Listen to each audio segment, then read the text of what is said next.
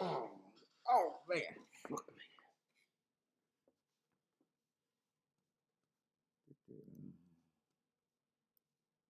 Should be going live. What's up, everybody? Welcome to the Shake Up. We just got Gulfstream today. This tablet is still shit. Oh, it looks like it might finally work. Get my chat and everything set up. What's up, Marco Lou?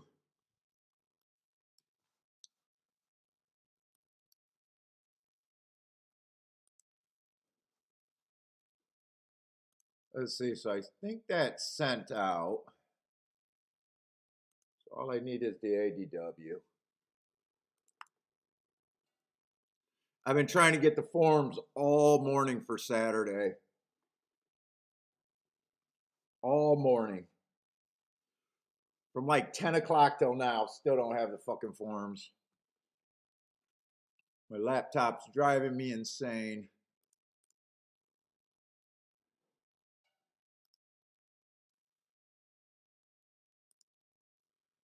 Let's see. Let's jump on here. Buy stocks. How's it going? What's up, rolling? Ortiz might win 50% of the. Oh, I hope not. He might win 50% today, huh? He got a lot of good mounts. Or live mounts, I should say. I hope not, because all we got to look at is Gulfstream. And I seen the first half of the card, I don't think looks good. But we'll see. I never know what I'm going to do. Come on. If this is finally going to work now, Jesus fucking Christ.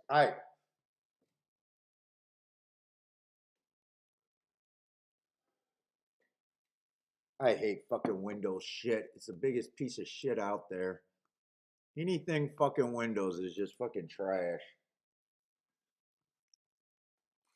What's up, Larry? How's it going, man? Out there in South Florida.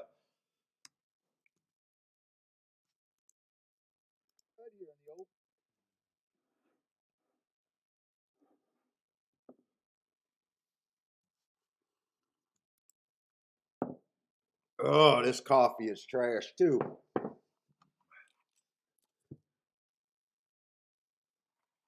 Oh, Renner's dude just got off the plane. Nice. Where are you at? Are you on vacation? Buy stocks in Buffalo, New York? Blair, what's up, Blair? Oh my God, will this thing just fucking log on? I need two fucking forms.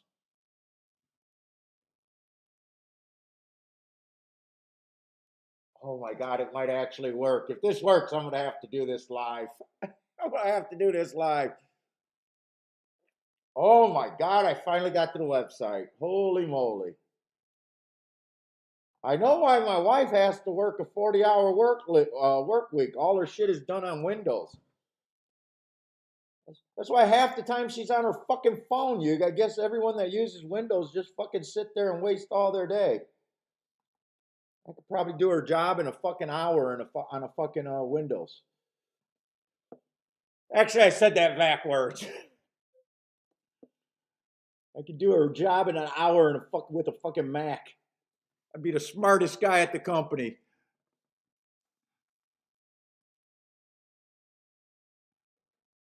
Oh, really? You spend half your time in Tennessee and in Canada, really?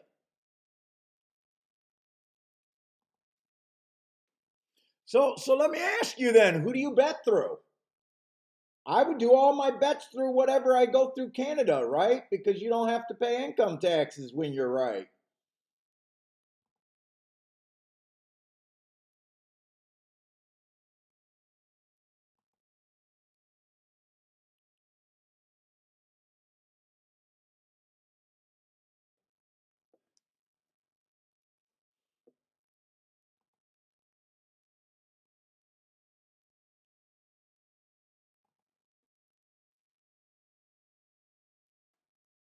Let's see, we got 6 minutes. I'm just trying to grab a form real quick. I guess I didn't look to see what I want. Woodbine and Fairground for Saturday. Oh no, not Woodbine, Turfway and Fairgrounds for Saturday. This thing is the biggest piece of shit.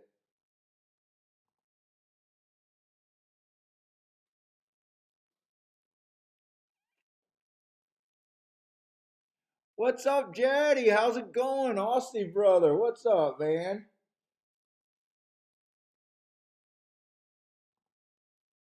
Let's see, we got 5 minutes over there. Get these two downloaded at the very least.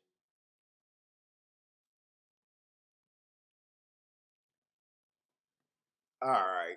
I don't think the first couple races are all that playable. A lot of first time starters for me. I say no scratches. We do got what, 11 horses in the field?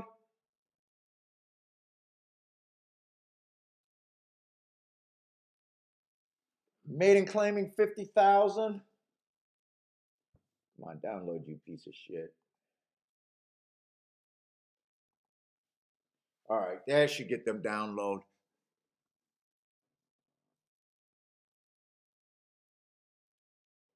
Did I back your tip? No, I never look at other people's tips, man. I do this full time, so I'm not a big I do this for getting people to start handicapping. I don't necessarily ever look at people's picks. Basically, my opinion is everyone has winners, everyone has losers. It's what you do with them. So a lot of my time is not spent. I know what I'm supposed to hit, and that's kind of it. But what's up, Gregory? Yeah, I've never in my life backed something because I was told.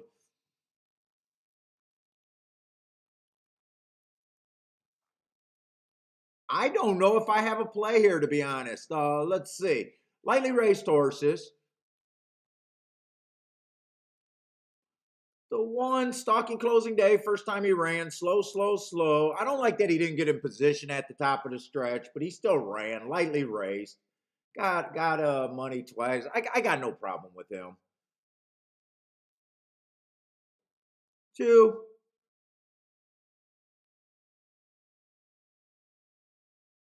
no real problem with him. Let's see. Speed and Stalker seemed to do well yesterday. If I'm going to poke holes in the one and the two, it's probably mostly I'd be a little worried that they might be too far back.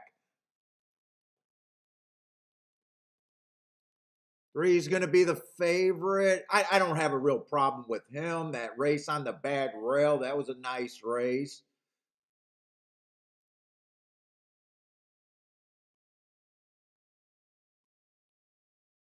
4, 5, and 6, 8, 9 are all first. This race isn't for me. This race isn't for me.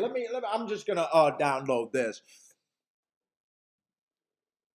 Yeah, there is an 11 horse here. Lloyd, what's up, Lloyd?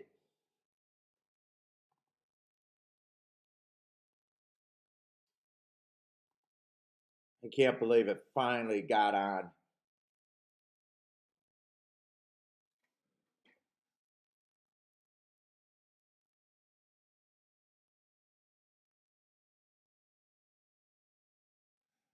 You could like a race and I could sit out a race. We just put in our plays and cheer them on. This is like an online track forum. Buy stock says no one ever takes his tips. Oh, your horse bolted? The one that you did like? Jetty likes the 11 here? What's up, Boulder? Yeah, so Jetty, I don't even consider myself like on here trying to tout horses. I'm just trying to let people see some of the angles or thought process, why we sit in and sit out of people that play every day and are better than your average person at the track. kind of deal. I don't really do this show for people to follow my picks. I'm more trying just to promote, the handicapping part of the game and better betting. Letting people know that you can win at this game if you got rid of some of the bullshit, that sort of stuff. So I don't even consider myself a tout or actually, I don't care if people follow my picks or not either. Kathy, what's up, Kathy? No, Lloyd, I forgot. I'll show her today.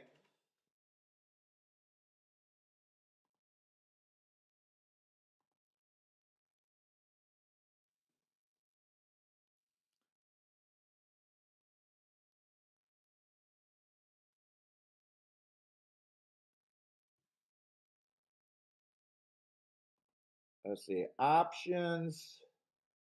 Boom, boom, boom. Let me get rid of the workout. Yeah, the reason why it takes me, I get these forms and I put them through a little generator to get them set up how I want them, and mostly I want the horses fractions instead of the leaders fraction. And then I get rid of the workouts and that few shit like that I don't use. But they only got a Windows program. So I got this shitty little laptop and it's fucking goddamn it takes forever. It's more of a headache than it's worth.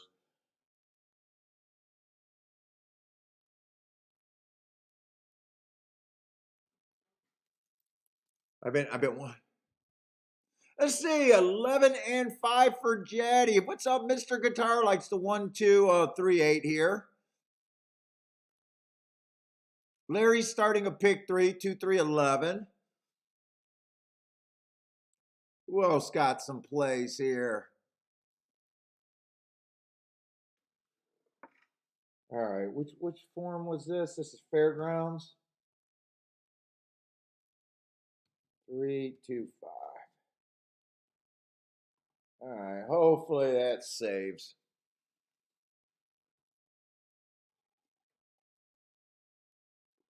Bluekin, what's up, Bluekin? By the way, if you guys are new, I will sit out races. I got no problem sitting out races. It's part of the game. It's actually a skill. I'll sit out if I have no opinion. I won't fake opinions. I'll sit out if it's too dangerous, based on my opinion, or if I think all the plays are priced right and I'm not getting overpaid. Coach, what's up, Coach? Frankie Tubbs, what's up? I only care about winning at the end of the year. That's all I care about. I don't bullshit. I only expect to hit about 20% of the races that I play. So, we're talking about touting and all that. It's not about how many winners you get. It's about playing the right tickets at the right prices and being able to be a winner based on whatever your hit rate. If I hit 20% for the year, I will be a winner year in, year out.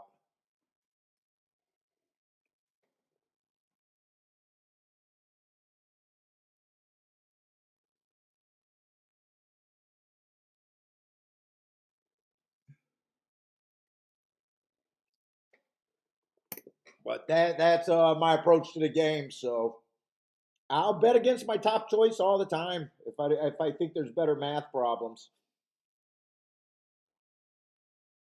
All right, let's see. I got that form. That looks like that loaded. Let's do the other one. I don't want to shut this down and come back later because I don't want to waste another freaking 3 hours of my life trying to get online to do it. Normally, I wouldn't do this right now, but on the show, but fuck it, it finally booted up.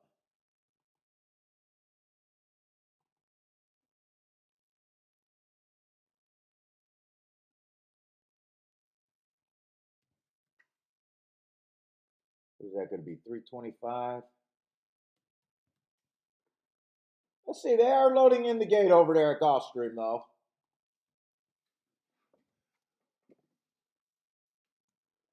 Yeah, this race, really hard to do the predictions, running style. The horses got a lot of first time starter. I can see you not thinking there's a lot of speed unless every first time starter is a front runner. Three's probably the most likely. Three or the two to get the lead if it's not a first time starter. Maybe even the seven. Wouldn't be shocked if anyone has a complete different running style, even of the horses that ran before, because everyone's lightly raced. It's just not a race for me. But that's my thought on paper. Not a lot of speed in this race unless every first time starter goes. You never know. Marco Lou thinks Starship might be bred for speed. I do love rooting for the Starship horses at the very least. That would be the 6 horse there. But this is a fairly easy no bet for me.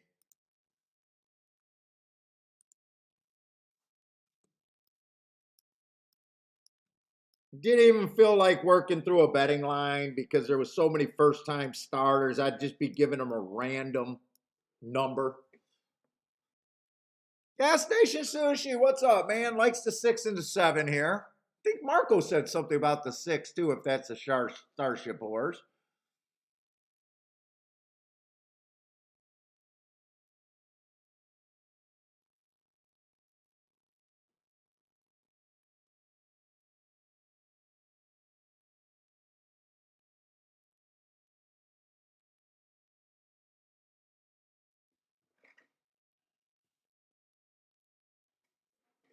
Let's see, 2 and 11 got the lead, and right now I wouldn't say that's the slowest pace, but it's definitely not a fast pace either. Let's just say they're just going around average or something. 24-2. 48-2. They kept 24 on the around the turn.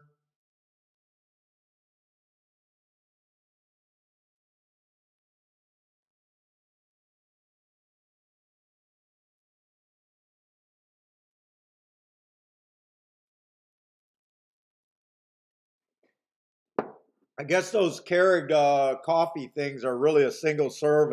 I tried to get 2 coffees out of the same one for a change because I'm not that big of a coffee drinker. Come on, 6.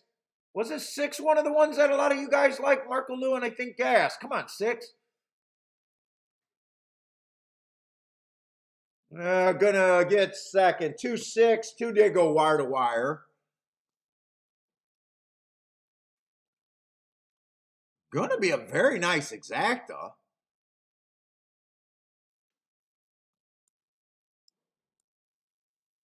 I'm not sure who got third. What's up, Maurice?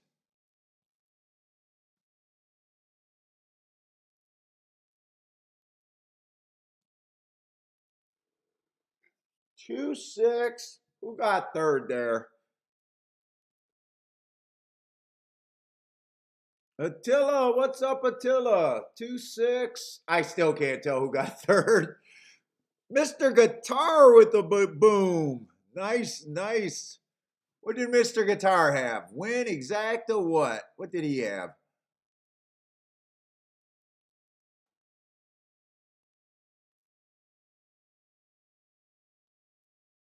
Looks like win ticket, probably.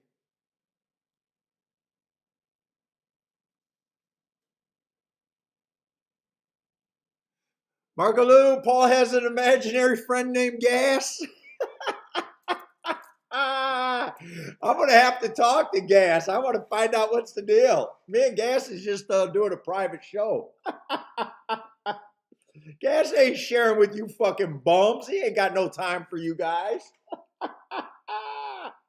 I'm in good standings. Gas is the only one I'm talking to. Love it. Fuck those bums, right, Gas? All they're going to do is bet down your horse. Dude, he's like a hot chick right now. Every dude wants her, wants him, and he's just giving them the don't approach me. Gas the hot chick right now in the chat room. Everyone's asking about him, but he's not available to you bozos.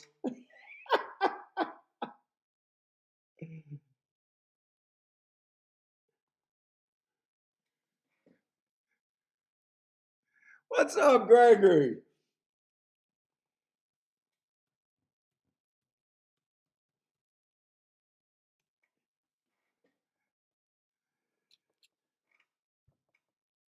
He's a handicapper in the chat room.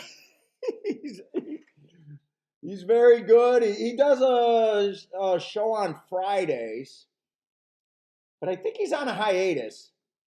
He's been on like Jimmy the Bag, his own show, uh, Razor Show. If you watch those,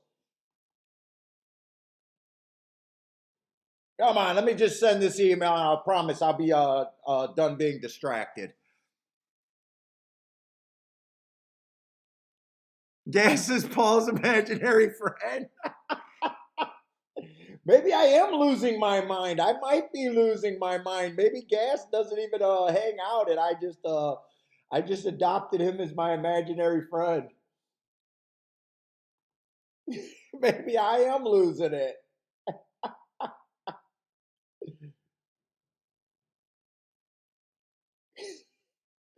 Well, what was that movie with Bruce Willis where everyone thought it was so great, where the fucking kid seen dead people, but he was dead himself? Or no, Bruce Willis was dead. Dude, it was so fucking obvious if you didn't figure that movie out in the first fucking 15 fucking minutes. And everyone thought it was a genius fucking movie. Yeah. What was that stupid ass movie?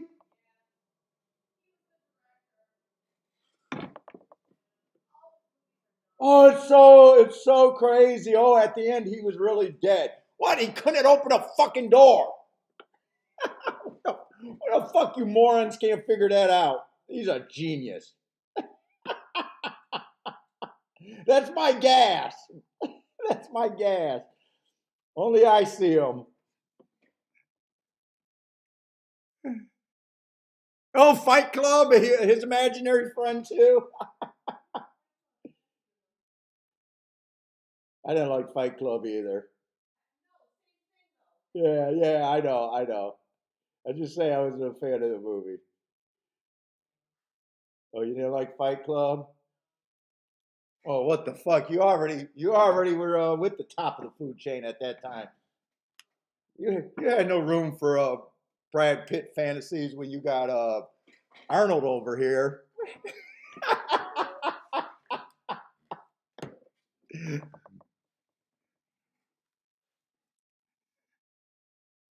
He's a ghost.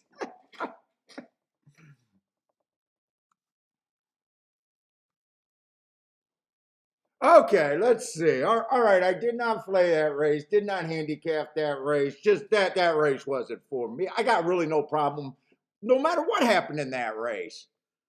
I don't even know if I got to come back and review all that much. 2-1 wire to wire, I got no problem with that. Someone had to get the lead. Lightly raced. At the same time, I couldn't get to him myself, so that's fine. That's why it's a sit-out race. And 6 was a first-time starter. I got no problem with him getting second. Who did? Levin did get third. You could have told me anything would have happened in that race, and I wouldn't have had a problem with it, based on my opinion, which was 0.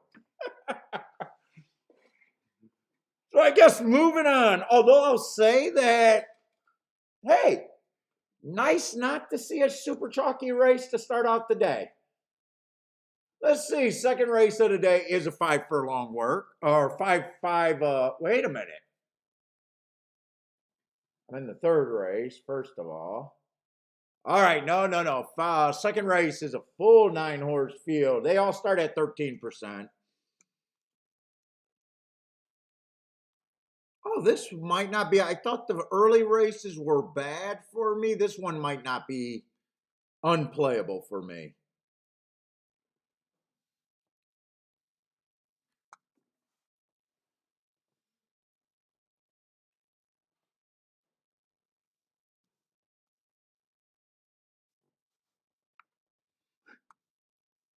Marcos says I nickname myself and talk gas is my other nickname, and I'm just referring to myself in the third person.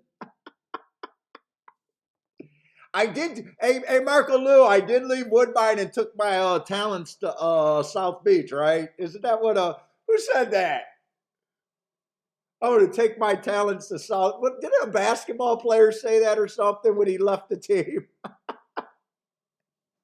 I did leave Woodbine and make Gulfstream my main track.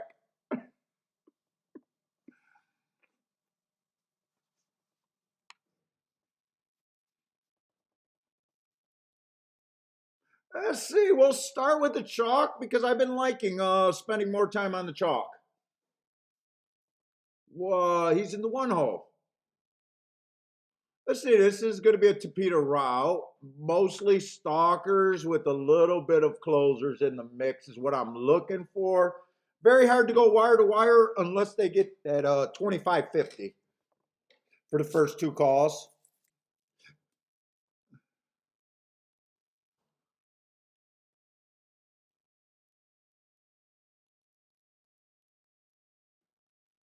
Let's see. Four races ago on a stalking day, he was just average, slow, slow. Higher level, he was at maiden special weight then, but been dropping. Okay, he's not a maiden special weight horse.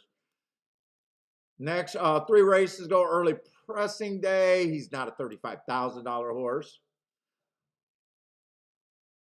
Dropped again two races ago. Average, one tick slower than the fastest winner. Match strides with the fastest winner at the 6 furlong mark.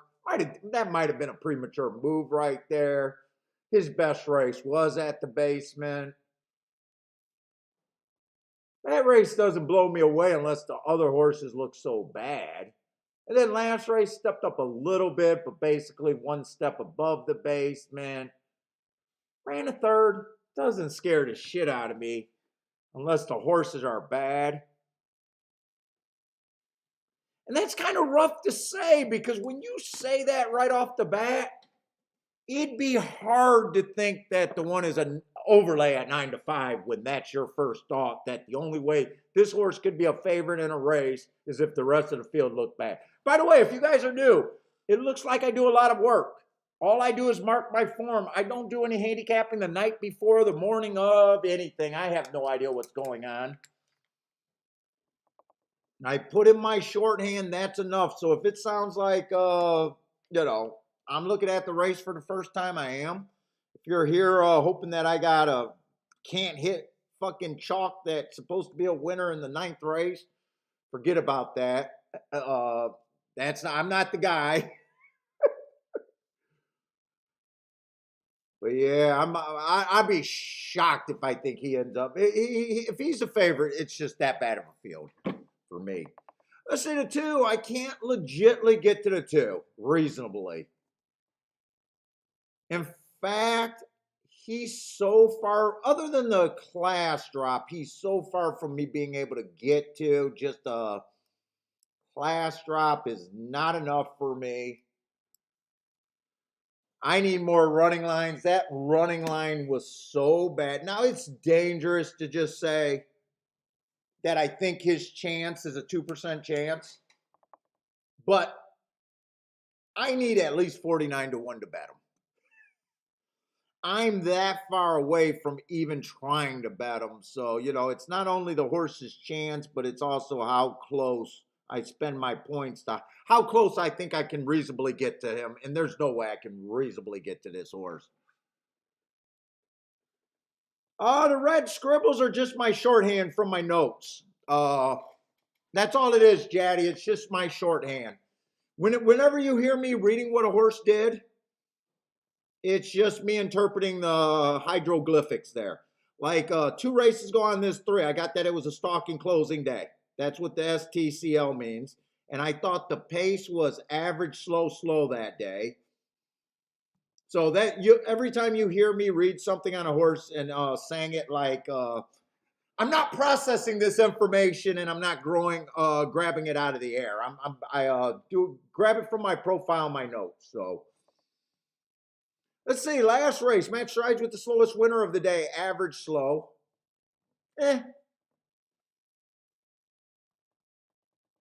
pretty ugly running lines. I mean, he'd have to do something more than that. Four's probably going to the lead, being a sprinter stretching out, but off of a couple one race samples, fuck, I can look at those running lines like everyone else. I have no notes to make me interpret those running lines even a little bit different. Make it a little class drop. So far, I just don't understand the makeup of this race, or I don't even care to. Really, it'd be hard for me to price anything so far.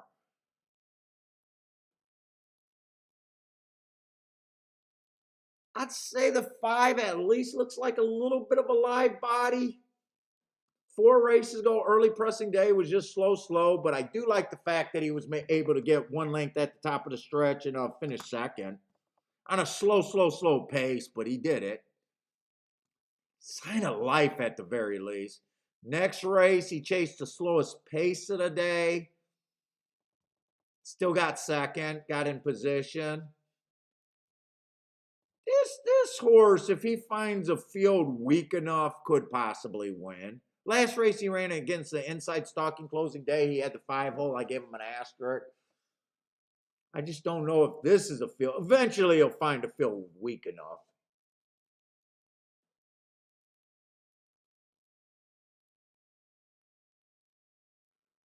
I'm starting to see why the one's favorite. I mean, these horses are really hard to get positive about anything. 6 just looks bad. His finishes and top of the stretch just absolutely screams, I'm not interested in racing. I want to be a show pony. He's dropping in class, that's hope, but man, his finishes are so bad.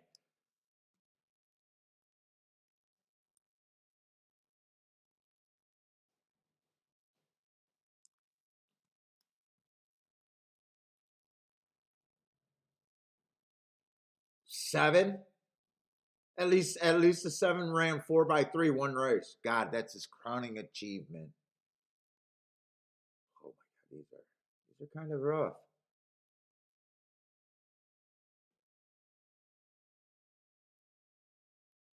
All right, this might be the equivalent to a heart horse. This 8. 4 races ago, ran against the inside bias. Next race was a one race sample. 2 races ago, he was average. And last race, he was average. That might be a hard horse right there. Put it this way, I think there's value on freaking 8.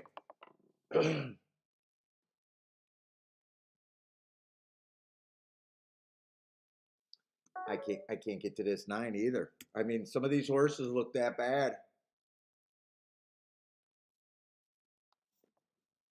What's up, Charles? How's it going, man? Jose Daniels, how's it going from Venezuela? We got quite a few Venezuela guys. You guys love your horse racing.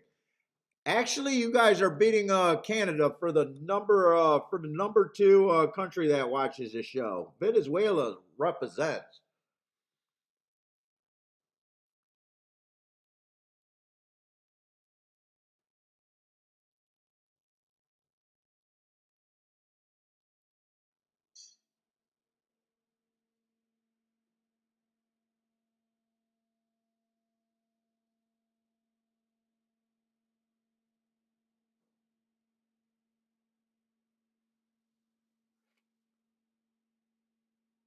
Well, I pretty much know how I'm making this betting line.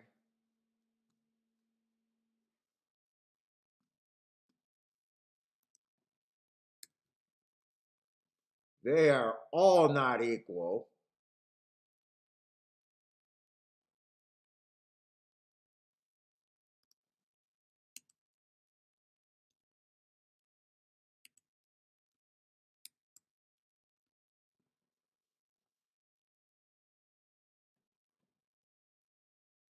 I'm not even sure I would have the 4 at 10%, but I might even have the 4 longer than that.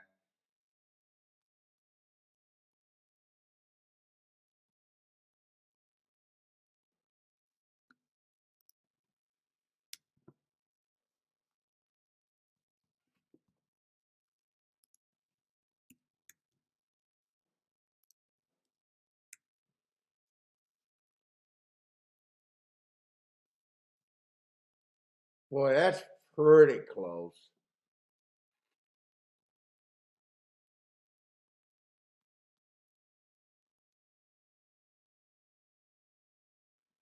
That's pretty close to where I'm at. I do got the 1 and the 8 ended up being my favorites. I need better than 2-1 on either of them. So right now, 1 would be an underlay. 8 would be a good bet right now if I get those odds. 7 I got as my second choice. I need better than 5, 6-1 to be able to bet him. He's a little bit of an overlay. And then everyone else, let's see, 6 is a overlay, but I can't really get to him. 5 would be a little over bet. 4 is a little over bet. 3 is a little over bet. And 2 is way over freaking bet.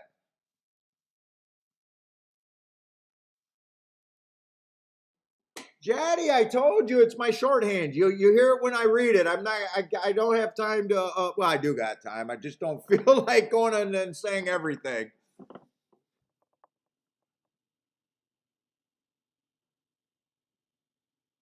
Jaddy says the 3 will win by Windburn. Fuck. These horses aren't qualified to blow the doors off anyone, but nice price on him. If he wins, it won't be giving anyone Windburn though.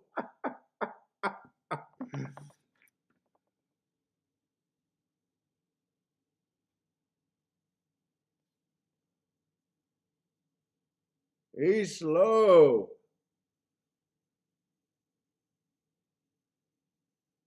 I just got him at I need better than 9-1 to back him. So he is an overlay for even how I see it.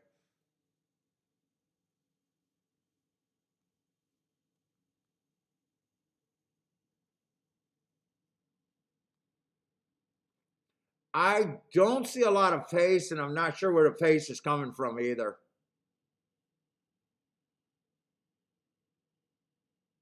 Maybe the 8. Maybe the 6 gets the lead.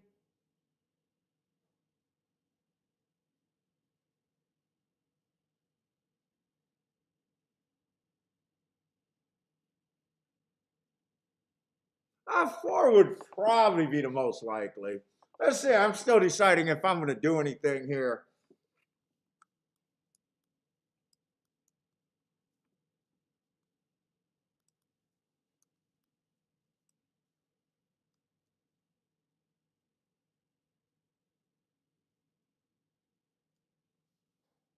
I'm writing down who I think my short list of contenders are.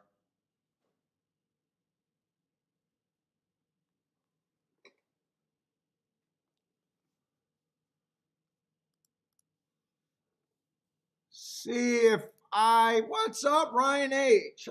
What's up, man?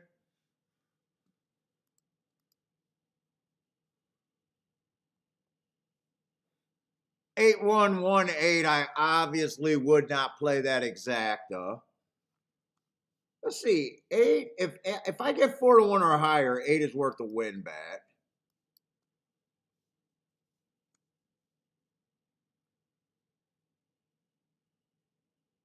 8 with the 5, I'd be interested in.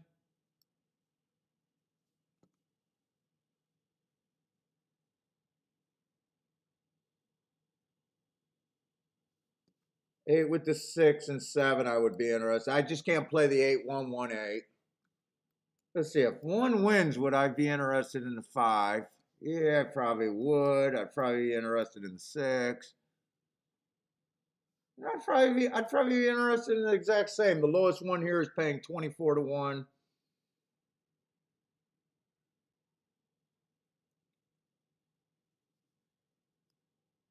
Would I turn these around is the question. I would play them more for straight though.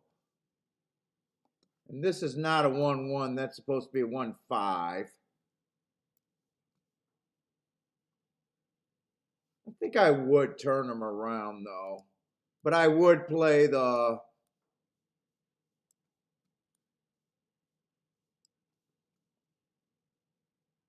1-5 is paying 20. I just got to make sure these are paying good. 24, 67, 25.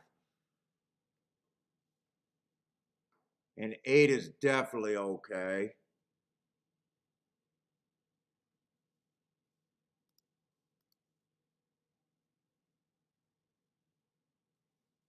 Four is the best horse in your opinion? The 4?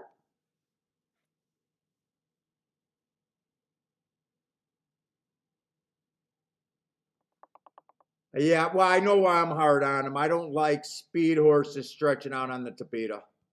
Or sprinters stretching out on the Tapeta. He might be able to get a pace slow enough to win here, though. He wouldn't shock me, but in a way, I just feel like he's overbet.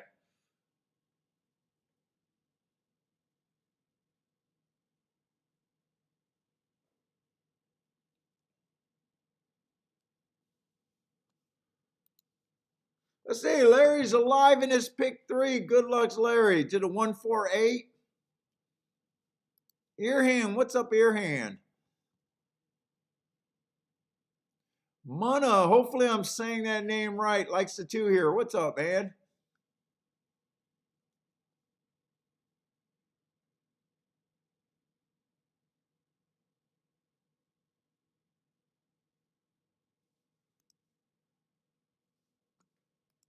Let's see, I'm going to put these bets in.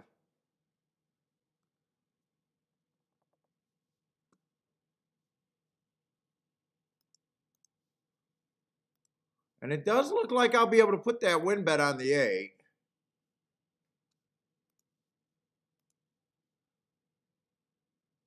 Let's see. You know what? I don't know why I got this written down in 2 bets. I'm playing them both the same. It's actually the same thing. That's actually the same.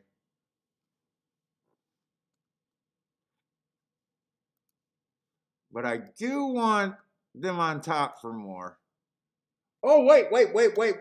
I remember why I did it separate. No. I can't have a 1-8. That's right. I can't have a 1-8. If it comes in 1-8, I'd rather lose that cash a super bad ticket. I have a lot of bad tickets, but I don't try to have super bad tickets. Okay, so I can't bet it like that. I was wondering why I had it written down. I couldn't even remember.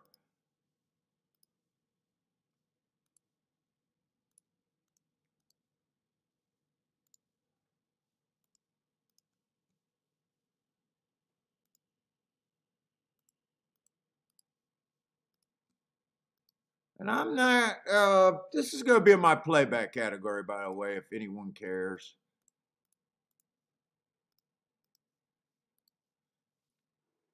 Oh, submit.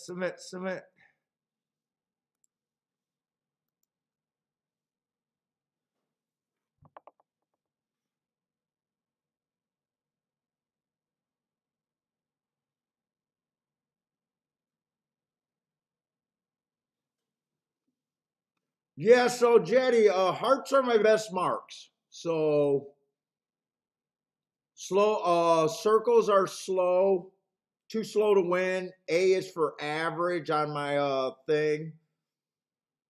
Triangles are my second best mark. Fastest winner of the day for that call. You'll just if you keep looking at the marks as I'm reading the horse, you'll figure it out.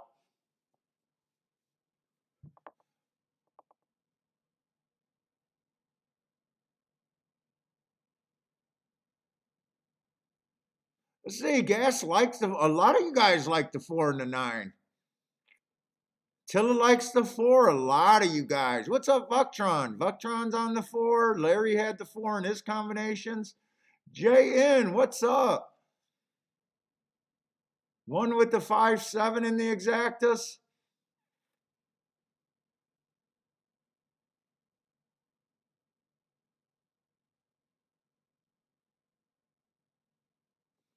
Let's see, who's going to lead with this 4 horse? 2 went to the lead. 4 is actually rating. I think that's a better ride from the 4 coming off the pace. Now I like where the 4 is at. I think 4's chances are improving that he didn't get the lead.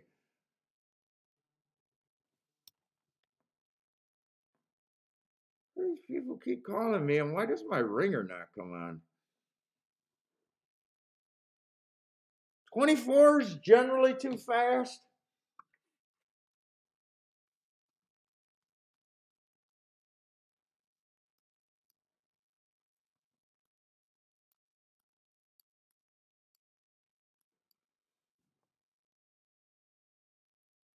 Ah, shit, 8's not even keeping up.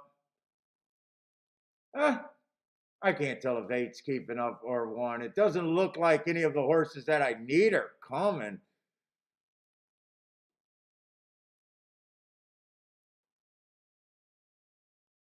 Even if 8 gets up there,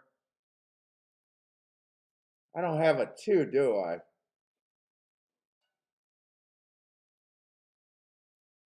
I don't think I got a 2. No, I know I don't have a 2.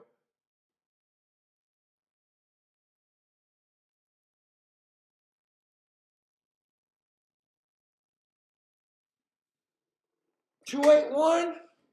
2814, I think that came in. They just don't go wire to wire there. They just do not go wire to wire. 48 and 4. 2 was about 5 to 1, so 2 was a decent price. I got to find out what I completely missed it. Oh, 2 I gave 2%. You know what? 2 with the big class drop. I couldn't get to him, but he beats me. Okay, I did the best I could in that race. Two's an unknown based on that betting line for me. I was like, how did I not have the 2 there? He's a decent price. He came off the pace. I could see why I don't have the 2. Oh, yeah, I think you can boom that exact and try, I think. Nothing's wrong with the 5 to 1 winner. What do you got? 5 to 1 and 4 to 1? I think the exact. Yeah, that's a decent exacta. You're not going to get caught out on that one.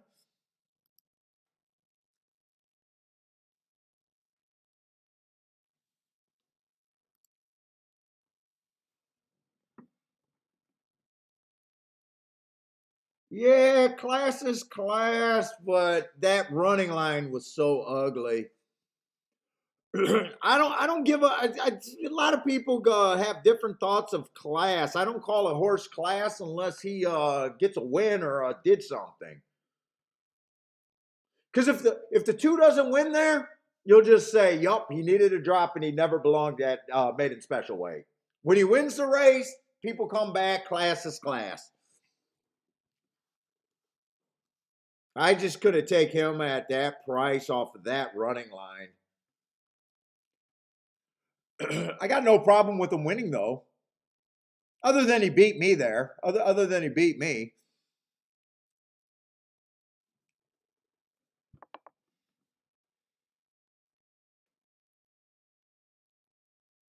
Easy money, said Airhand.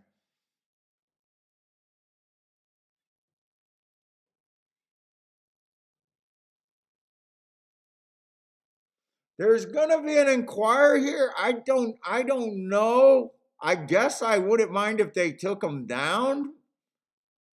Let's see. I still won't be able to. All it means is a win ticket to me. Some of the horses got jinky around that turn or in the straight, I thought, but I had no idea. My eyes weren't focused on who it was. I don't think he bothered the 8, so I think it's someone that finished well back that he might have bothered if he bothered anyone at all. I don't think it was with the 8. Oh, Larry would love the 2 to be taken down. Jaddy, if your streams lag, sometimes you got to come in and come out. I usually watch out in case more than one person complains about it. It came in 2 2814.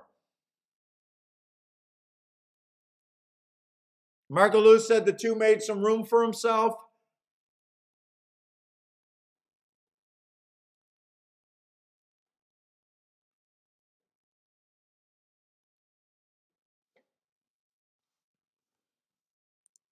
I definitely fought his way through. I don't know if I could take him down for that.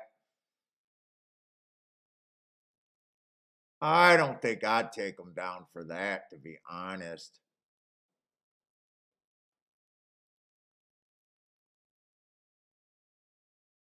It's on a hard. It's kind of on a hard part of the. It's.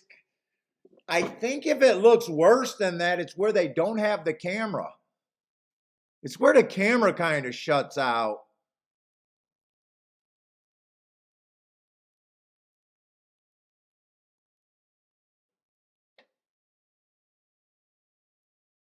Four reacted, but four still got passed by the 8 and the 1.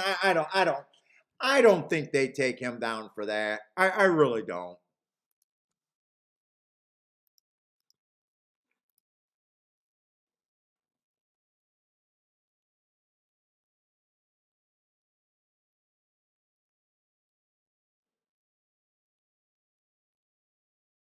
It's kind of at a hard part on the track to see. Lloyd needed to be taken down also. I don't think they take this down. No action. I wouldn't. I would have been. I would have got a winning ticket. I wouldn't have took that down. Now you might argue that my win bet wasn't that big, so I really probably don't care either. But I don't think you could take him down for that.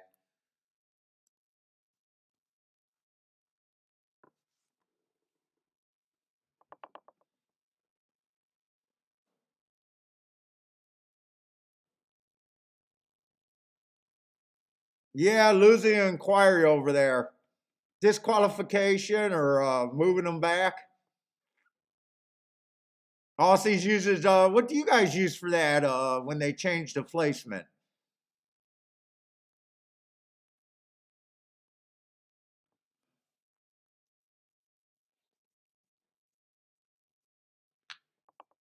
Yeah, I would have even took that down. Oh, it's a protest for you guys, a protest.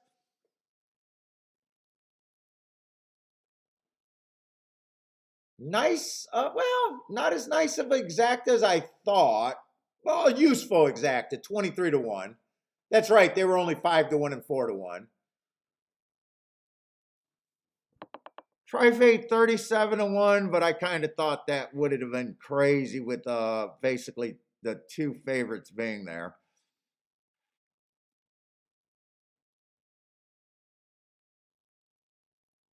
And supers, I can't judge if I like that super or not. 58, 58.60 for 10 cents. I don't play them enough to care or know. I honestly, so I had a terrible view of the 2, but after that running line, I said I couldn't get to them, so I was brutally hard. Other than that, the 2 horses that I had running lines on ran second and third. 8 would have won the race. I don't mind my betting line in anything. I don't mind that I was overly hard on the 2 either. I seen the maiden special weight race. The running line was that ugly that I just dared him to beat me, and he beat me. I got no problem with that result. If the 2 was a higher odds, like 20 to 1, I might have been interested in taking a risk there, but not at 5 to 1. There's no way I get to the 2 at 5 to 1. There's just absolutely zero way in my head. I think who was objecting was the 4 horse that objected there. So if the 4 horse would have won, they would have moved the 2 like in fourth or fifth place. He would have moved behind the horse that was objecting. It wasn't the second place finisher that objected. I think it was the fourth place finisher that objected. What's up, MKT? What's up, man?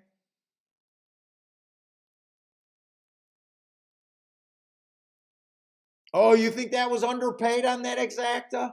I don't know. Well, let's see. Who do you think bet that horse?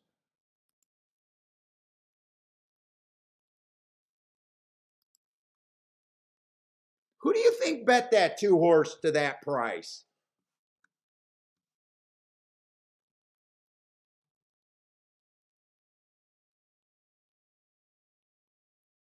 He did have a by the book giant class drop.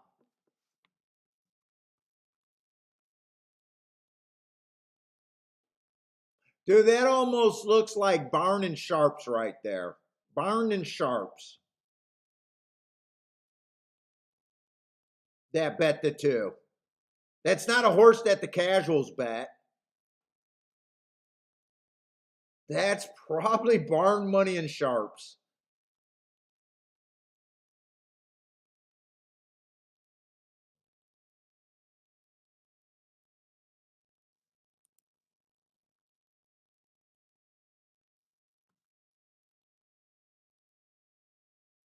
Yeah, they did have two decent price, but this horse underpaid in the combinations. I think this was almost a sharp or a barn play right here, almost.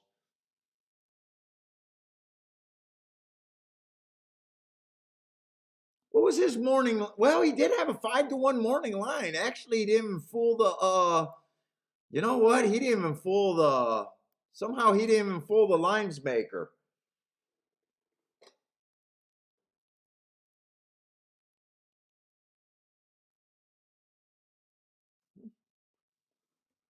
I don't know. Maybe there's a lot more class players out there that I thought. He is making a big class drop.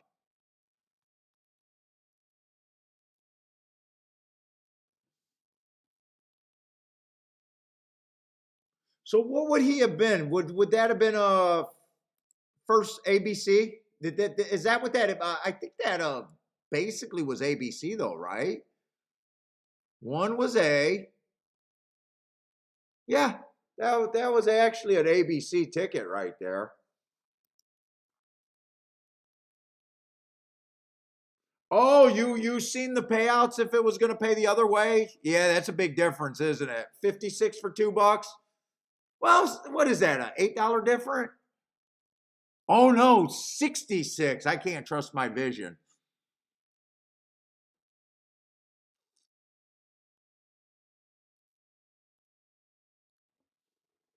Yeah, I guess he wasn't hidden. I mean, fuck, the lines maker wasn't fooled. The public, I mean, he took quite a bit of money to be a third choice there. I'm looking at it. I don't have any problem that he beat me. I don't have a real problem. I didn't use him. I don't have a real problem that he beat me. I don't want to burn down the place or run to Twitter crying. It's not one of those.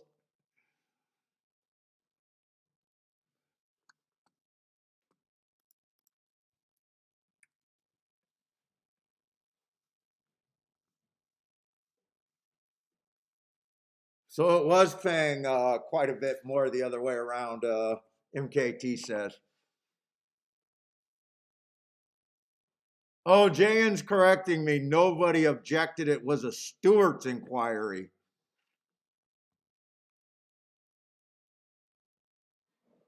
Yeah, okay. No, thanks, Jayen. I don't always say it in the right. I didn't even notice that it wasn't both of them. Let's see. We got a 5-horse race with a 1-2. It just looks like a slow start of the day so far. Let's see. We do got 6 furlongs, and I tell you what, on the dirt, the rail looked really good yesterday. Really good. Might as well start with the 1 to 2 because he tells the whole story on if I even think I can bet this race.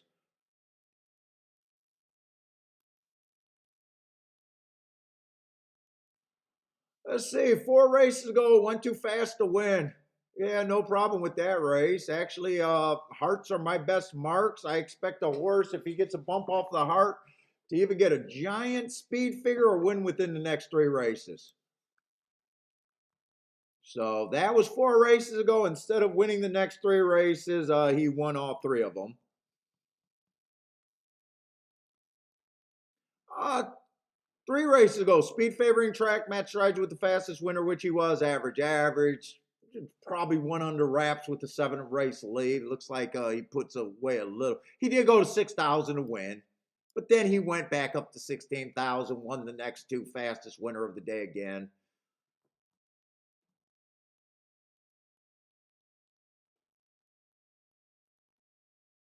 6 wouldn't shock me.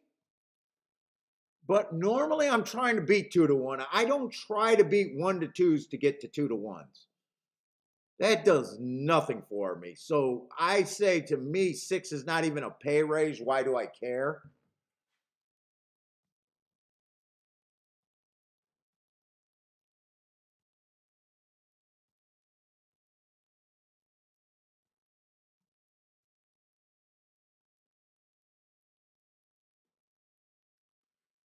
If I ran against the inside speed favoring track 3 races ago, I think I'm reaching too far for him. And I got a feeling if the 7 wins, the 7-5 exacta might still be shit.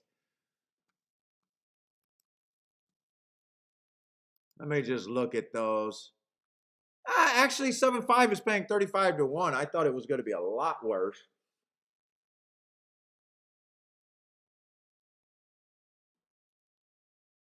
One is Route to Sprint, which I hate. He was the fastest winner of the day last race, but at 8,000.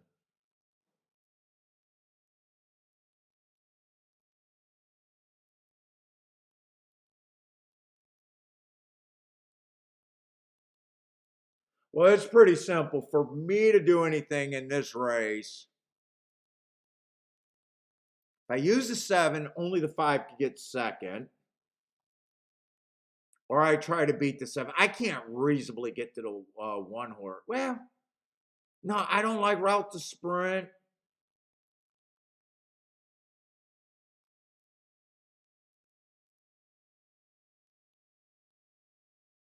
He's not probably, he had speed last race, but that was probably a field he could just beat. I can't reasonably get there.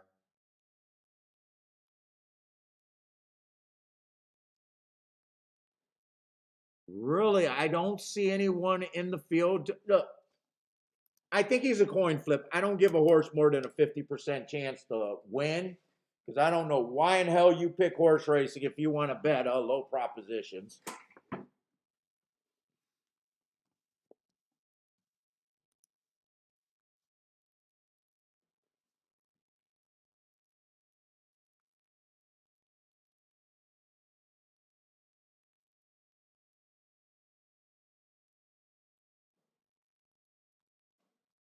That means everyone else is just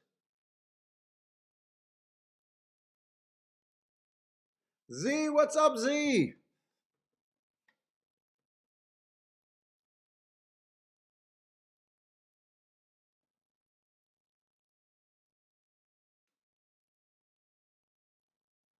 Jetty likes the 4 a little bit. A few of you guys like this 4. I just don't know where the pressure's going to come to beat him. Unless the rail's super gravy. The only horse that's tempting me is the 5. And that's a big reach. I'm more than likely not touching this race.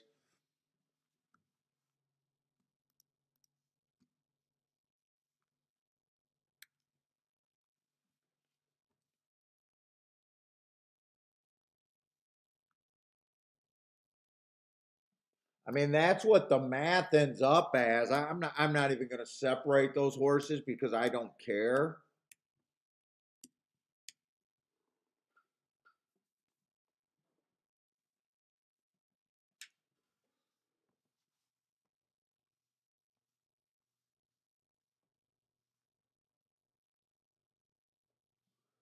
Where is Z at? The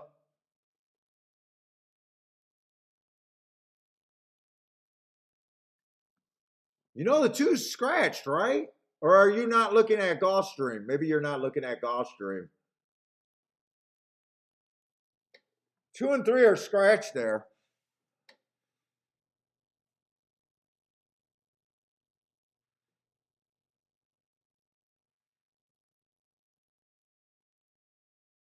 JN says looks like 7-6. I'm still tempted on 7-5 if I'm getting 35 to 1. I don't like it, but I know it's not bad.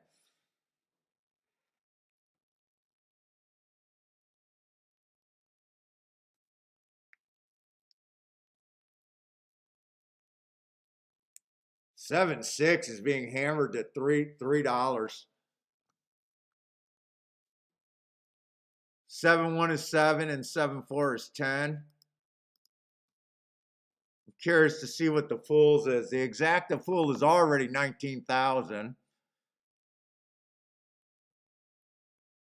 Look at the Win Fool. Win Fool already has 21,000. Fucking for a win bet.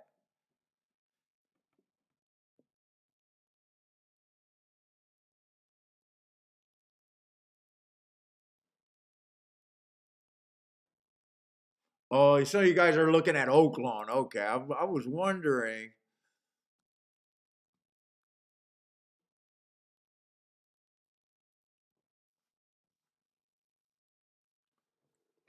Larry's looking for Turfway tonight.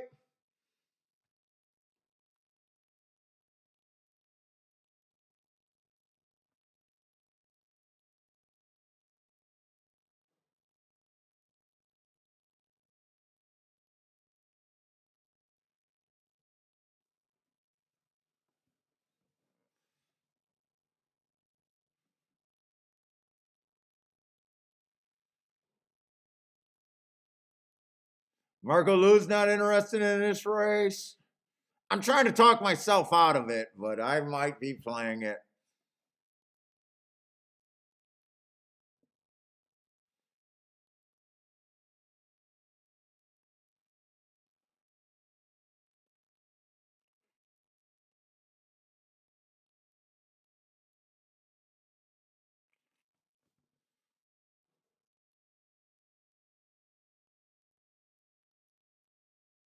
Five's going to be in the 3 hole.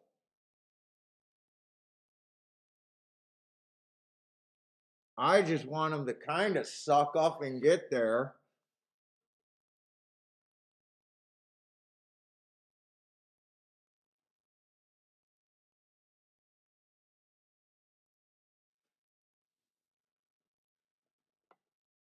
But that's my only reason I want.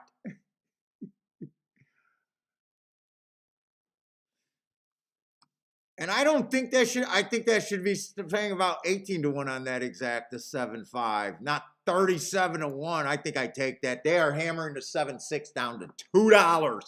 Come on, horse players, do better. Hey, Al, George, what's up, man? I'm going to go get me a 7-6. Friends don't let friends bet chalk at the fucking racetrack. Friends don't let friends do that.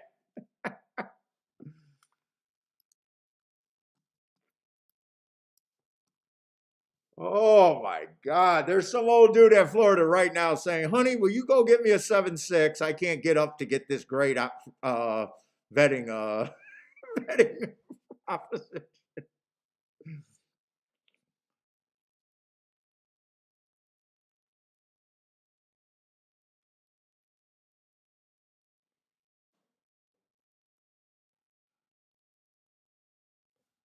$2 for exacta. I want to be right about 2 things to hit a $2 exacta. Jesus Christ. And you know what bothers me? I love that they're in the game, but what bothers me is they take to public and they tell all your friends that you can't beat horse racing. That's what bothers me about these people. It's not that they're in the game. It's that they all they do is go tell people how crooked horse racing is. If you bet that race, And you take $2 exactas, trust me, you're right there with how crooked horse racing is.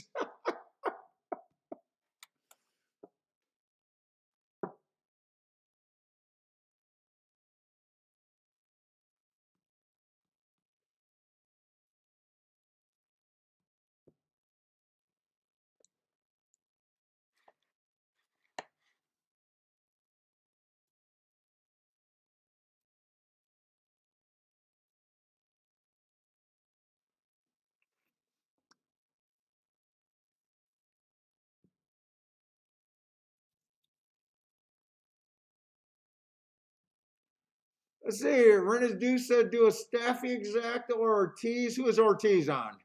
Irad is on the 6. Oh, and Jose is on the other horse. Okay.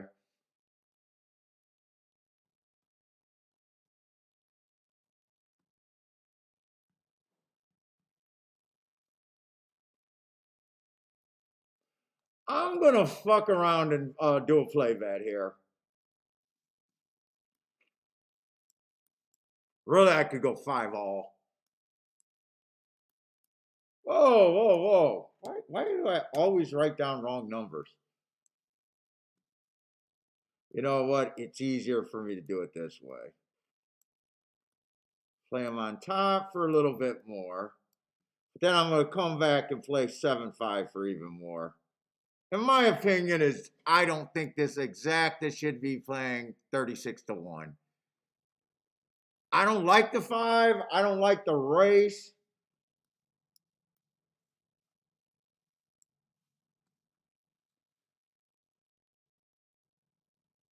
But if George and Al can bet a $2 exacta, you know what? I can jump in a race I don't like to try to bet a 36-1 exacta.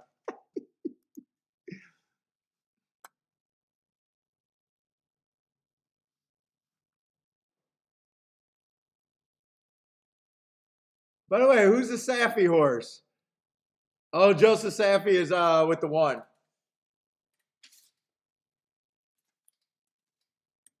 With the 1?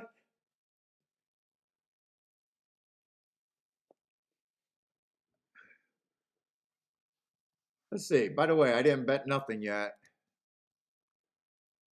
By the way, I don't think this race is worth too much for me. I don't think I want to go more than $40. Let's see. How much would that be, by the way? I don't even think it's worth $40, really.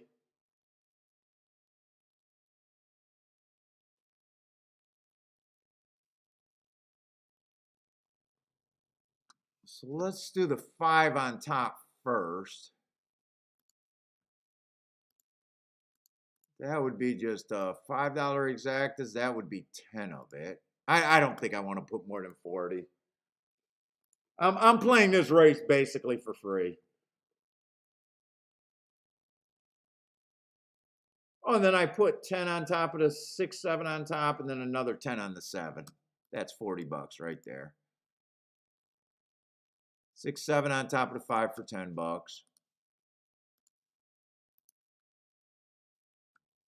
And then a 7-5 straight for another 10. And that would equal $40.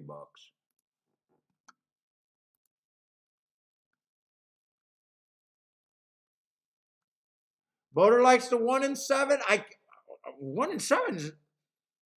What are you doing? A win vet voter or exacta? I don't think that exacta is good, is it? $6? No, there's only one there's only one possible exactas I could play here. To the 5. That's all I can do. Or sit out. If it comes to 6-5, that's 62-1. I'll pick up $600 for a $40 total bet. If it comes in 7-5, I'll pick up almost 800, just under $800 on a shitty $40 bet. Sure, I'll do that.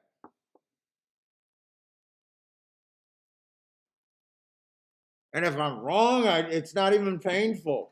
$40 is not even painful.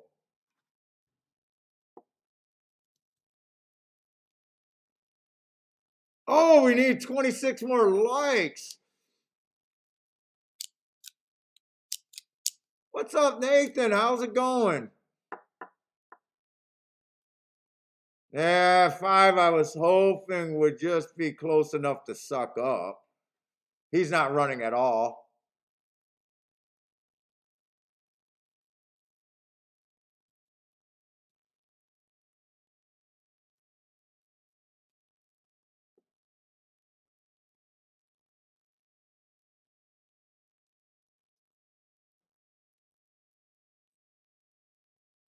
Woo, 7 go, give it to the 6.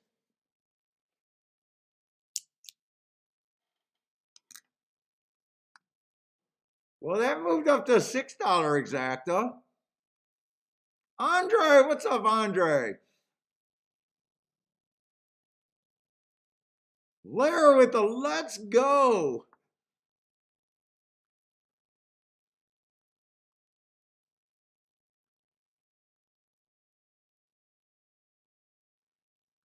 Hump up on that 6-7 exact.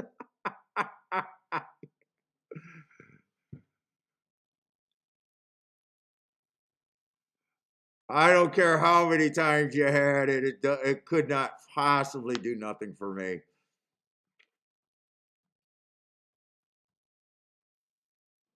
If I ran like garbage, but that's the only ticket I could have. That ticket makes that ticket makes sense to me. I got no problem with them running like shit.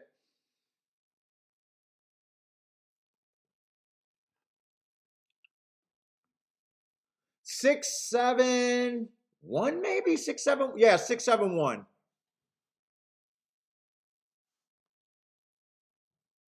6-7-1-4.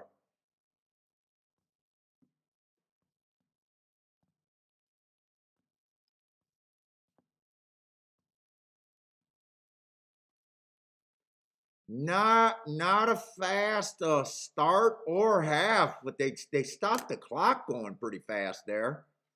108-4.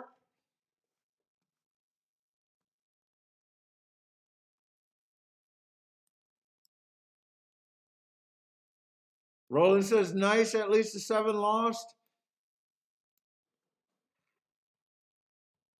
Our ADWs is where most of us are watching. Wherever we bet, they usually we're able to watch the videos.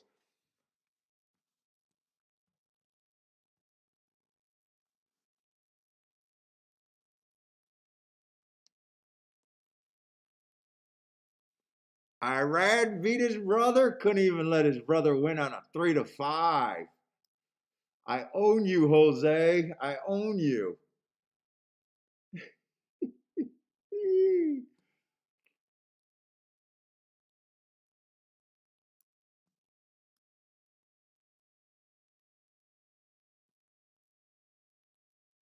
You only beat this horse last time because Sonny Leon was on him, you prick.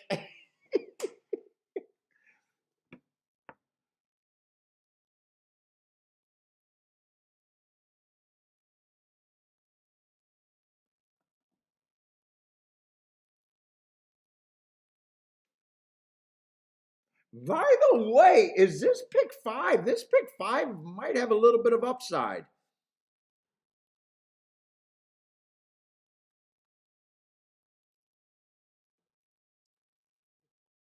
This pick 5 might have a little bit of upside. 2 won the big first race at a decent price. What was he, about 5-1, 6-1, or was he higher than that? Actually, I'm not complaining about the results. There was a lot of unplayable races for me, but what they're paying is not a.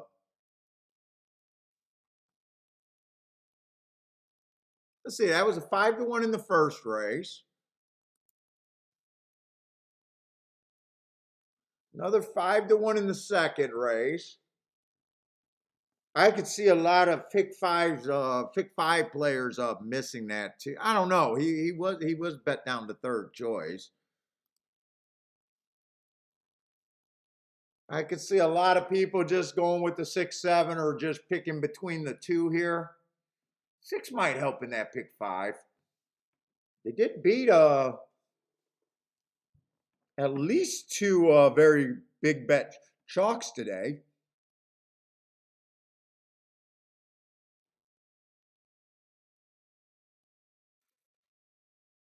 All right, I'm still hoping the races get better. That was barely a bet in that race. I thought it was worth me doing that though.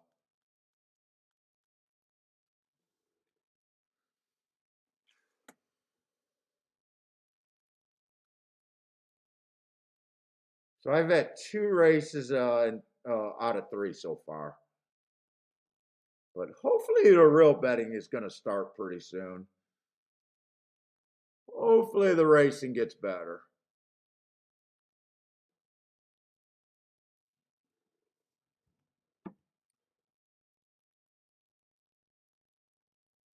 Oh, we're getting filet tonight. I already know I got filet tonight. It's bought and paid for. It's sitting in the fridge. I'm already looking forward to filet.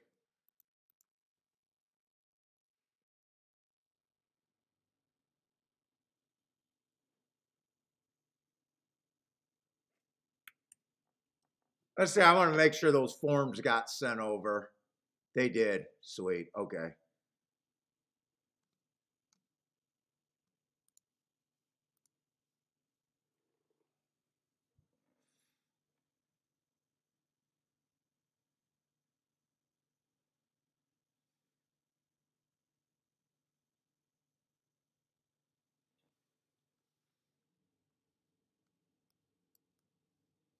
We're going to be a Tafita sprint.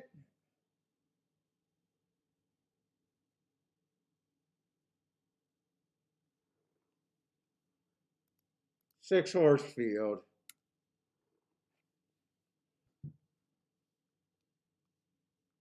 Looking for speed and stalkers. Let's see. Two is out. Who's the favorite? We got a few favorites here, low price horses. Seven is technically the favorite, though. Holy shit, dropping from 60,000. A little annoying because that was a one race sample.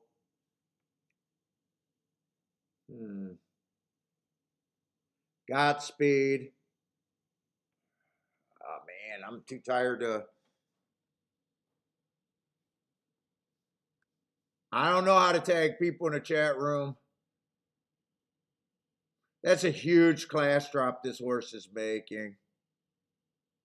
No, I want to look up that race at Mamu 3 races ago.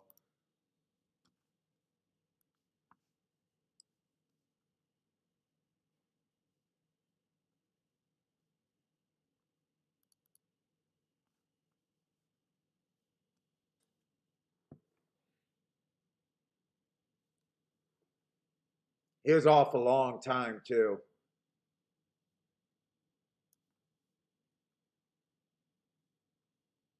Now every horse in that race should have killed these. Will kill these more than likely. Of course, one race sample. All right, I didn't have to look that up because it told me nothing.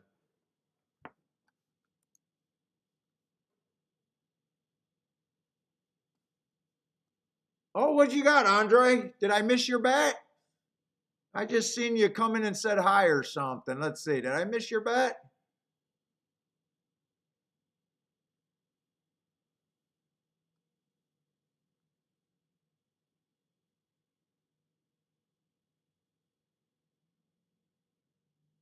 Where is it? Andre, I'm going way back. You might have to throw it back up. I don't see your bet.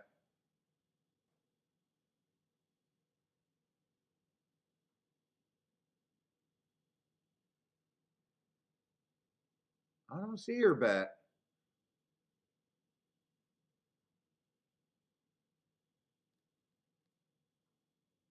Hey, Paul, don't miss my posted it on the chat. I think you're going to have to repost it if you want me to see it, Andre. I just see got yours with pleasure. And I don't see any other chats from you. I might not have got it or something. I went way back too. Yeah, I don't see it, Andre.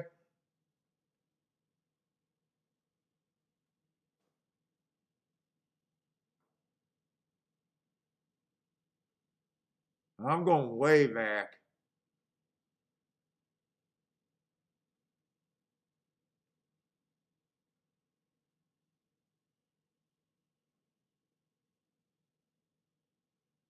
Yeah, I honestly don't see it. Throw it back up there, Andre.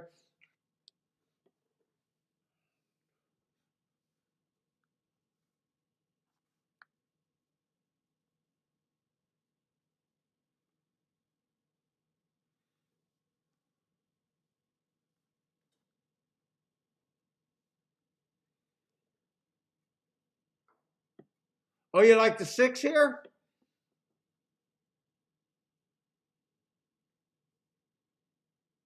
Yeah, I got a bunch of races. I don't know what to think of him. One race sample last race, coming from a bunch of tracks that I don't keep track of. Does have the right running style. I'm not sure if I know what to do with the favorite either. The favorite's not good for me as a bettor. I do know that. He has the right running style. He's a short ass price. The 6 is barely a pay raise. Trying to beat an 8-5 to get to 3-1's not even. And both of them, I don't have that much. Let's see, the 7, at least I understand that race 4 races ago where we went too fast to win running against a bias. But he comes back and wins the very next race, so I got no problem with him. Goes up in class in the Honeybee, a little starter stakes, 1 race sample.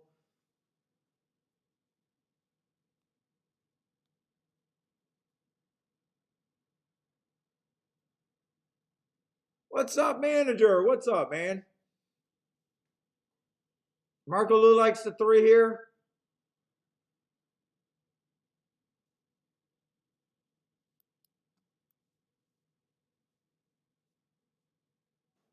The 4 got some excuses. Coming off that year layoff, runs against an inside speed favoring day, ran against the bias there, and then last race went too fast to win.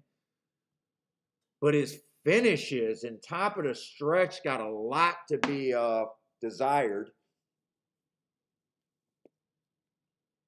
Man, I'm bumping my watch. God damn it.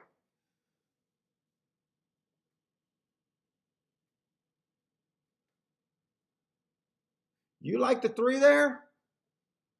3 benefits if the pace is fast.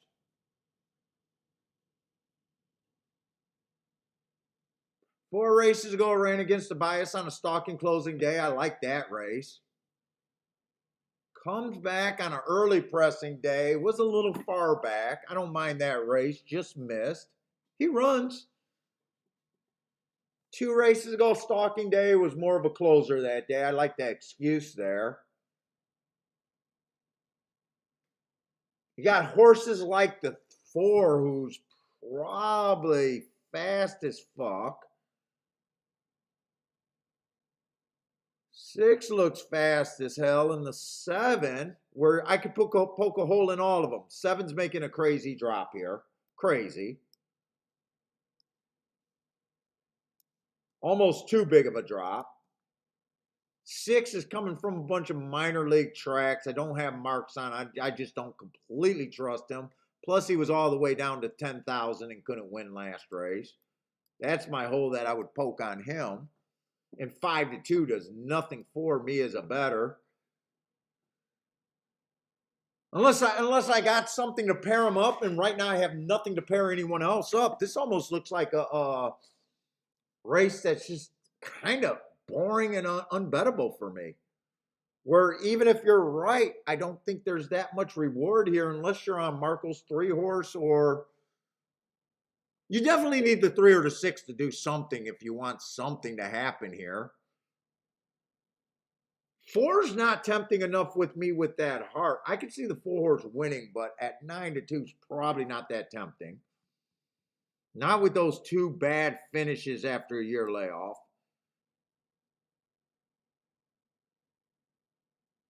Is this dirt? No, this is Tapeta.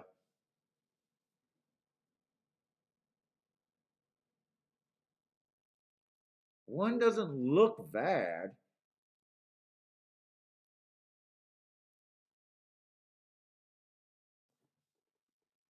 I mean, I don't think there's anywhere to go in this race, really. Unless I don't, with my opinion, and I don't just look at horses just trying to be right. I need to find bets that I really like. Bets just to be right that doesn't move bankrolls are useless to me. The real answer is I got to decide if I like the seven or I think the seven's a throwout. And I'm having a hard time even deciding that. Let's see, March 2nd.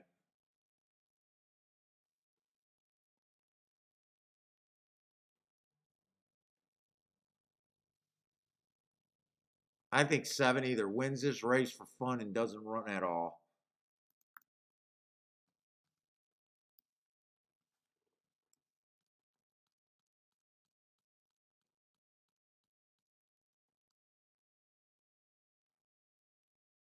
March 2nd, seventh race.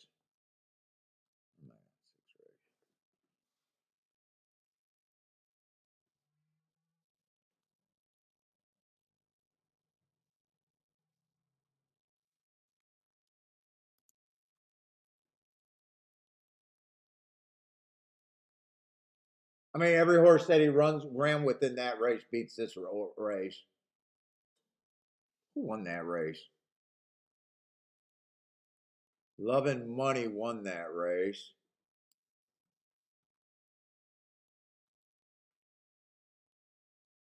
Every horse in this race beats everything in this race. Love and Money won that race. Choosy or whatever that name is going to be. Let's see who got second. Jesus Christ. Sometimes these, oh, there's more. Oh, Choose Joy coming off a year. Oh, but that was a handicap horse, but he was coming off a year. Who got third there?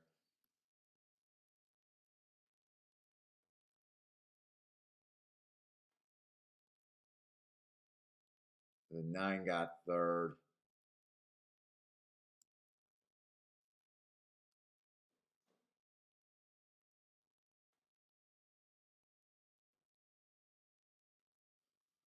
That looks like a pretty good race that he's coming out of. I think right now,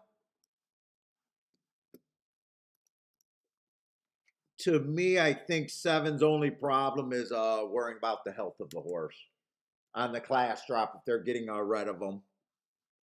I just think he wins this race. I do not trust the six enough. For six to win, I think seven has to be wrong. And seven has to be wrong to the point where he's not going to show his early speed. Oh, yeah, Larry, yeah. It's been a while since I got away with that. I wish I could still show the live racing.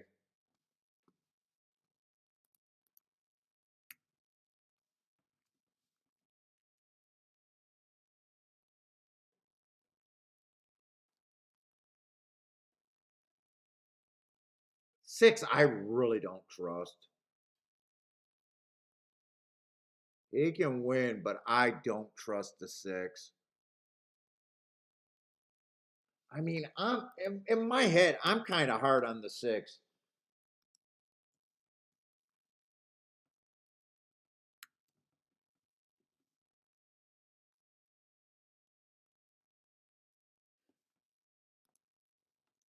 I think this is how I kind of see the race.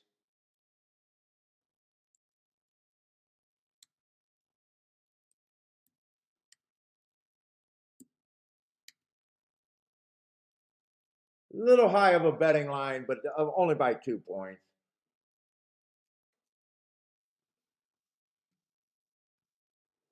So for me as a better, unless I want to bet the five just a flat, well, actually four is not barely an overlay. Let's see. Let me get her better. Seven's over bet. Well, no, seven's right on the money, but I don't do right on the money. Six, I think six. What? No matter what I think of the six, he's just over bet in my opinion. Five's not big of an overlay, and not. If I tried to beat the seven, I'd probably be using the.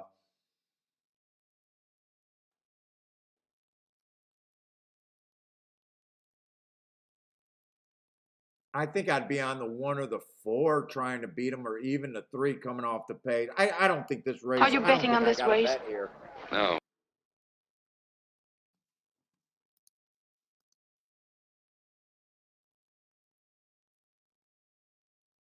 Jose, what's up, man? Let's see. Andre's top picks here in this race 614.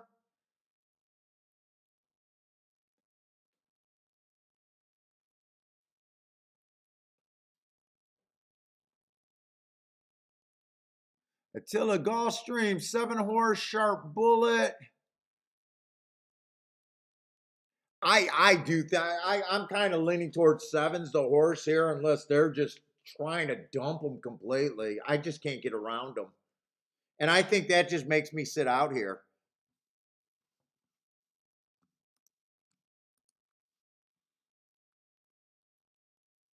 7-6 is trash, 6-1. 7-5 is borderline, 18-1. 7-3 is nice, 51-1.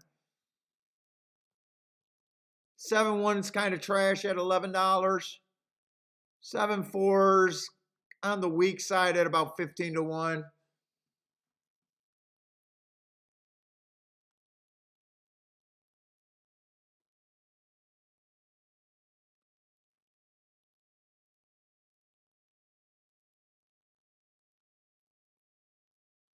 Three, I can see getting there if the seven, or if someone runs off with this race and puts away the other speed, and three's not caught up in it. If three comes off the pace and just he almost looks like if he can suck up and get second. God, 47-1 is tempting. This is almost like last race's bet if I do it.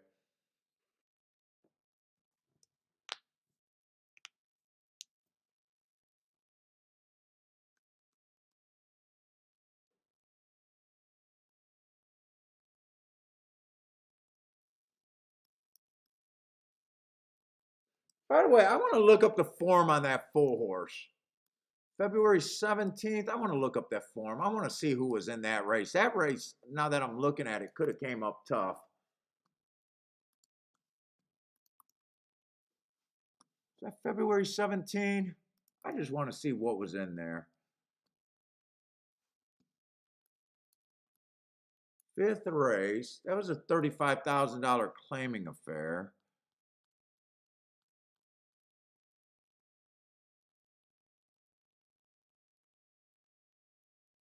I remember this horse on the rail.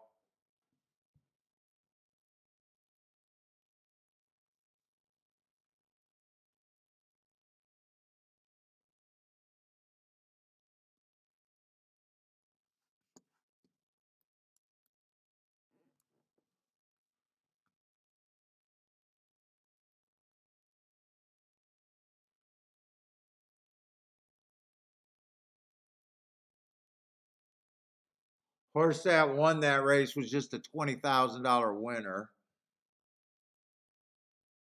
Man, he did earn a heart. Four's another spot. Do I want to fuck around here?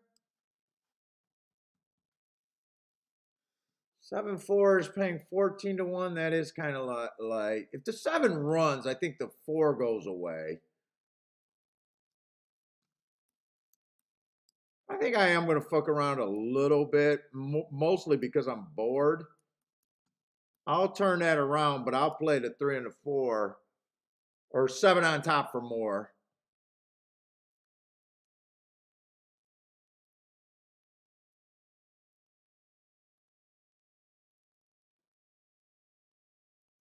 In fact, I'll do a small bet on the 3 to win.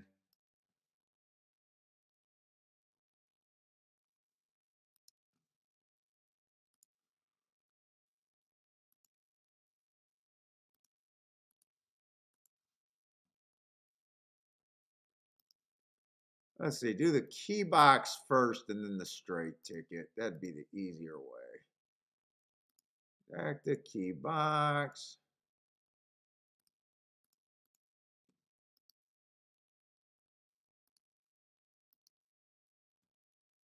And then a 7 with the 3-5 straight. That one's straight. So I've been pushing.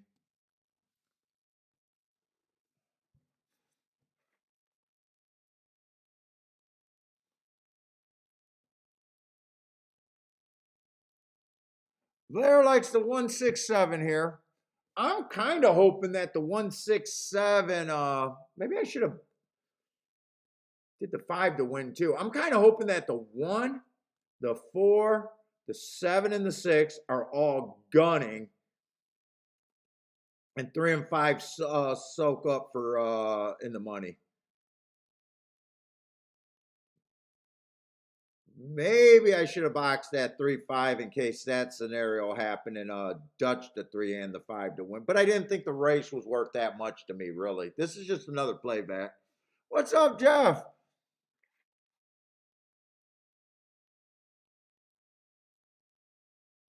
What's up, Boris? Boris the Flayed. Is that from Boris the Blade? I know that name. Snatch. Was it Snatch, Lock, Stock, and 2 Smoking Barrels? Oh, 7 did not get a good break. 7 broke out. 6 got an easy lead. I did not want to see this. My 3 is chasing. This is not the face scenario that I envisioned.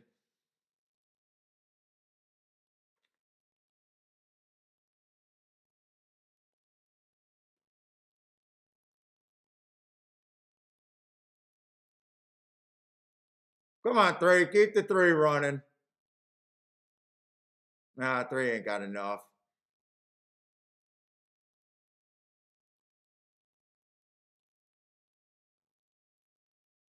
Boy, I'm shocked to see 4 closing.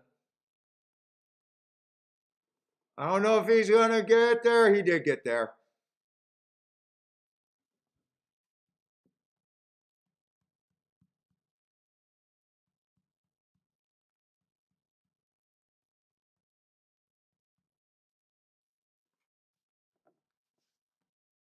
I thought 4 was going to show the lead. He actually rated there. I got no problem with my best marked horse winning there. I got no problem with thinking that the 7 was had the best chance to win. I still gave him a 40% chance to lose, 60 or a 40% chance to win.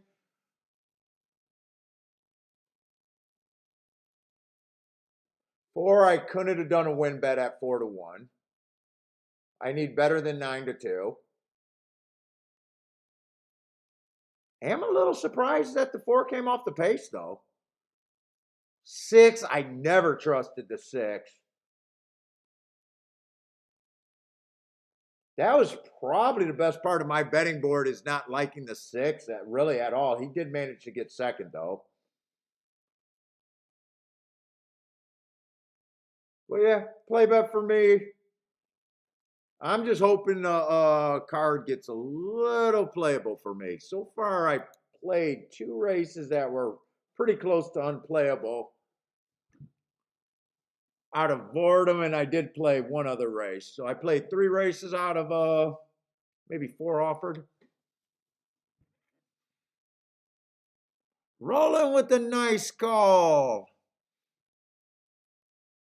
Oh, 67 to 1 at Oaklawn. I wish I was looking at it.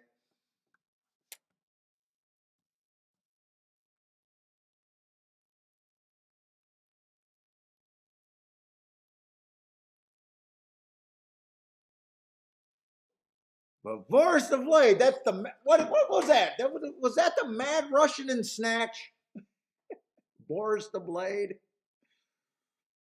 I actually love that movie. That was Guy Ritchie's good movie. Oh yeah, Andre, you did like that six, didn't you? Seven broke. Did one of those that happens with the outside horses going breaking out.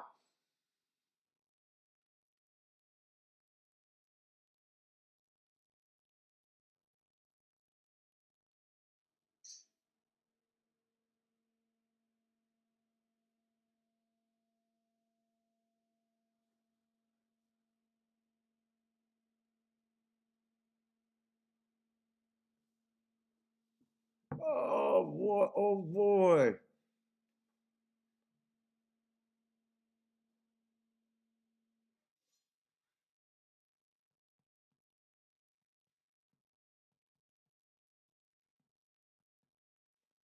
Fast times. 21 and 4, 44 and 2 on the Tavita.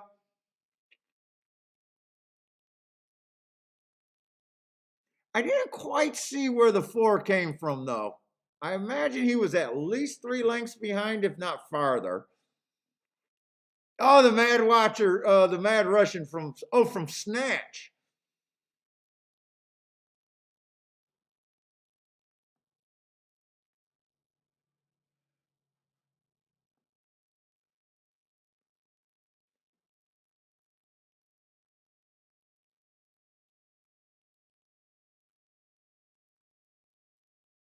Oh, I want to get out the Gulfstream.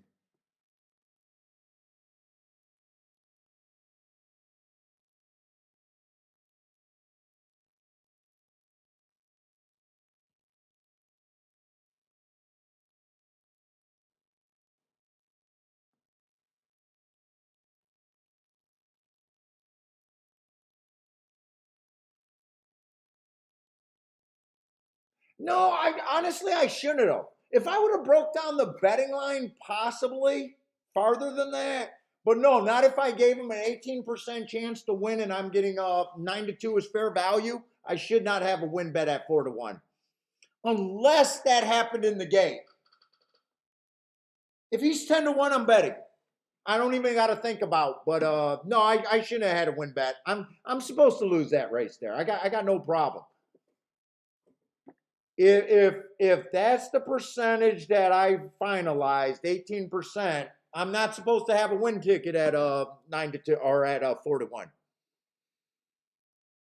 That'd be betting horses I like and betting to win a ticket. I don't give a shit about winning a ticket.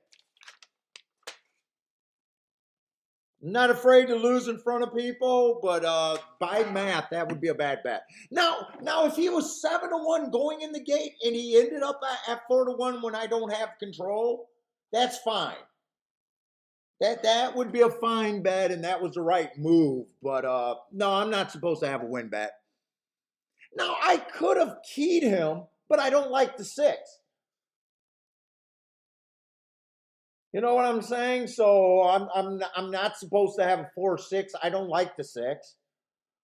Six, I gave a 10% chance to win, and he's 9 to 5. No, I'm supposed to lose that race.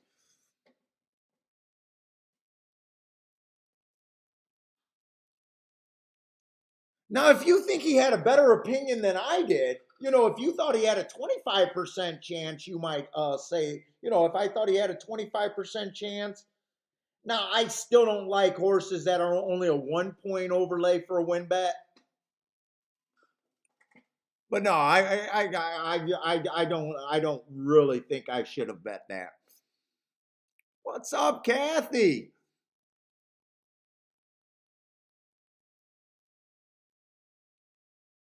Because even though it's a winning ticket, I'm falling behind if I'm right about being able to judge four horses at 18%. I'd be falling behind every time I do that long term.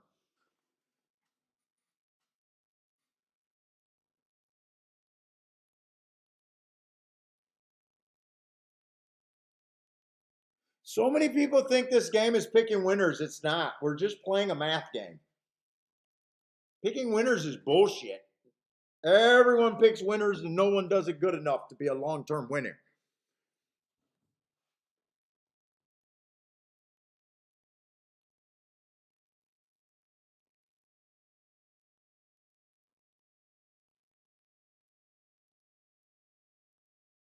Yeah, Airhand 7 did break terrible. Still waiting to see the replay, unless I dozed off.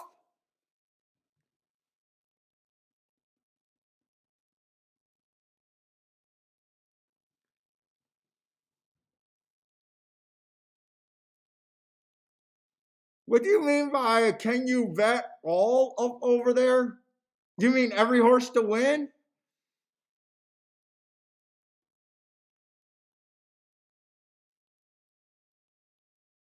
Or is there an all up bet? I don't know.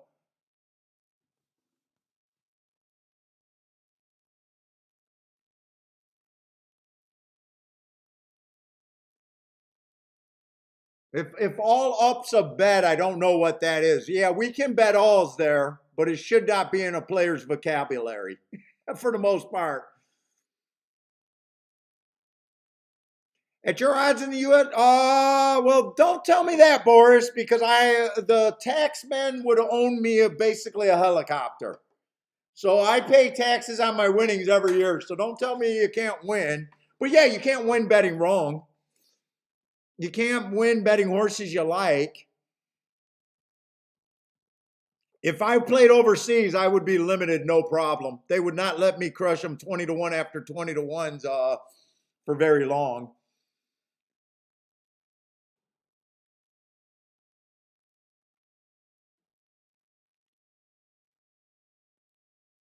You guys that play in the overseas markets that get the better odds. That is a different game. You guys get a lot better odds on some of our favorites.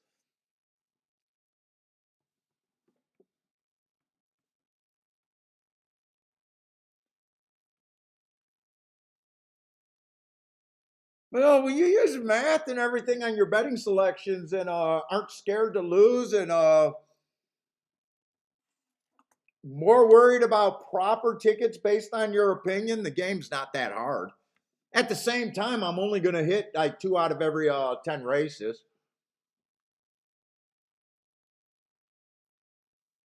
Yeah, they are ridiculously short. We got a lot of players overseas that always tells us how bad. But a lot of times you guys don't have the combinations that mostly I bet combinations. And I'm not sure you guys got or your combinations are as good. The one good thing about us is we don't got to worry about getting banned or limited. I don't have to worry about getting limited where I know without a doubt I'd be limited playing over there at Betfair. I know without a fucking doubt. There's no way I'd be able to get bets on. So there's always good give and take between the different markets. But yeah, you guys like bad bets for us on a win bet on some of these horses. You guys are getting ridiculously high odds. Another thing, Boris, I generally say, well, show's a terrible bet. There's no such thing as show betting. It's a terrible fucking bet. But I do have some people that watch the show overseas, and I don't have that same opinion because your show bets, you guys actually know what you're getting into, from what I understand. You guys actually know the payout and lock into a payout, where our show bets are always dependent on what else happens. And you never know. So I can never know if I like that math or not. But yeah, it's just a different game.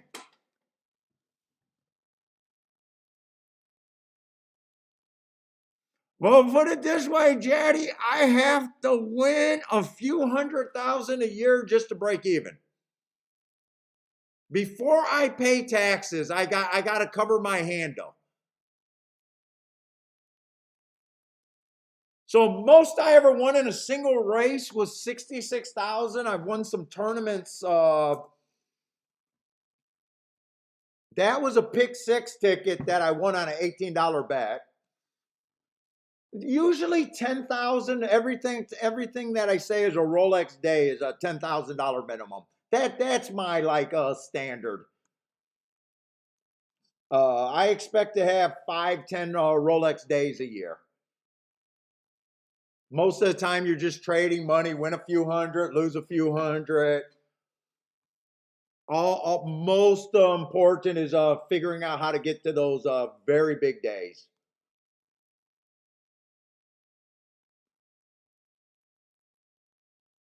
I wouldn't mind playing against the exchanges, other than I even know that they limited people here that I've talked to.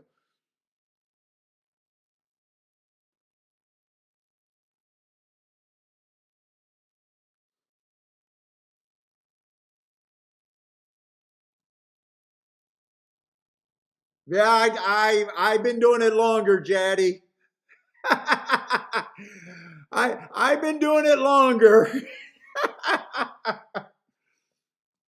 I haven't worked a real job basically in my life. In my life, I'm 51.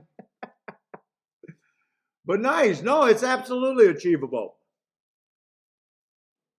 That's part of the reason why we do the show, because it's so achievable. But you got to respect math. You got to know how to handicap enough.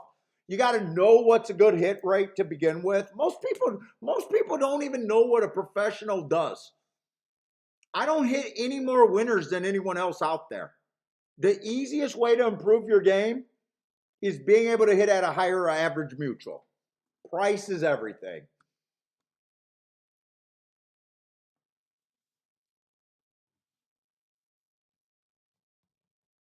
It's so hard to out handicap. It's so hard to improve the number of winners without doing things that are wrong. Demetrios, what's up, dude? I haven't seen you for a while. My wife even asked about you. Is the Serbian guy still there? Because my wife is Serbian. Macedonian.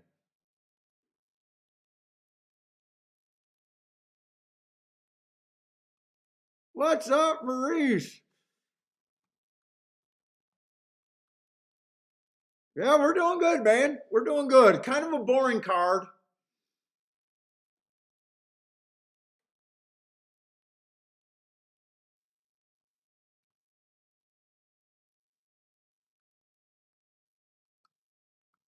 Betfair is now making winners. Yeah, I've had heard that in the commission, but betting exchange is fine. I've heard that they've limited some really big players on the exchange. Oh, you're busy with soccer? You are the Serbian guy that I remember, right? That's been here a while back. Serbian or Macedonian dude?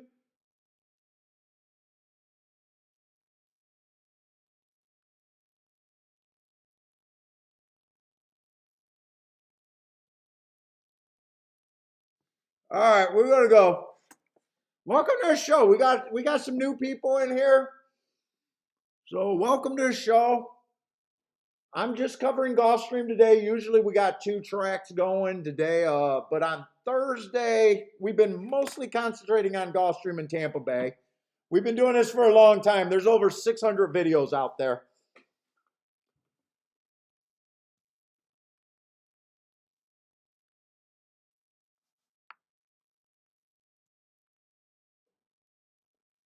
All right, but let's look. We got a $20,000 claimer on the turf.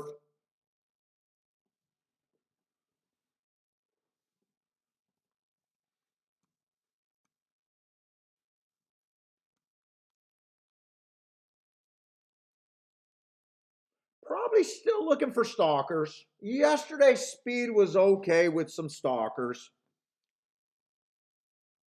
Honestly, that new turf course, I'm a little.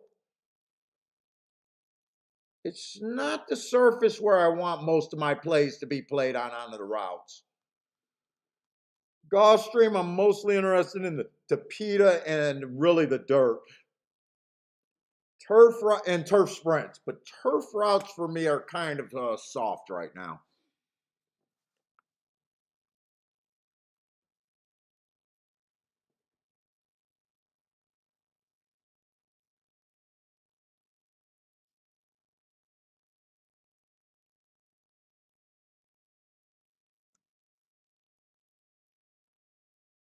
The 4 races ago, 1 race sample. I mean, 1 race sample just means it was a 1 race sample, and I can't do my times or predict a bias on a 1 race sample. All I can do is look at the class and the running line like everyone else. There's nothing special there. That race just looks fine. Comeback, stalking, closing day. That's exactly what he was. He was average, average, average on a pace. Okay. Little bit higher of a level there. Comes back. 2 races ago, speed favoring track, slow, slow, slow. Gave him an asterisk. Even though he was 2 lengths behind, every winner went wire to wire there. That day, I thought he was at a disadvantage. I got no problem with that race. Last race, stalking day, a little far back. He's kind of just blotted me. I don't like him, don't hate him. I got to see the other horses to even see where he fits in. Mostly this year, I think stalkers, horses 1 to 4 lengths are winning about, I think it's 60 some percent. This horse, the 2 horse just feels like he's going to be too far back for me. I think it's like 60 some percent. Let me look that up real quick.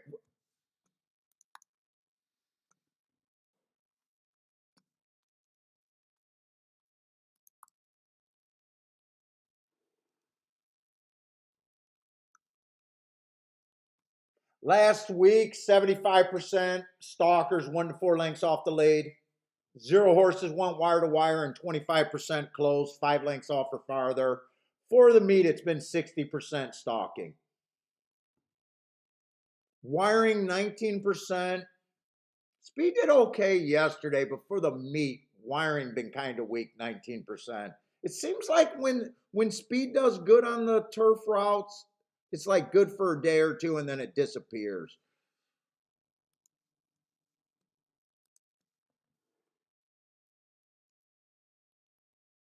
So far, I haven't seen any speed. Let's see, the 3 I didn't do marks on. And I'll have to see if I even want to do marks on him.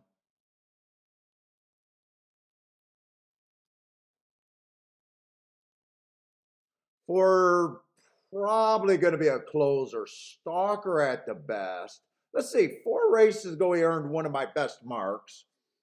Stalking closing day, average went too fast to win average. Comes back, runs on an early pressing day, was a closer, gave him an asterisk. Comes back, bad rail, gave him an asterisk. Last race, stalking. Horse got a lot of excuses, basically 4 races in a row.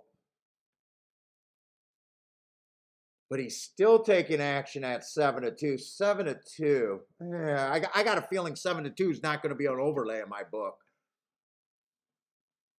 Because for me to think 7-2 is good, I got to think that he's 3-2 or 2-1 minimum for me to think about betting him. I'm not seeing any speed in this race so far, by the way. No speed. I just see a bunch of closers and some possible stalkers. No speed.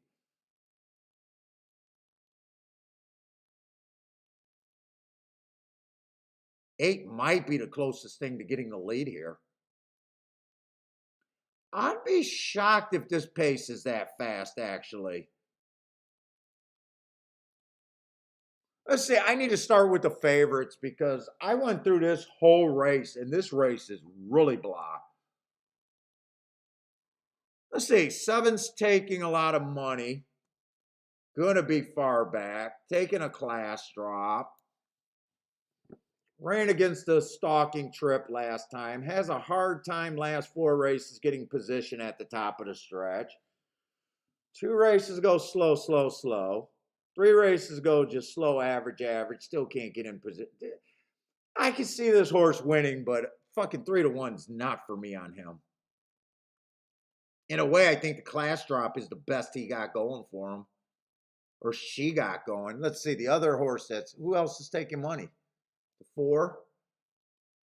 4 is another deep closer. I always say the worst bet in horse racing is a short price closer. Short price closer. Worst bet in horse racing. 4 I probably like more than the 7, but not by much. They're not going to be enough of an overlay for me just to be willing to bet to win. See, we got 8 horses left.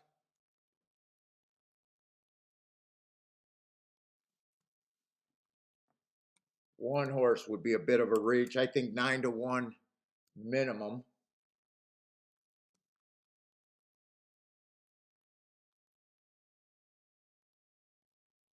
You know what? I'm gonna have to look up the New York horse. The field looks that kind of nothing's like. Let me look this up real quick. The New York horse. July, long layoff. Mainly, I'm just going back to see if he got talent. Right now, I can't trust that he's the same horse he was. I just want to know if I thought he was talented.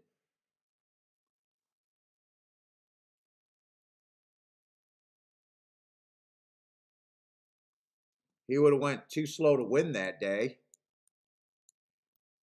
Higher level, and then we're going back to May.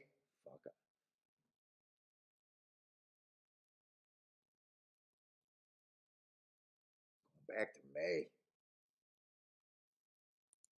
Stocking closing day. Would have went too slow to win anything. That was a grade 3 race. You know what? I do want to look up how he broke his maiden. Right now, I'm not too excited one way or another. Look, if there's no place for me to go, there's just no place for me to go on some of these races. Let's see. He won his race on a closing day. He was a closer.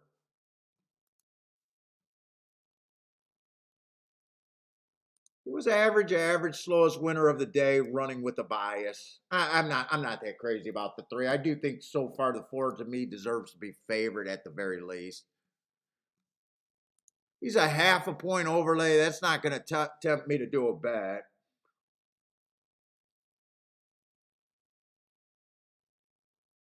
I don't see anyone where I say he shouldn't be that price one way or another.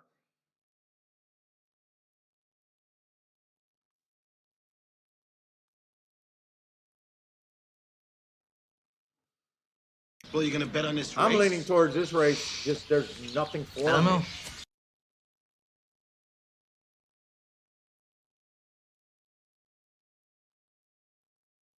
There is absolutely no speed in this race. Who gets the lead here? Maybe the 8. 4 races ago ran against the inside day at a sprint on the dirt. That's actually a nice race.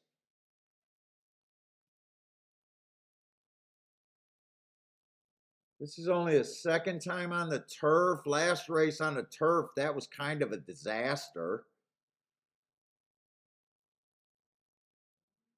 Maybe if I squint, maybe he's a little bit of value if he can get the lead and the pace is fast enough.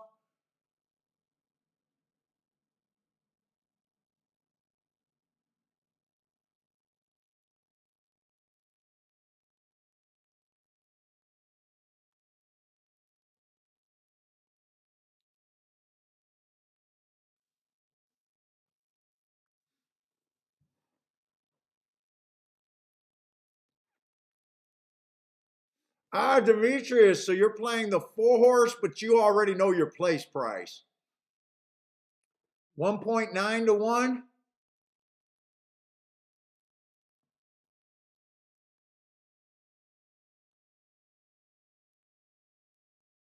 See, that's a different game. We never know our place price. I never played in that market, so I don't even know if that's good or not. Generally, in America on the par mutual pool, I'm normally against place and show completely, but place there's a little asterisk. Let's just say I had a horse that was 25-1 being offered at 25-1, and I thought he was 4-1. Where I'm pretty sure his place price would still pay what I would have accepted for him to win. But you got to be good at getting to outside the box horses for that to work. What's up, Jared? How's it going, dude?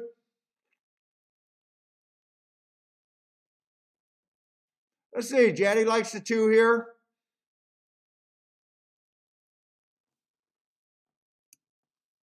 This just screams sit out race to me. I'm not offended with anywhere that the public is betting here. Eight's probably eight's probably the highest price that intrigues me here. But at the same time, I don't think he's that under bet. And I'm just thinking he might get the lead. Let's say I probably think 7 should be closer than 5-1. I want to finish my betting line if I can. I think 8 should be about 9-1.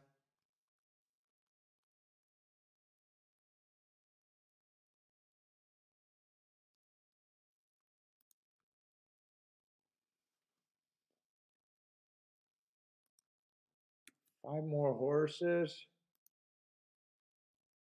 I think 3 should be about 15%. And then I thought everyone else was basically the same betting proposition.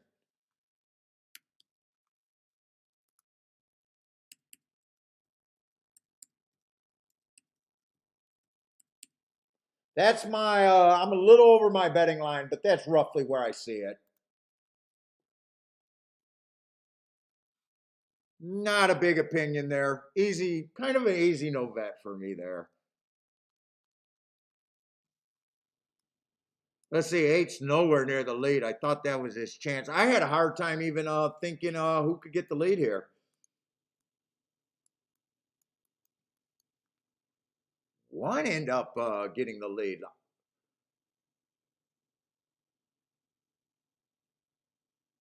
Oh, this horse was running sprint. I can see it now. I didn't spot it before though. I could see him getting the lead. He was running sprint races at the very least. Grandma, what's up, Grandma? J Rum, how's it going, J Rum?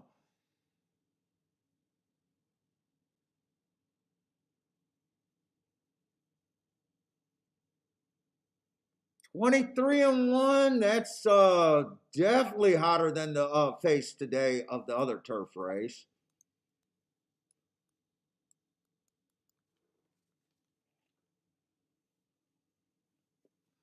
Let's see, 48-2. That lines up with the other races.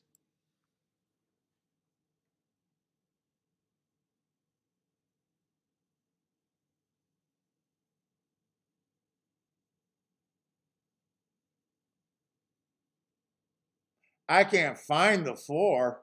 4 doesn't even know it's a race. Who is this coming up? 3 looks dangerous.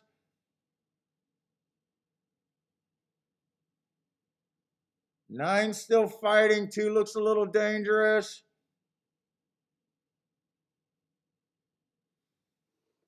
Who was that? The 9?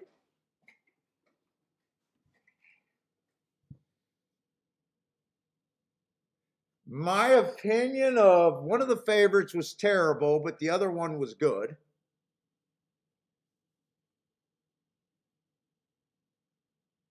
9 won the race. I got no problem with the 9 winning. He's an overlay.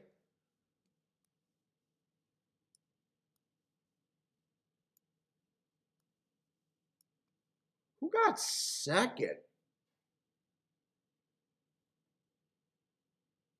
3 got second.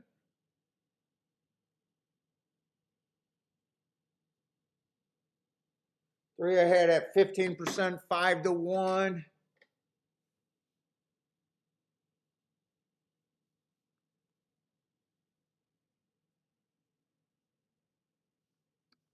Four, I get okay. So my betting line, I had 4 to me as the best shot, 28%. Still has a big chance to lose. There was no value on him. Wasn't ever tempted to play him. I don't mind my betting board right there. My betting board gets me off of betting horses that I like that would have just caused me to lose. 9 was an overlay. Oh, actually, that's not supposed to be 11. 9 was still an overlay. It's supposed to be 10%. But he's in my next group of horses.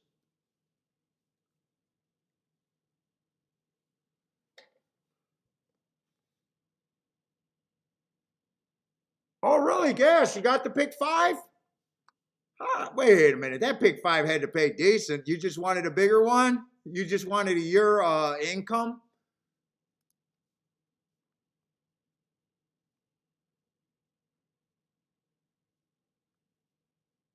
You just wanted an income. Nice job, Gas.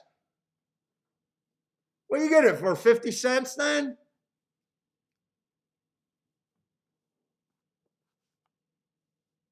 Jared will be in Vegas on May 10th?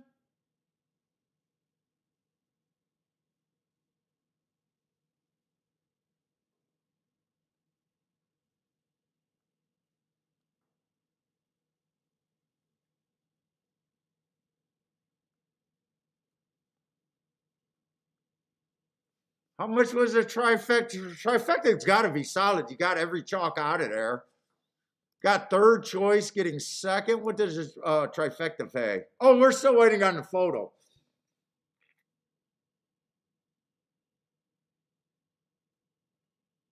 2 I got as over bet. Who was the 2?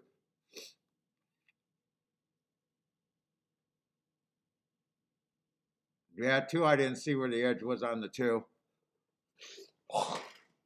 Yeah. 6 got third. I didn't really have anyone as a throwout on that betting line. The lowest chances I gave was 10%. Oh, that's why my betting line was over. All these 11% is just a finger drag. Those were all 10%.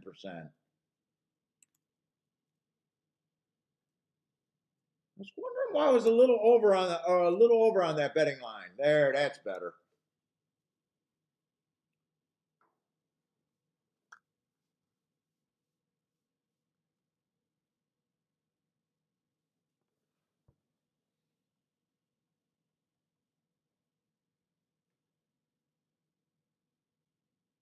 Oh, 50 cents. Nice Rolex day. Well done, Gas.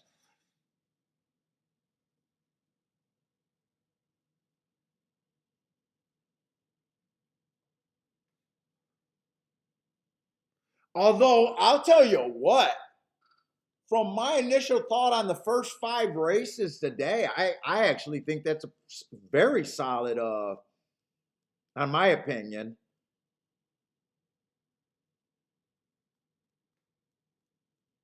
Even though that 2 was seen by a lot of people, he looks like a horse that could drive up the price, because I could see slick people getting to him, and I could see a lot of people missing it. And then they beat the 7 in the race before, but a lot of people were going to have the 6, 7 in that 5-horse race. You got the 4 close. I think the 4 would have been used quite a bit, even though the 7 probably was going to be the favorite in the pick 5.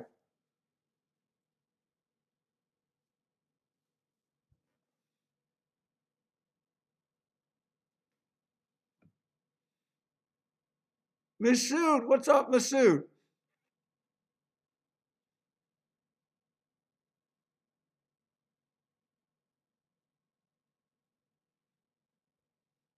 Let's see. Demetrius doesn't really bother him when he. Oh, I like winning late. I always prefer winning late. Trust me, in my headspace, once I accepted that you're not going to out handicap horse racing, and what I need to be profitable at the end of the year with what a hit rate's going to be, it actually is super freedom.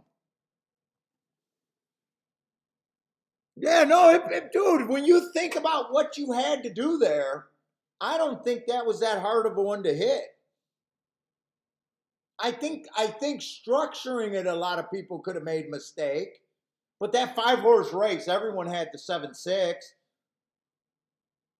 Smart people would have picked between one or the other instead of betting both of them. The smartest people would have not played both of those horses. They would have went with one or the other. The 2 horse was sneaky, but in a way not that sneaky. This race was probably a spread race. I would think on a lot of tickets. Just looking at my betting line, it just screams, "Hey, if I'm trying to hit a pick something, I'm going to be wide there on that betting line." Oh, I get 10,000 on that kind of scenario right there. But well done, well done.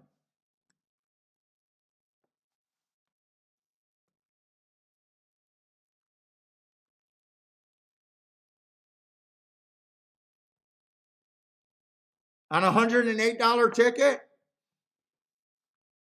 So you were gas. When you do those, do you do a single ticket or do you spread that out? How many tickets is that? Or do you do a single caveman?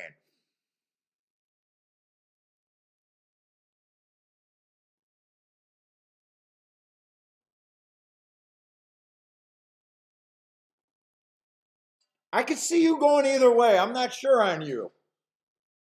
Are you one of those guys that have tons of tickets that cost that much, where you're pressing some combinations,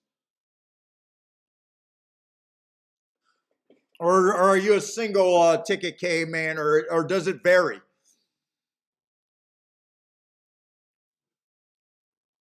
Take it easy, Demetrius.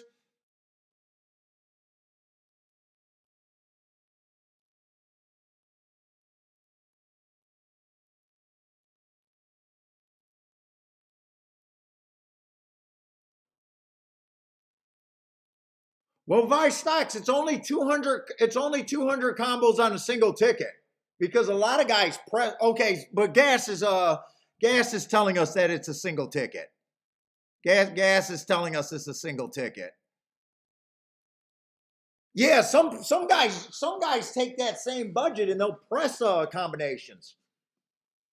So even though it's I wouldn't say $100 is a small budget, but it's not a huge budget either way.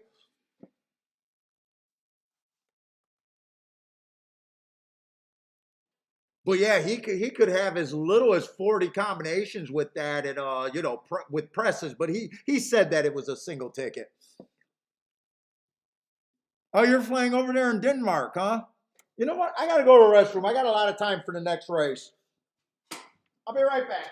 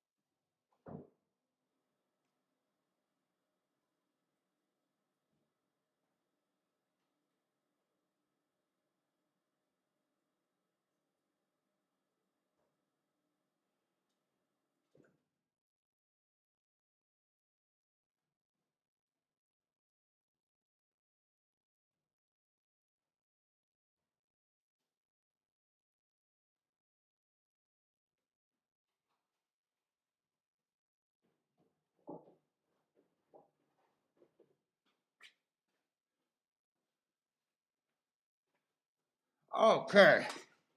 All right, we're back. God, it's freezing down in this basement. Holy cow.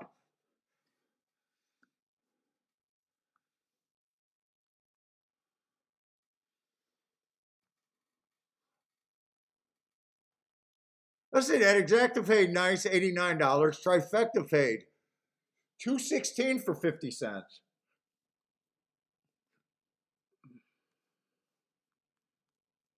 All right. Well, fairly easy no sit bet for me. Trisha, how's it going, Trisha? All right, we got a Tafita Sprint. Nice big field, nice cheap horses. Let's go. Still got 10 horses. If you guys are new, I do a 120-point betting line here. That's what's going on the side.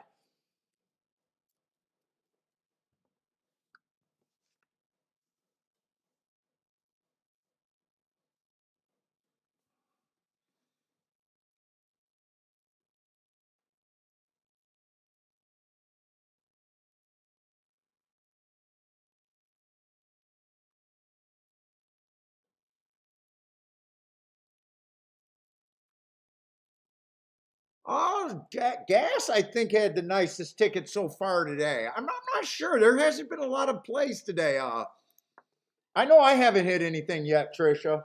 Not supposed to have hit anything either. So we're just a slow day, and for the most part, we're hoping that the back end of the card picks up now that you're here. Oh, Charles hit that 9. Nice. I missed that.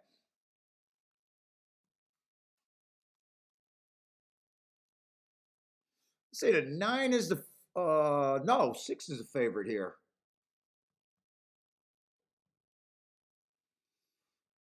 Generally fits, been at this level and less for about 5, 6 races his whole damn career.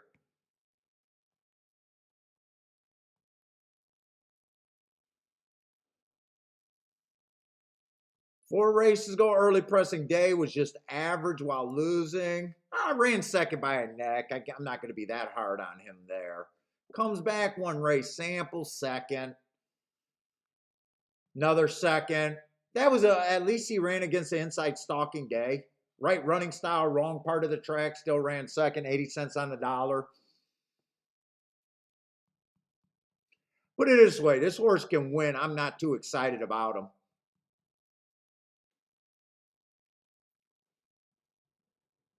Not too excited about him. Let's see, one's dropping in class and does have the running style alike.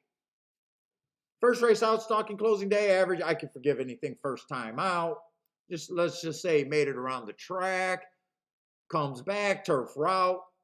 I don't mind that race. Stalking day going too fast to win.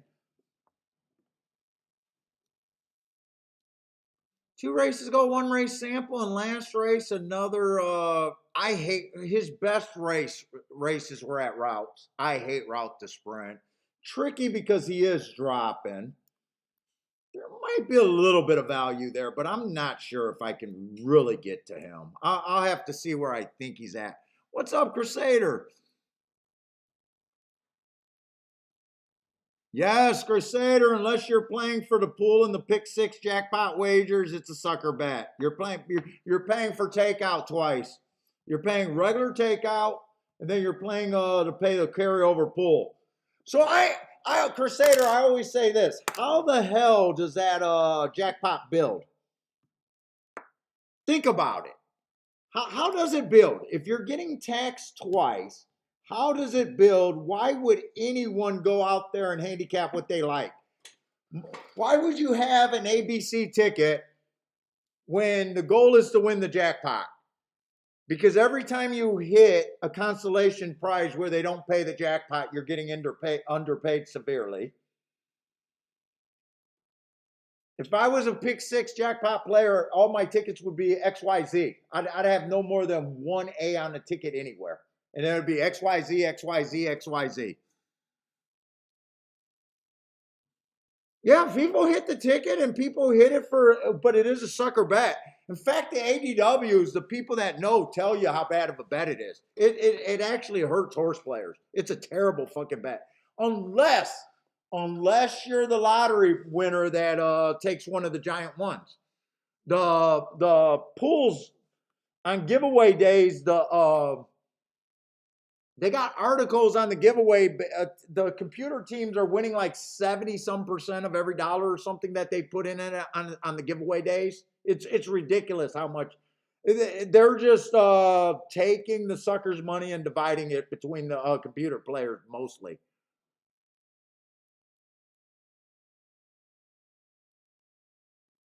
And we've seen people hit, like, you can hit a jackpot and get like $5,000 back, but when you think about it, that ticket should have paid you 8. you're happy to get a $5,000 ticket, but when you don't know the math that you're paying for that jackpot, you got fucked by quite a bit of money.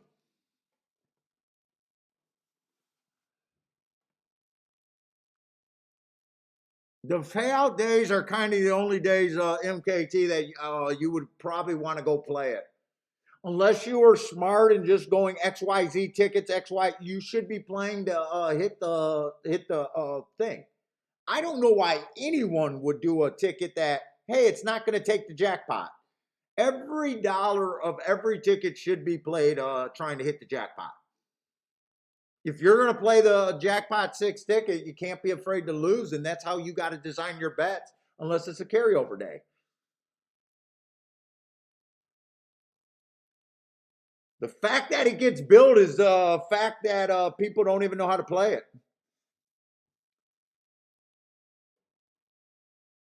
And I know someone's going to tell me they hit it, it wasn't a carryover, and they hit for a lot of money. You got underpaid. You just don't realize it. And if you keep playing in that pool's going to chew you up.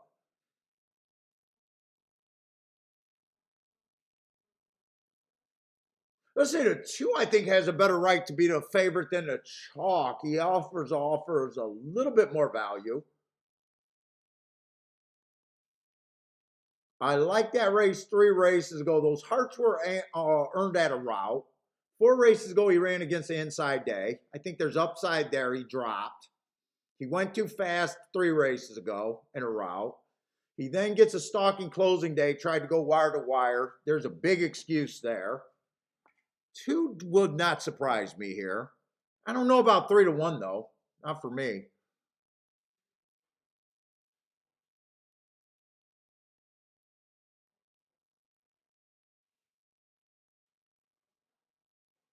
Three got upside, 4 races go bad rail. I like the excuse. Just miss. Right running style generally. Last race tried to go wire to wire on a stalking day. Taking a little bit. Well, he's not taking a class drop. He was at this level losing for 7 or 8 races in a row. So if he wins, don't say he dropped in class. He lost at this level 7 or 8 races in a row. He stepped up last race. He's a contender just based on he's a bottom horse.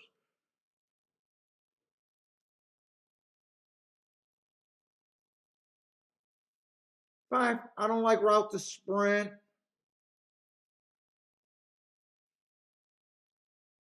7 horse should not be 15 to 1 in this field.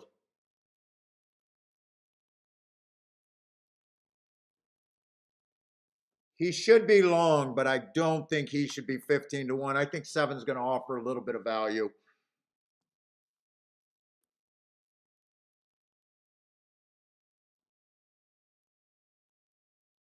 Four races ago, ran on a bad rail. Comes back. Speed figures take off. Not take off. I mean, he's a kind of a bottom horse, but compared to what he was to this, after that bad rail, speed figure takes off. He runs against a couple biases.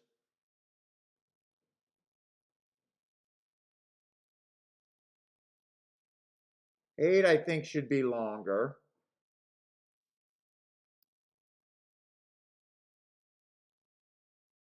9 horse should not be 17 to 1, 18 to 1.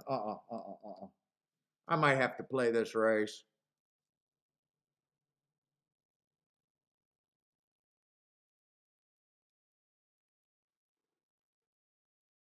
And I'll tell you what, I'm going to give this horse a 5% chance to win. I think it's a little bit higher, but I'm using 5% because at 19 to 1, he's an overlay. I think 11 gets on my ticket a bit.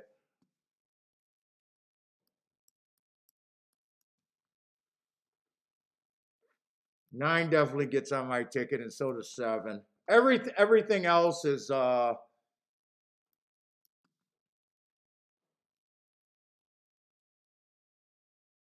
are the horses that make me interested in this race.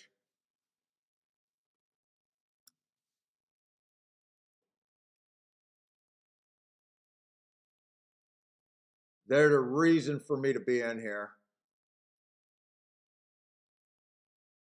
In fact, I even used a 3.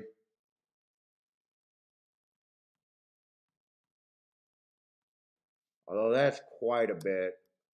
I don't usually key off of 3 horses.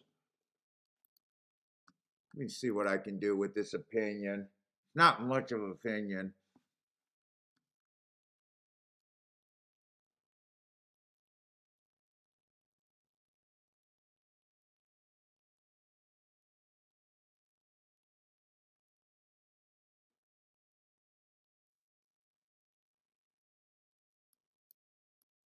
No.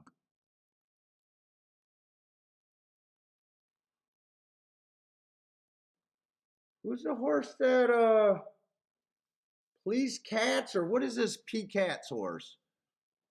I just want to see who that is because I want to make sure he's in the. Oh, that's the favorite. That's the favorite. Yeah, nine's been losing against the favorite every time, but he's better for a better at 16 to 1. I think I'm gonna start off right here.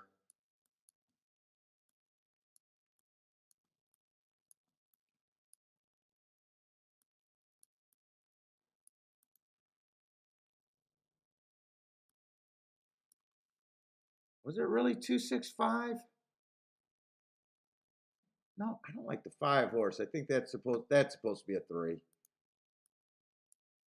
See, that's going to be a $16 base bet, but I think I want to hit more stuff.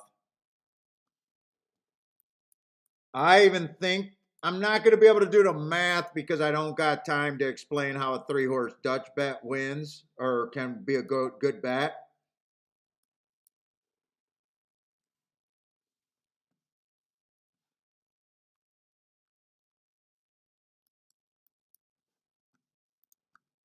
But I think that's my base bet right there.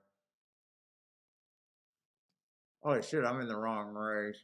It's still going to be in my playback category, but I'm going to push a little bit higher than that. But it's still on the low side for me.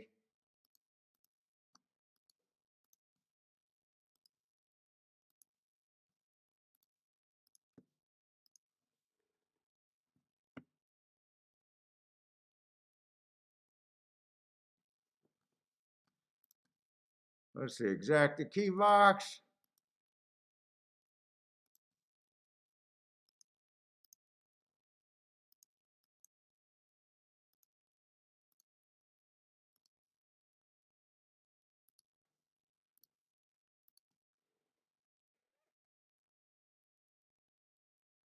And I'm just realizing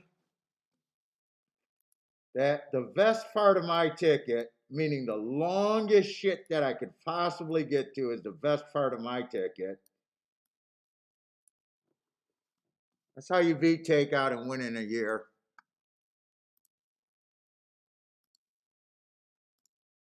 I'm going to have to box that exacta for less.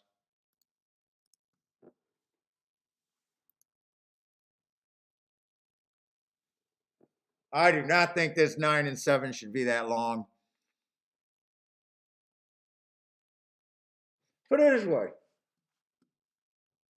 I think I can even do this. I want to finish my vet line.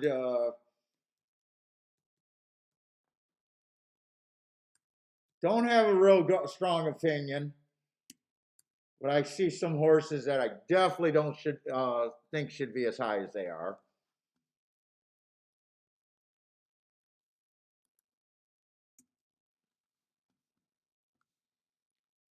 Six can win. I just think he's a bit over bet. One's kind of a horse that I'm not sure about, but I am going to be a bit hard on him. Mainly because I need the points and I already vet what I vet and I'm not going to change.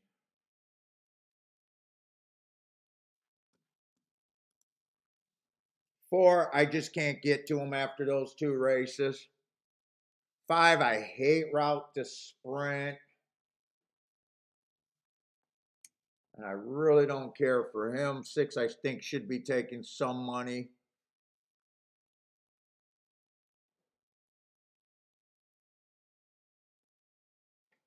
8 I don't like or dislike. Eight's kind of blah. 1, 2, 3, 4. I don't think all 4 of those horses are equal. I think I break it down one more time.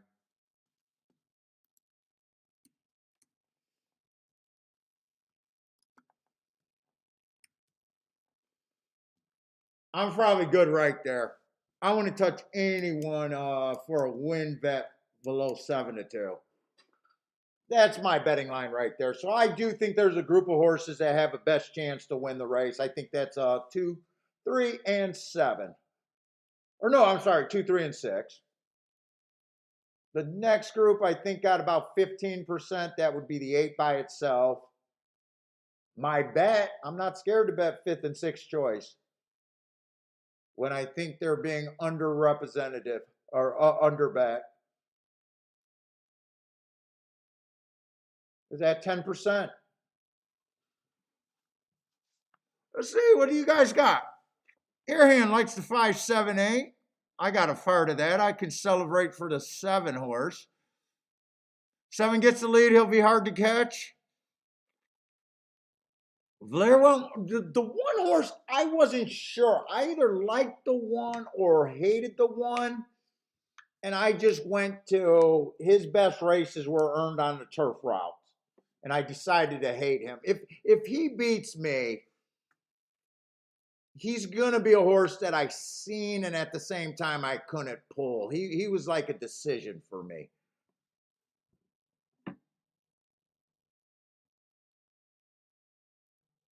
Of all the horses in my most likely winner group, would be the 3 is the only one that at this time is a little bit of an overlay. Roland says 1 seems obvious. Oh, you really like the 1. I was not sure what to do with that horse. Dropping in class helps. I just was not sure what to do with him. Put it this way, if I gave him, I'd still think he was about a 10%er. Meaning he'd be an overlay right now that I could bet if I wanted to. I don't think I'd have him as higher as a 10%er though.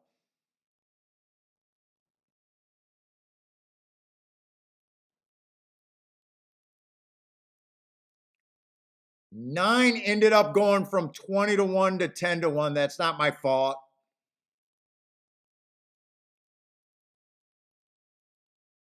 That's not my fault. Come on, 9. Keep interested. Bring this 7 from behind. All one of you guys got to do is suck up for second. 7's not coming. Come on, 9. I need 9 to run here.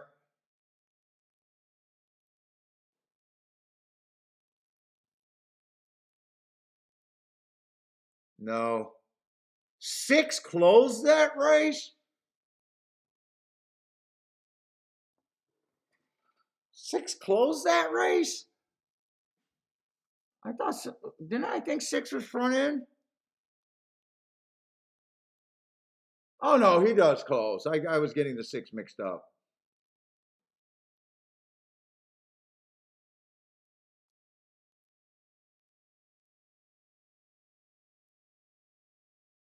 Can't say I hate my running line. All the top contenders, actually, the first 4 horses, I think might have been the try and the super. 2, 3, 6, and 8 would have been the top 4 choices. 7 and 9. Actually, my betting line is damn near perfect. My next group of horses got second and or 4th and 5th.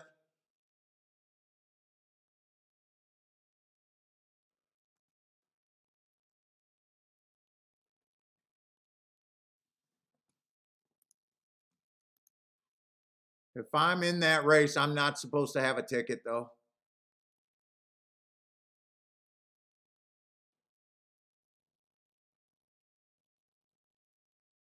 Six, 8 actually could have been played, but 6, 8 is paying 29-1. Not bad. But I would have had to like the 6 more than the 2 and the 3. I would have had to go in a different direction there.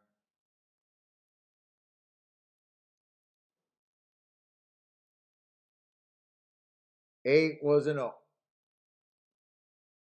8 was an overlay. 8 could have been bet to win, but only a point overlay. 8 could have been the key horse there. 9 ended up being bet down from 20 to 1 to 9 to 1, but that's not my fault. That was in the gate. So 8 would have been the better key, just off of my betting line. What did 7 stay at? That would have gave me a backdoor exacta. What did 7 stay at? 7 and 8 both landed on their betting line. 8 was actually the only overlay in the race. 8 and 3.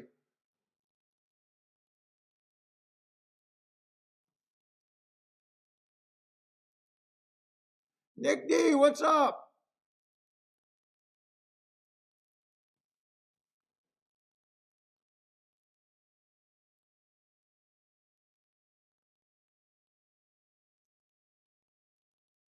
Connections with good at 10. Yeah, but then again, you get that 2 to 1 price. Just long term, I couldn't do it when I didn't think his advantage was that big. What's up, Ricardo? What's up, man?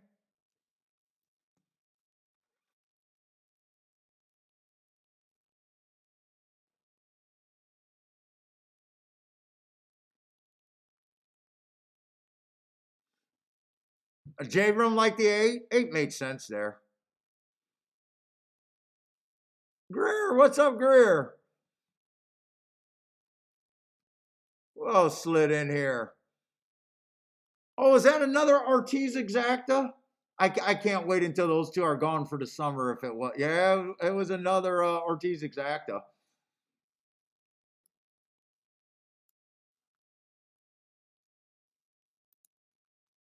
There's on to the next leg. Oh, I didn't hit that race. If you're asking me, Ricardo, I didn't hit that race. I lost it. I'm not supposed to hit that race.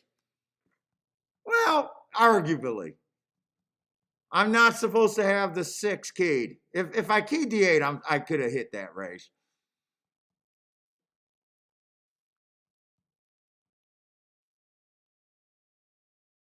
Raider for life, what's up?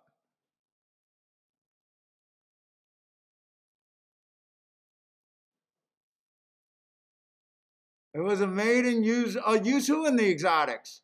Lloyd?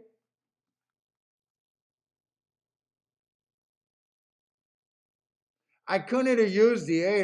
That would have been a $20 base bet. Dude, I got excited when I seen the 9 and the 7 being a big overlays. The only thing that just caught me is they didn't end up being overlays.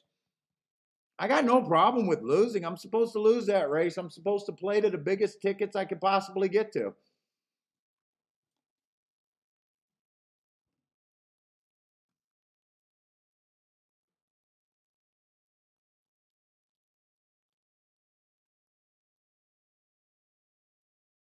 Unless I want to slam tries in super, but that's not my style. I don't really do that. My vetting line is perfect, though. In fact, that's probably one of the best vetting lines I've ever made.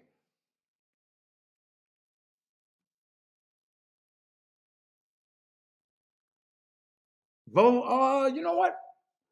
Really, Attila, they have been.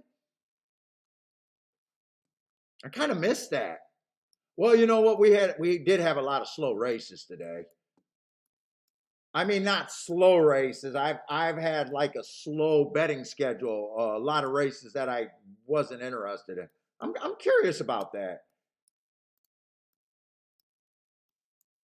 6 did close from probably at least 4 or 5 lengths back.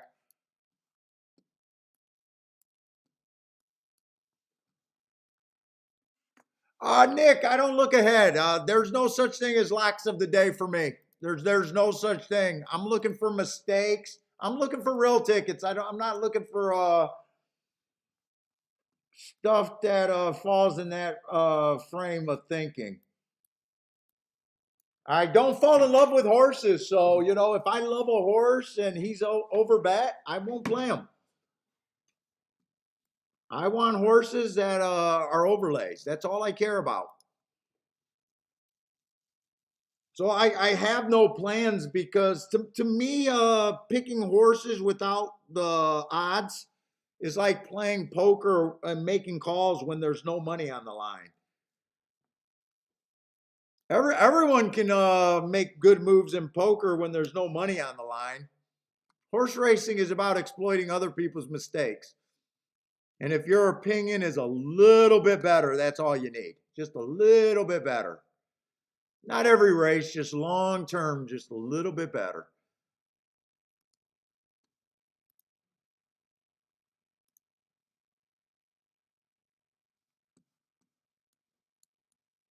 Let's see, 2-1 wire to wire early.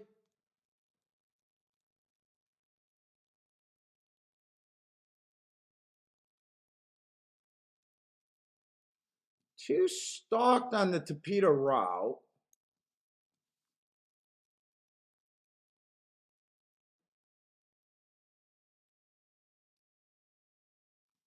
Six horse stalked on the dirt. I'm not. Let's see, that four horse closed from the 3-hole. That was a sprint. I'm just going to write 4, but he was in the 3-hole.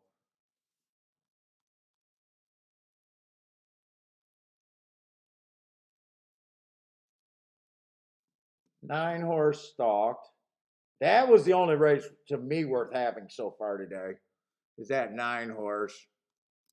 Unless you hit Gass's pick 6 or pick 5.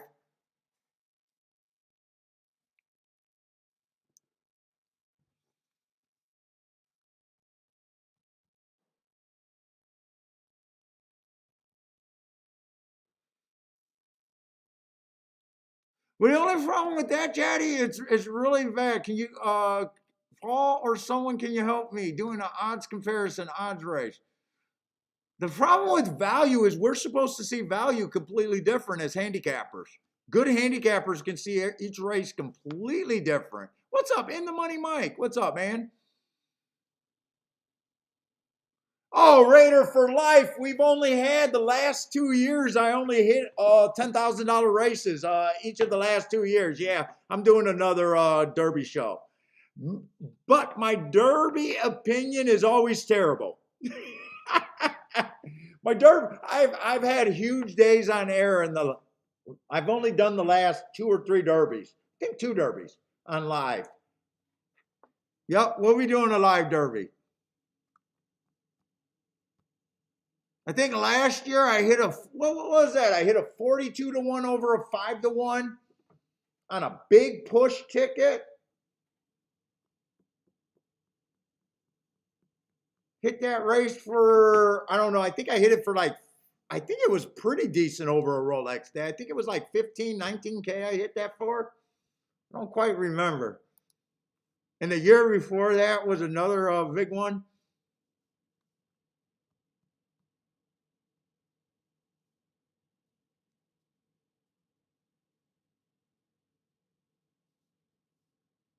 I got yeah, so far we have not had multiple winners.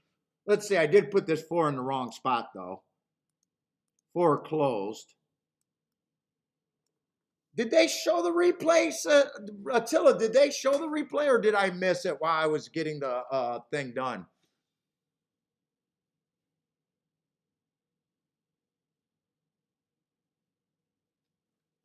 We also do the Breeders' Cup shows. Breeders' Cup, I was had a really big year.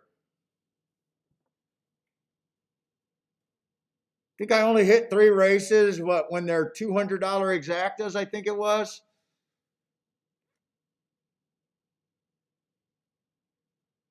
I think I hit only a $200 and some exact, $100 and some exact, and then I don't remember what the other race was in the 2 days.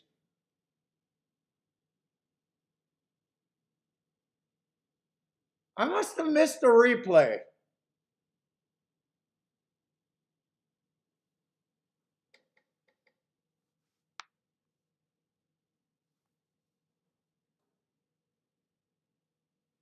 Daddy, we'll try to do a betting line right here. But remember, I do it by the way I see the race or how I'm predicting. So I say how I do it. You may or may not like my opinion on each horses. You know.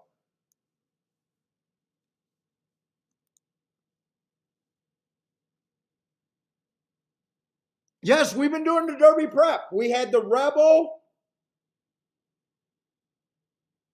What were the?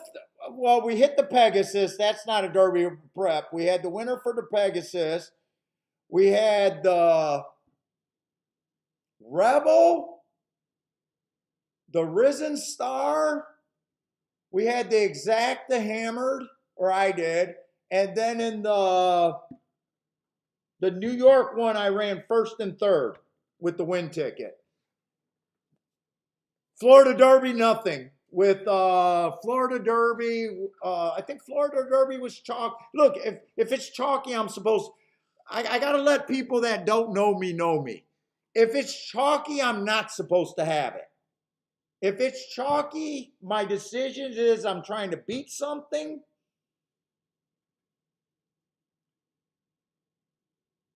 Or I'm passing the race. If something's chalky, I am supposed to lose. I want to lose, believe it or not. I'm trying to get to tickets that matter for the year. So that's my offset. So 28, like the Exacta last race, $28 Exacta. Yeah, probably could have been hit off that betting line if I wanted to go that way. I'm going to play the tickets that, for a little bit of money, we can get Rolexes on. So when Tilla, so when Forte wins, there's no chance for me to have that Florida race kind of deal.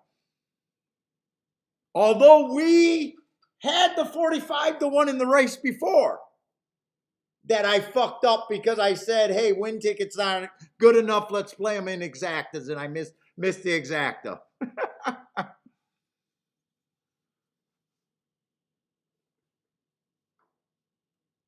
So that's a little bit about me, so there's handicapping, there's picking winners, and there's putting in tickets that matter kind of deal. And I'm like, you're walking a razor edge on what's right there. What's up, Razor? What's up, man? Speaking of razor edge, what's up, Razor?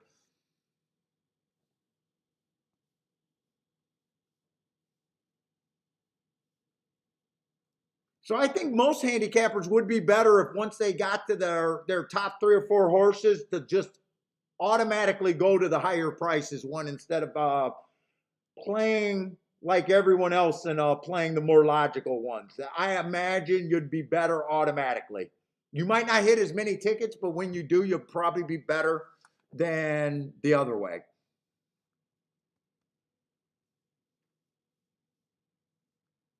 Yeah, not too much so far today. This card's been kind of boring for me, Razor. Not too many plays. Haven't hit a winner. All right, we got 8 horses here. They all start at 15%. I'm just taking points that I from horses that I can't get to and giving them to horses that I can. That's all it is.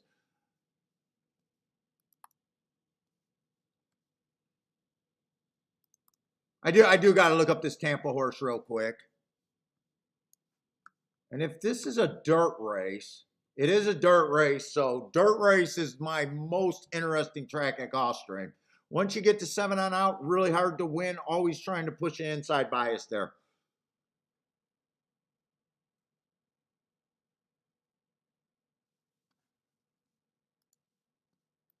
Let's see, I just want to fill in this before I get started. Speed favoring track, that's what he was.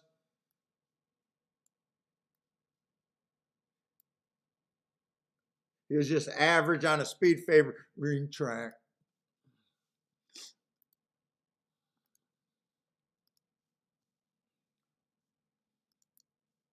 Let's see. Running styles at Gulfstream. It's really strong towards the inside of the track. Where's my files? Yeah, we'll be doing the prep races this Saturday. We'll probably be doing at least part of Tampa, or not Tampa, Turfway Park. Probably focus on Fairgrounds and Gulfstream for most of the day, though. Let's see, for the meet on the dirt, sprints. 51% of the races are being won through 1 through 3. When they're not winning from 1 through 3, they're winning from 4 through 6. 33%. That's 84%. 7 on out. You got to be much the best. 17%. Wire to wire. 44%. Stalkers. 1 to 4 lengths off the lead. 51%. If you're not wiring, you're stalking. You're not closing. Closings are winning 5%. Closers are dead money. They might beat you, but they're never the right move.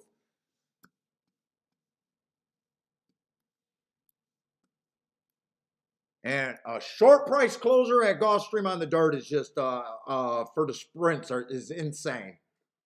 If you love closers, just avoid Gulfstream on the dirt right now.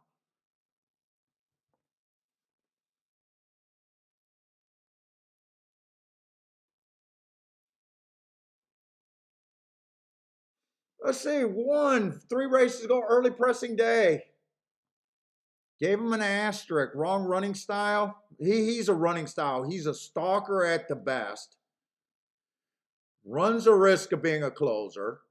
Fits at this level, but man, other than the inside of the track, he's normally what I would be against the one. Unless he stalks, I would have to be kind of hard. I would say 14 to 1 is probably where it needs to be first glance. Let's see the 3 races go bad rail, or 4 races go bad rail, early pressing day, average, slow. Had the I just said once you get to post 7, it gets harder to win. I didn't give him an asterisk because it was a bad rail day, but in my head, it probably wasn't a great. I don't think that's a bad race. He comes back, he wins. 1 tick slower than the fastest winner average on a bad rail day. He had the 3-hole.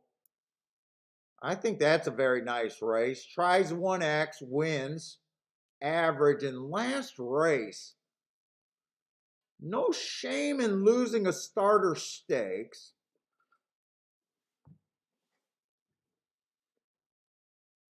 He chased the slowest pace of the day there. Still couldn't hold on. Might not be a router, might not be a starter stakes horse. Put it this way, at 9 to 5, there's just not any extra value on him. He can win. It might be who I think is a chalk.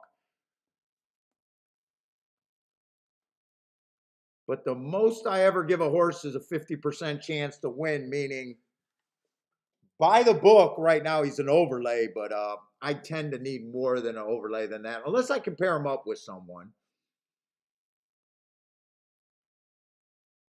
3 would be hard. 3 needs some proof. We got a couple 1-race samples, but neither of those running lines scare me.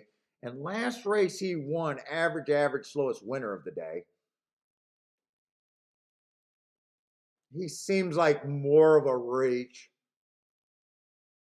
I would think that 2 would just have to not even be right for the 3 to be able to take advantage of him. And he's going to be between the 4. 4 ran on a speed favoring track, so I think he had the bias in his direction. It's not his fault that I think he won with the bias.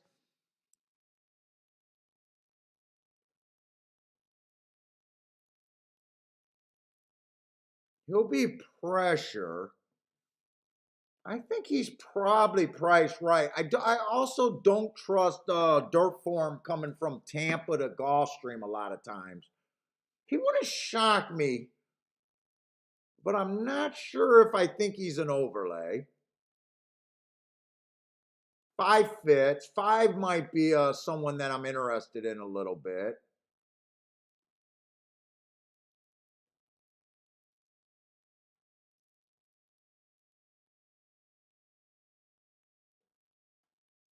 7 and 8 is a post where it gets harder to win at. I am just automatically, I don't even care what the 8 is. I'm automatically going to be hard on him. He'll have to probably be 3-4 wide to beat me, but he can.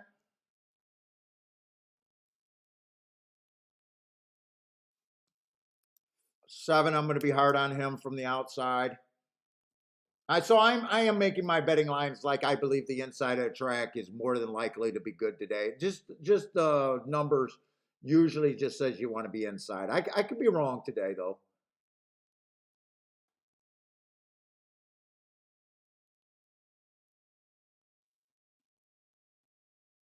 I do think two should be favorite.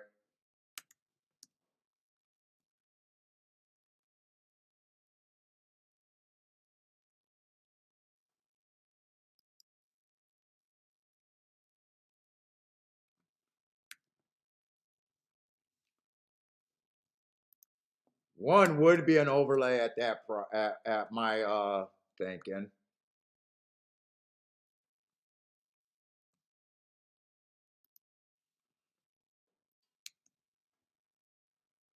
Three would be an overlay. It's a small percentage. Four is the horse. And I'm not sure. I think 15.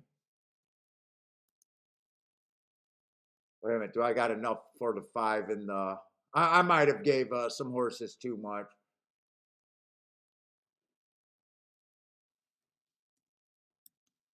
Nope. I'm good with it. I'm good with it. There's my 120 points, a little over. So two, I think, should be the favorite. I'm gonna price out some exactas with the two, but I throw out what I think is crap for payout.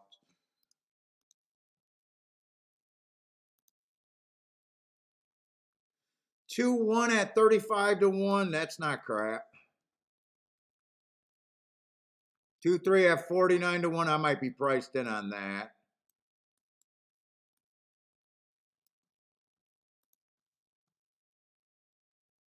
2-4 at 28-1's not bad. 2-5's at 40. Dude, I'm actually think that's kind of what I'm interested in.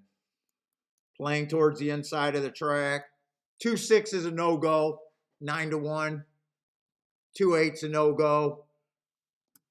I would push the two on top for more. I would key box it.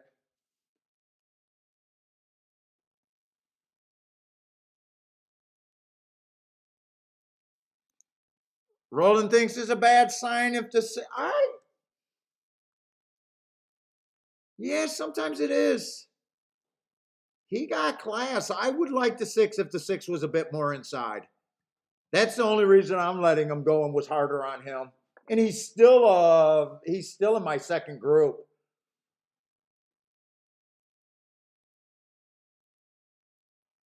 5, I would be interested in a win bet on the 5 here. If I think 17% 5-1 is good, it's an automatic win bet.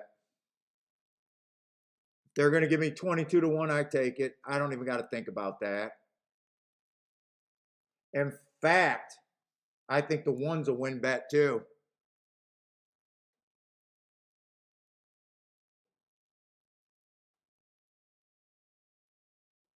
Actually, they're making this kind of ridiculous. Wait a minute. I got every horse on the inside other than 2, I think, is an overlay. I can technically bet all 4 of those horses to win and still have a sound bet. 1 has a 10% chance to win if I'm right. 3 has a 7%.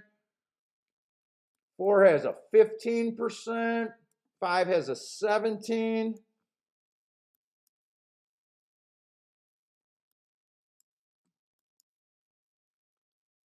I got a 49. All I'm trying to beat is even money on a 49%. All you do is add up their percentage. I know I do 120 point, but when I'm talking about betting, it's 100 point. I do that for more plays. I'm trying to bet even money. What's the worst outcome? For every $8 I bet on the win, the worst outcome would be the 4 winning at 13-1. That sounds like at least 28 back for every 8. 8 goes into 28, 8, 16, 24. That's at least 3.5, 2.5 to 1 on a 50%. Yes, I could bet all 4 of them to win. I know you can't bet, but I know you can. If you understand math and concepts about betting. That's all I'm doing. I'm doing the win bet. I'm willing to 2 first and second. I don't even hate leaving the 2 out of it and do boxing the 1, 3, 4, 5 if you want to. That's even a bigger hit.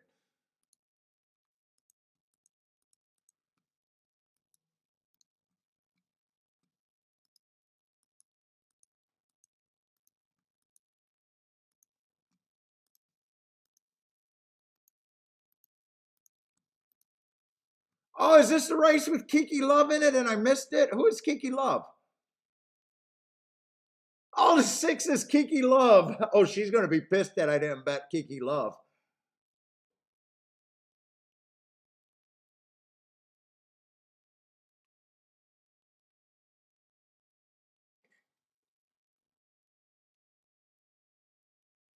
The outside of the track all broke the inside of the track. But we're rushing up. I just want this to be Gulfstream. Ford gets the lead at 13 to 1. Bring this to. I can't watch.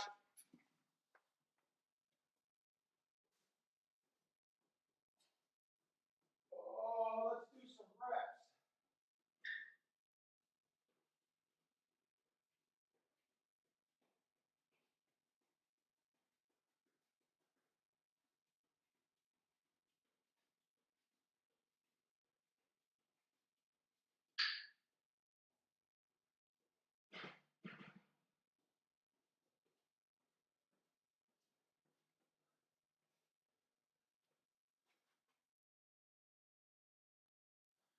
Outside? Don't let the outside win.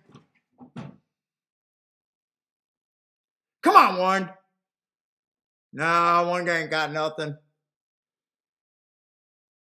Can one pull it through? Kiki Love is going to win.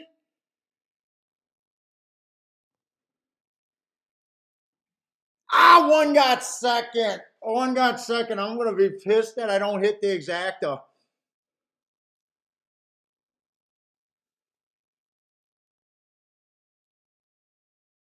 I keyed off the safest part of my bet. I should have keyed off the, Jesus Christ. If one gets second, I should have keyed off the riskier part of the bet.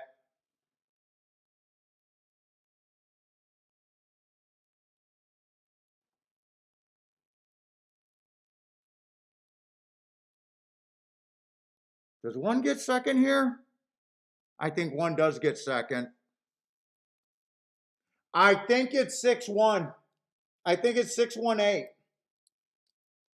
I would have had to key off the riskier part of the bet, which I generally do. Could have backdoored that exact, I think. 2, king off the 2 forces me to go narrower. King off the 1. The problem is I wouldn't have cared which one of these horses I would have used. I would have had to pick the right 2. I don't think I would have keyed off a 4. I don't think I could have done it, though. I really don't think I could have done it because I normally won't key off of 4 horses.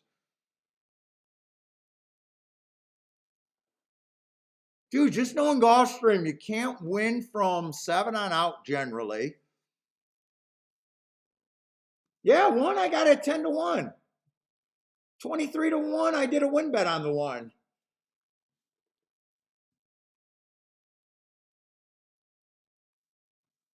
Every horse on the inside was an overlay except for the 2.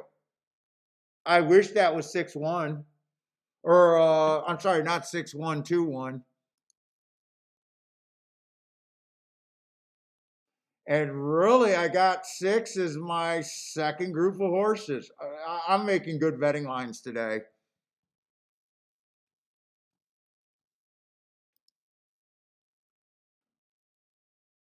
Yeah, and one starts off on the rail too. I mean, there's no closer to the inside that you get on the one hole. Dude, I just need Irad and his brother to go away because they just win races. They just win too many races.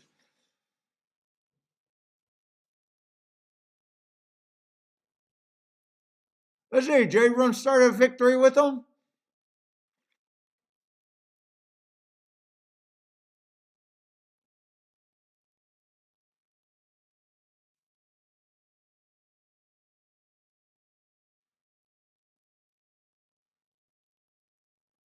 Gregory with a boom. Kiki love. Kiki's gonna be mad that her horse won and I was not on him. Attila tried to warn me. I didn't see it till late. Michael tried to join. Michael tried to warn me too. Said I'm in trouble.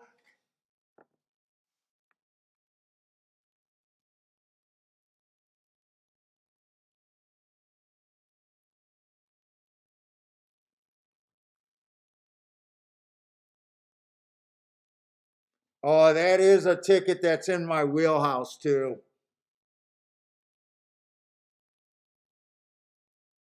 That's a ticket in my wheelhouse.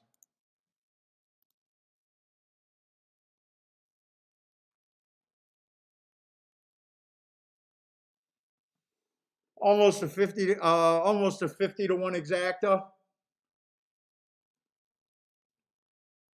I went for the safer part of that bet.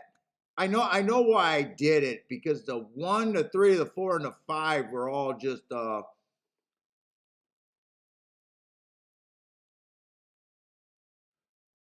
close to the same amount of horse, but mostly I liked them because of the inside of the track, and they all had something that I didn't like. The one didn't have front speed, but he had the rail.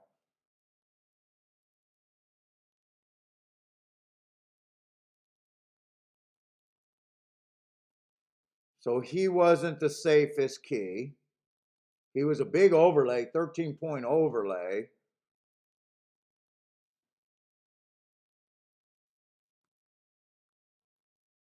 Three had speed that couldn't be trusted, but the inside I still use.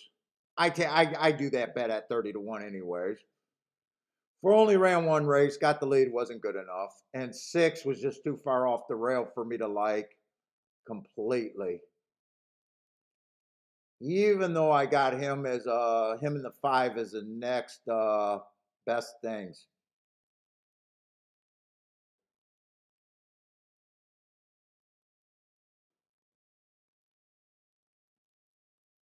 But I know why I keyed off the two. He was who I would have considered the safest horse on the inside.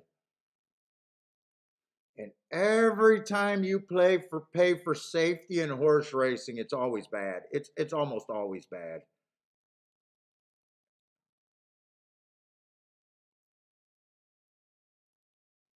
Par mutual pool does not award safe. It just doesn't.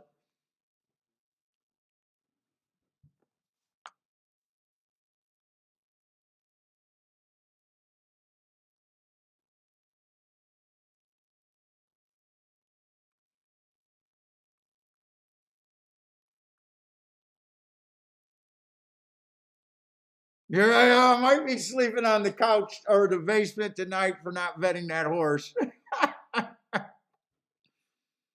Dude, and I think I was alive to something big time with her last time, wasn't I? Oh no, I think I know what I'm. Wasn't I live to something big with her last time and she didn't run a lick? Or am I thinking about? I might be thinking about Fairgrounds or Rebel Day. No, no, she wasn't at that track.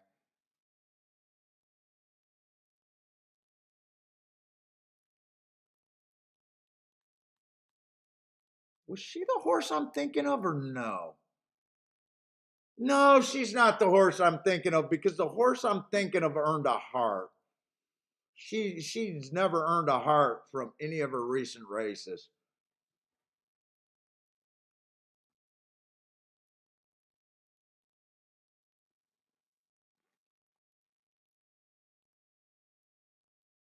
Right, gas station is every time you walk, run, don't walk away. And dude, every time I dude, it almost feels like you guys know how many times I say that. Whenever I go for the safe part of the bet, it's almost always the wrong move.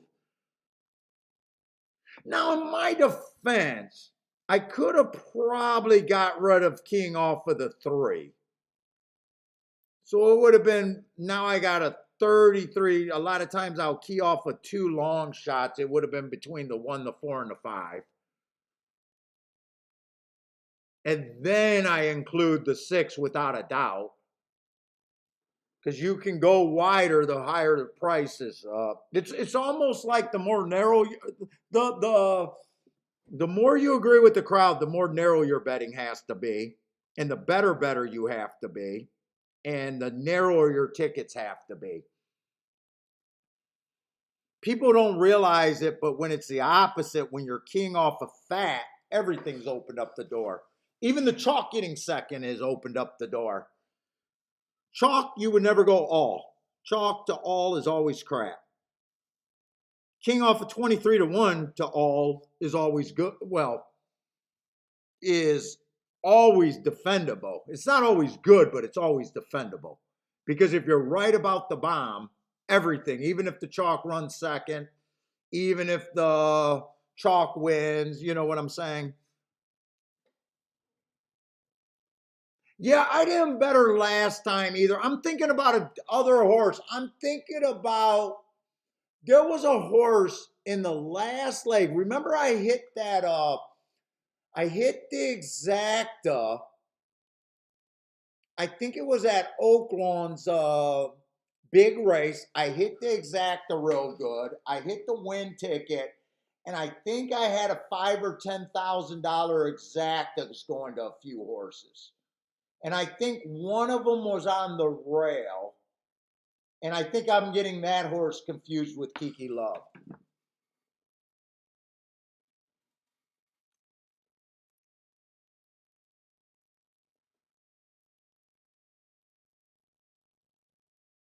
Paul's saving on the heat. It's tax time. I don't know what Kiki's doing. Kiki, you think Kiki lets me buy that thermostat? Dude, I got to make one of those blink if I'm not okay video or if I'm being held hostage.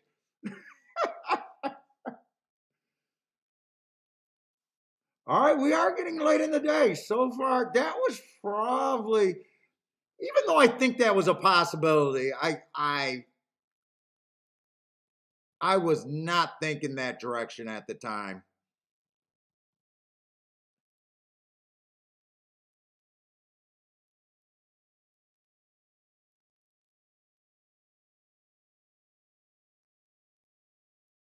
So I'm not even sure how realistic it was for me to hit that.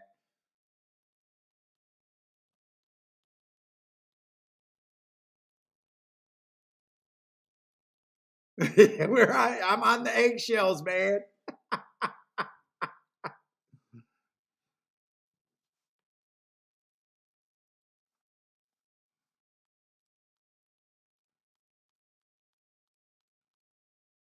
Okay, it's gonna come down to this. Although for not hitting a race, it's not even a stressful day. Action's been on the lighter side so far today. And even this race, I could justify not hitting. I don't like that I did key off the favorite though. Although, wait a minute, I do got to write my win bet down because I'm not going to remember that. And I did do the three a little bit less, but I did do the four horses to win there.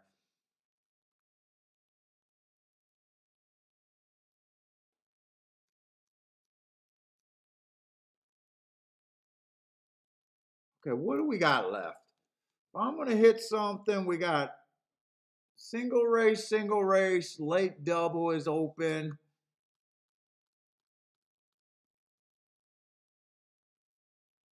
We got a Tapeta route.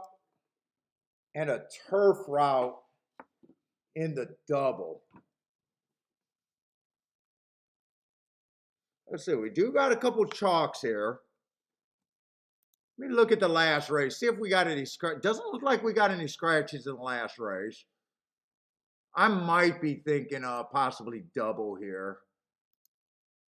Let's see. We do got 12 horses, no scratches next race. Let me look at the 9th race first. We do got a couple babies, first time starters.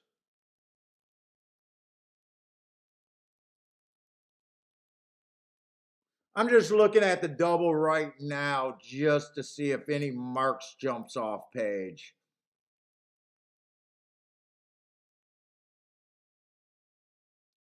One might have a little bit of upside if they could go wire to wire. Two obviously got some marks that I can defend. So does 3. Oh, both of them are nice prices. Ah, shit. There's a lot of horses with good marks. You almost want to lay up in a race like this where there's a lot of lightly raced horses. You don't, in a way, I don't want as many options where I could go.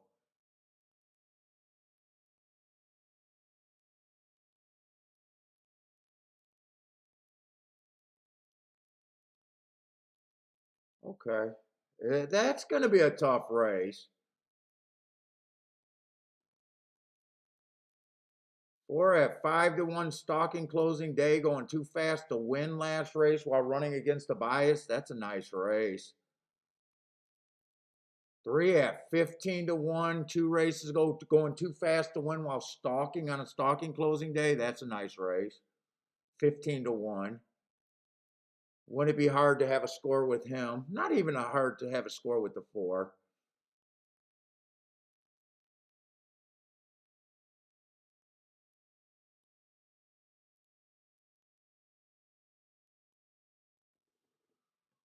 If I looked at doubles, basically I already know my mind's made up. It's 1 through 4 in the second leg. I might pare that down or do something, maybe everything, but now I'm going to handicap this race. 5 I can't get to. He just adds more speed. He's already raced less. 6 could beat me, but definitely looks like he has to improve after one race. Not impossible. 7 could beat me. Let me just make sure there's no Chad Brown bullshit, because Chad Brown's just winning everything on the turf.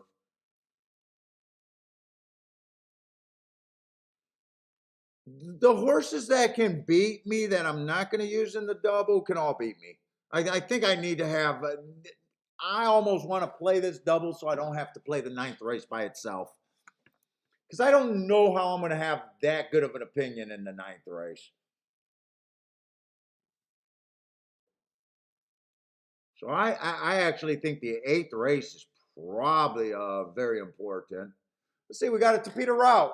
Speed's not great on the Topita route unless they go 25-50.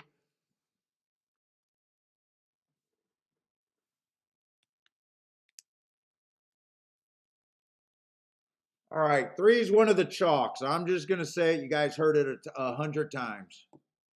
I don't have a problem with the 3 winning. There's no way in hell I take 3-1 on a horse off a year layoff. It is what it is. I can't get behind that. He can win. He can win by 100 lengths. I won't have him at 3-1.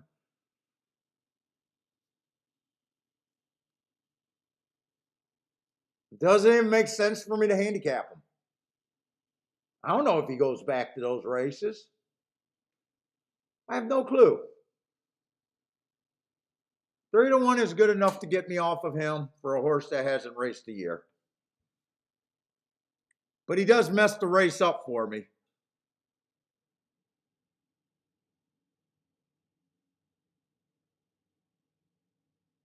Six would be the other favorite. Might be close to the pace. But he is a stalker.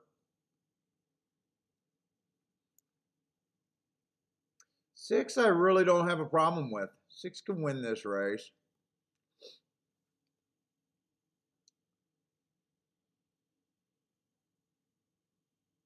Four races go one too fast to win.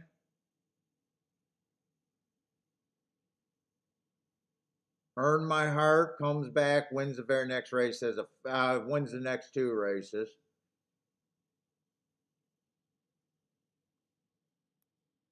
The last race just looks like something went wrong or something. I'm not sure.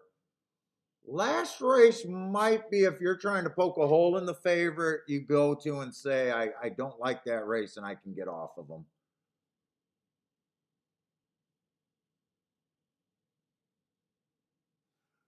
Let's see. Razor got the 3, 5, 6, 7 in the multis. Good luck.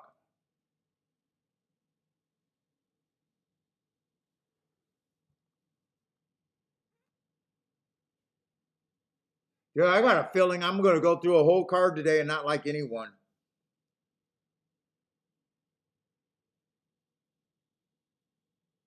Or even have that big of an opinion on anything.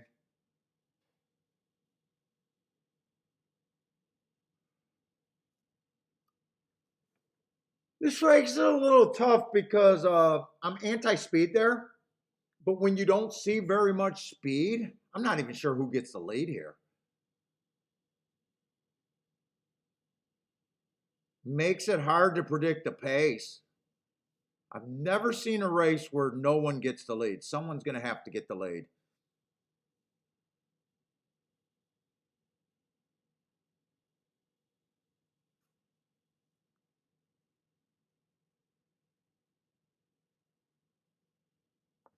Three, I would have to say at least I would need 9 to 1, 10 to 1 to even think about betting a horse off a year. I'm going to put this damn horse in the winner's circle, and I apologize early.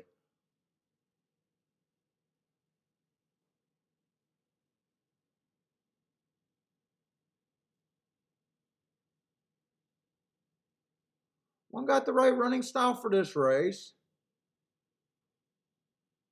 2 got the right, everyone kind of has the right running style for this race, but someone's going to have to go to lead for one of the few times in their career.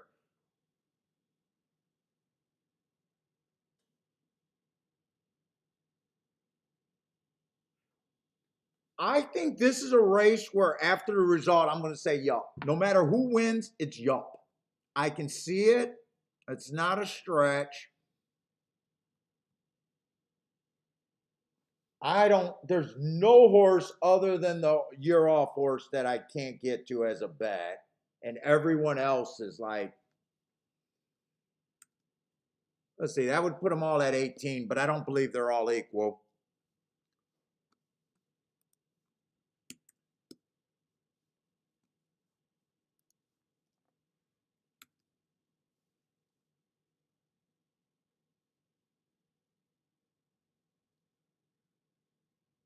I do think one's a little overbet in this group. He wouldn't shock me. I just think he's a little overbet. 2 feels a little bit safer. 4 is already an overlay in my head that I'm interested in. 5 definitely feels like he can be a better player than the 1. 6, I don't see where the 6 had an advantage to be 2 to 1 on this field. I'm looking at a bunch of horses that just look the damn same to me.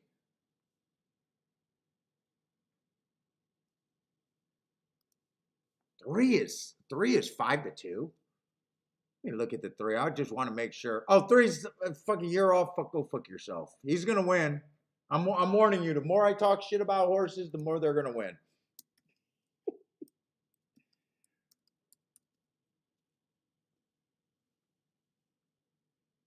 All right. We're just gonna drop a point.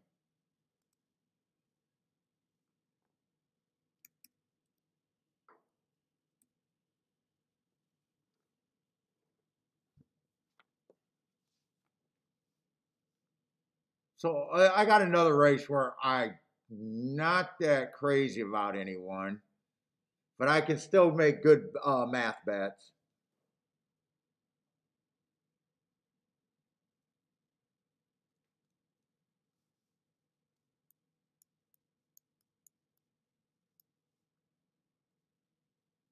And I don't mind doing that to get down. Actually, those doubles, I don't even have to hit for them to be a banger. Let's see, I'm in the wrong race.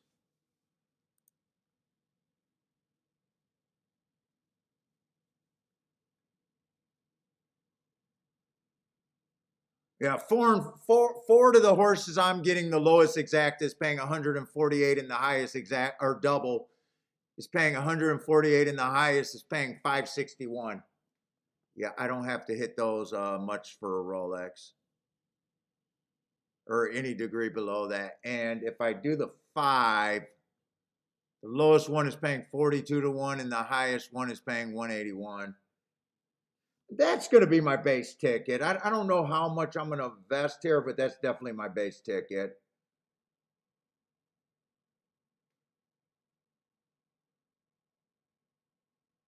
Three kind of screws up the race, except he's a horse that I want to bet against.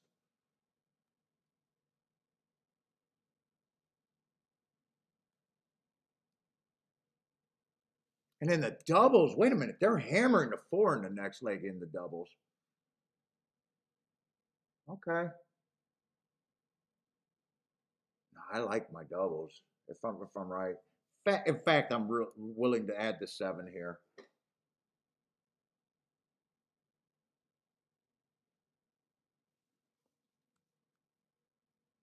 In fact, next race, the only thing that shit is the four. What if I all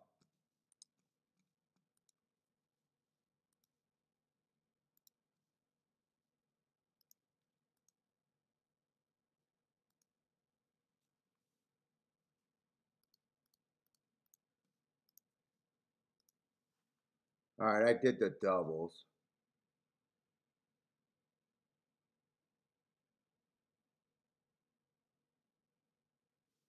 What are the two biggest doubles I got? One, two, and three are all huge to every mother.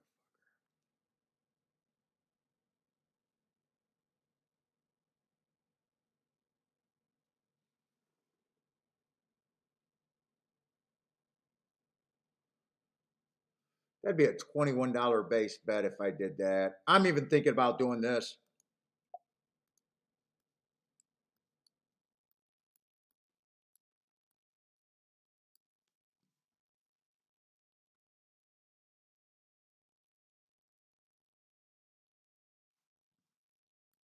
That would be a $21 base bet.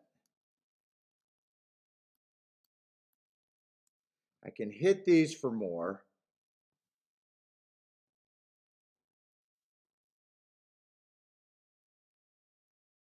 No, no, I don't need, wait a minute, I don't need to do all. Hold up, hold up. Some of these are giant, and I already got them.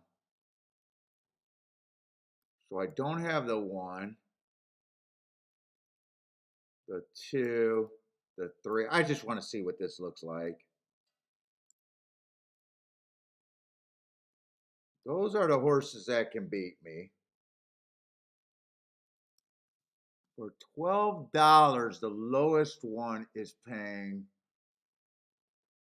Do I want to do that? Because I do like the 1, 2, 3 next race. This is the main part of that bet by far, though. That's the main part of the bet.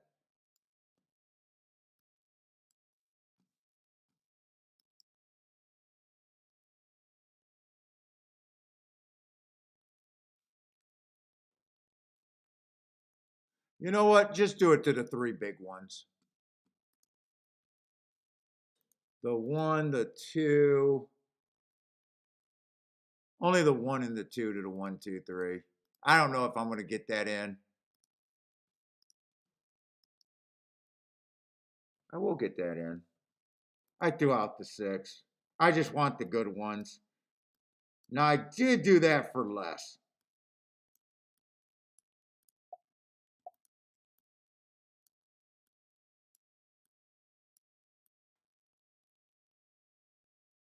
Oh, it wasn't supposed to be 1, 2, 3. It was just supposed to be 1 and 2. Three's the favorite. I wasn't supposed to have the 3 on there. Yeah, I paid for a few extra combinations that I shouldn't have done. And this is the main part of the bet.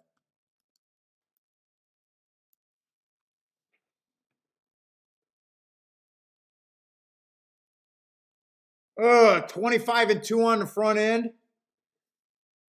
I do not like that pace. I'll tell you that right now.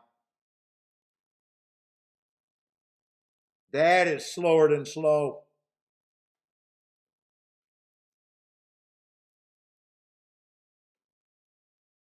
$25 and 2 on the front end. They're letting the possibility to go wire to wire in the room.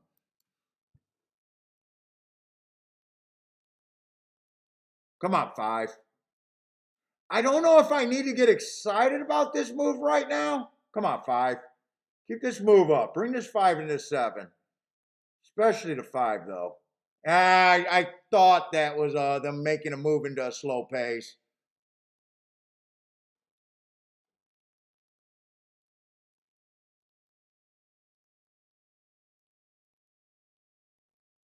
Come on, 5. You got this. This is easy work. Easy work. Get by. Get by. Get by. It's not easy work. I'm squirming. I'm leaning, and no. 3 goes wire to wire. Fuck this horse off a year. I do got him alive to 3 horses, but I don't want that ticket. Fuck. How do you pricks that running lets a horse dictate pace 25 and change? If you're a jockey, you should just revoke your own license. And you guys let Julian Leaperlou, the guy that never goes to the lead, to actually go to the lead and walk the dog on a track that does not favor speed, on a horse that hasn't raced for a year, and you don't put pressure on a horse that hasn't raced in a year.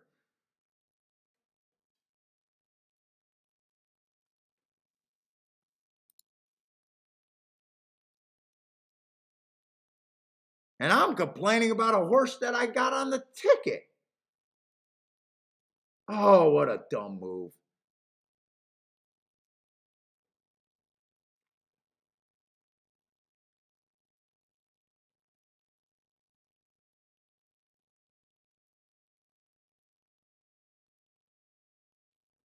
Yeah, I agree with you. Now, I made a mistake and had the 3 on the ticket, but I don't want this. Well, I do want the ticket, but if the 5 wins this, if I got a little bit of pace, the 5 wins this race.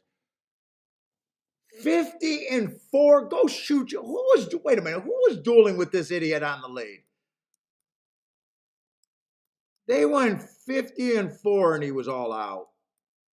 That's even worse.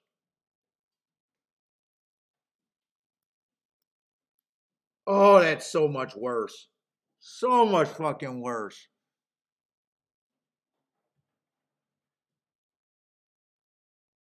Yeah, I know, but that's almost like me being able to go in the gym and box for a round. You know what I'm saying? Throwing up a bullet workout after being off a year. Fuck, you're supposed to, dude. It's just I can grab a bullet workouts just by. It's almost like me going in and boxing. I can go and just breathe right and box 2 or 3 rounds. I can't run a fucking whole block, but I can box 2 or 3 rounds just because I know how to do it. A horse getting a bullet. That's why I don't look at workouts. But yeah, I know that's what people can look at, but that's how I think of workouts. Horses are, I don't know because I erase my workouts. I never look at them, but horses are supposed to be able to run a 3 furlong or a 4 furlong workout, or even a 5 furlong workout without a problem. No, 3 didn't get any pressure going 25 and change 51 and 3. Fuck him. It's been weeks since we seen 51 and 3. He didn't get pressure. He didn't get real pressure. He went 51 and 4. That's not pressure. Dude, that's like, it's the same. Me going to the gym and sparring with a guy and I haven't worked out for fucking years and I knock a guy out and I gas a guy because I'm able to put pressure on. No, no, no, no. I don't believe that's pressure.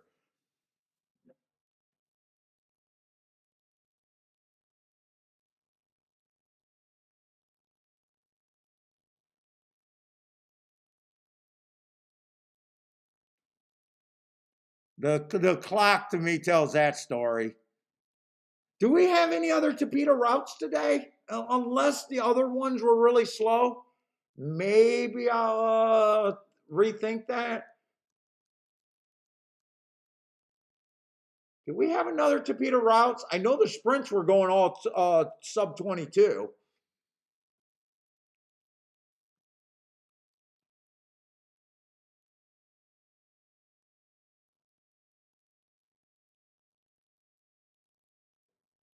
He had a horse next to him, but is that pressure if you're both going slow? I don't know. I just beg to differ on that one.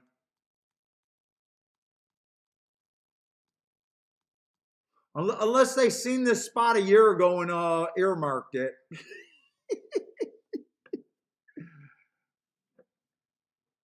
Let's see. Andre likes the 7 in the last race. Yeah, I read his Avis. Was I right on him?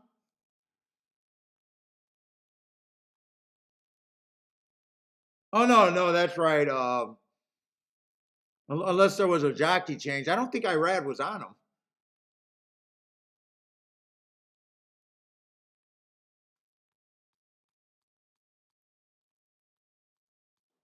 I'm in the wrong race. And Julian, isn't he known for not going to the lead? Irad was on the 6.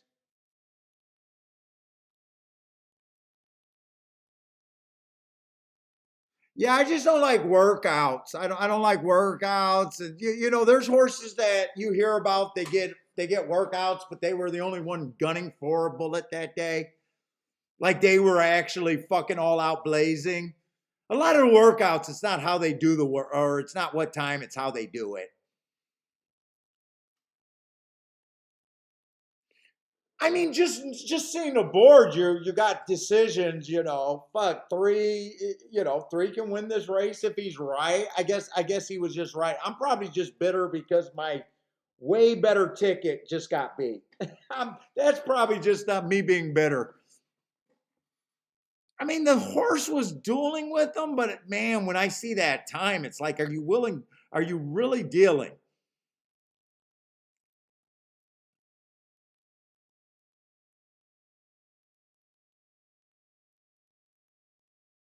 Now, granted, whoever was dueling with them aren't trying to set up the race for my horse. I would have appreciated, but I do get that they're not doing it for me.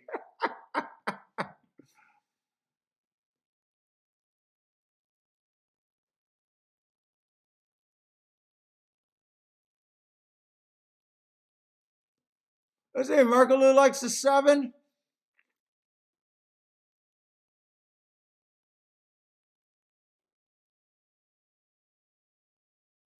Oh, Roland, you tried to key the 3 with the 2 and the 4 horse.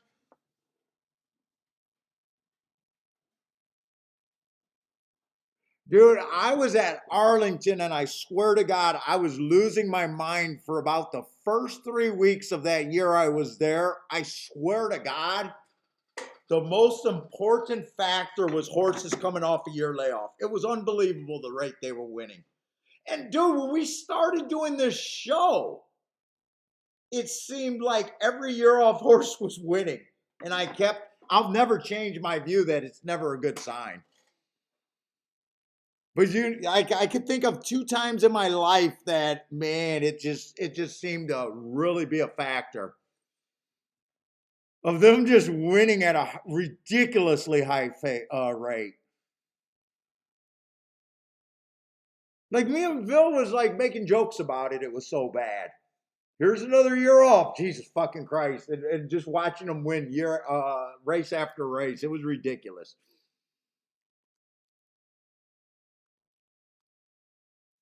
Well, we'll see. I mean, I played them. I had to throw the 4 off of that ticket. So I did play them to 3 horses that I think are going to be bombs. Although I will admit, 3 was not supposed to be played. So maybe it was divine intervention that I was even alive.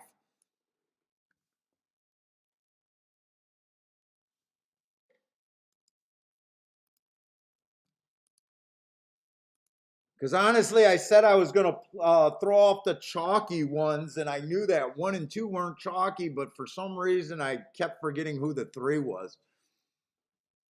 In fact, I would have rather kept the 6. I threw out the 6 because I think the 6 was 3-1 or 4-1.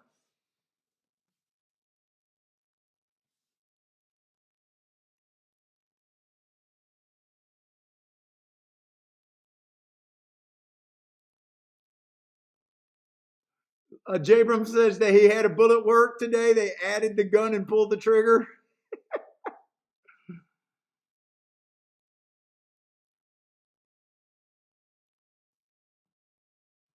Let's see. I got to see Andre's horse. I got no problem if the 7 beats me. I hope not. I got no problem. He first race out, Andre, early pressing day, 1 tick slower than the fastest winner, average, dueled a bit in that race. I got no problem with that race. Comes back, chased the slowest pace of the day. And that chasing the slowest pace of the day is, he looked like he was a stalker. If he chased the slowest pace of the day, he probably ran into a pace that he couldn't. I got no problem if this horse is being backed. It'd be hard for me to do a betting line with so many first-time starters in this race.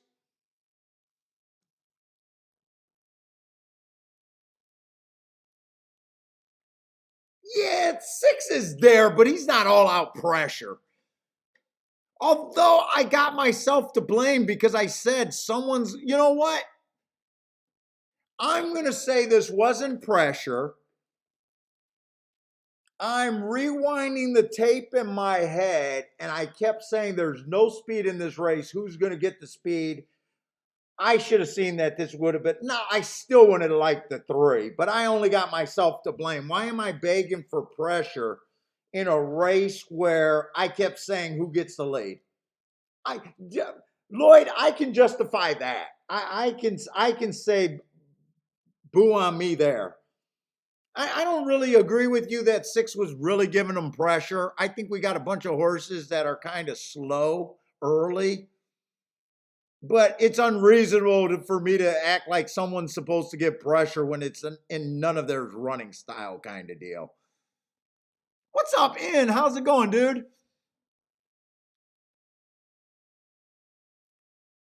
But that's right. I do remember now that I'm watching a replay. I do remember that I was saying that 100 times in the initial handicapping. Who gets the lead? No one gets the lead. Someone has to get the lead.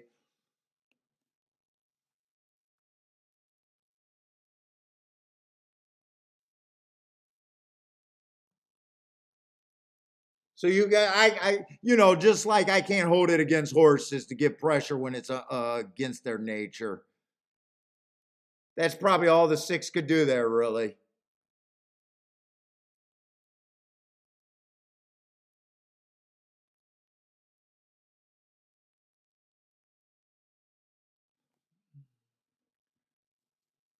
Oh, Jaddy, no, I never bet on only Canadian racing is the only thing I bet overseas. And that's just across the bridge for me. I never I think the only one race I watched was a Winx race for some reason. I don't even know why I seen that. It was probably on a TVG replay, actually.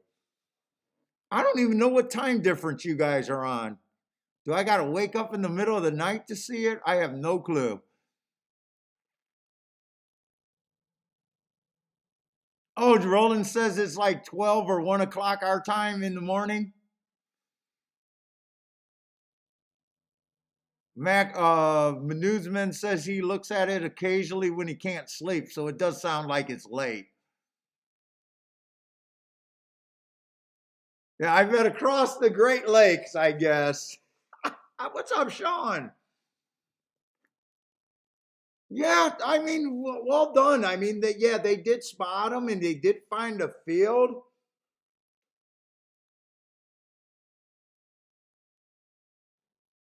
Look, my biggest reason for not liking him, and I'm shocked I got a ticket, is just a year off layoff. What they did a well job. I probably just was over bitter just because I thought the 5 was going to pass easy there. It's probably why I was bitter.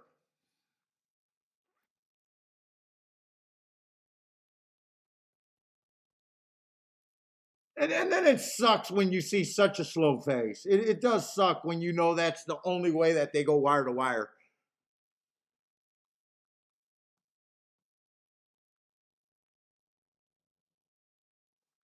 So I mean, he's not really a surprise. He's not really a surprise. You're just looking at prices and deciding if you can take that scenario year off at that price.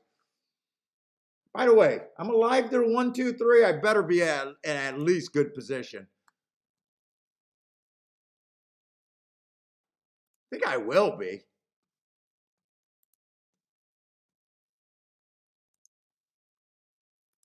Let's see, Will pays. The 1 is 27-1, the 2's 49-1, and the 3's 83-1. I also like the 4, but that I left that off because that's a $8.50, and I did not want to have to apologize if I cashed that ticket.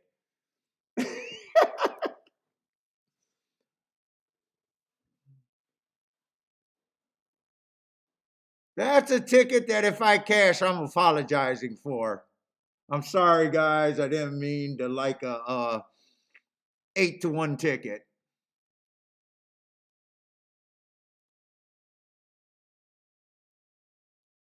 Winks is a mare. I think that's the only Australia race I ever seen. Although Jaddy, I do like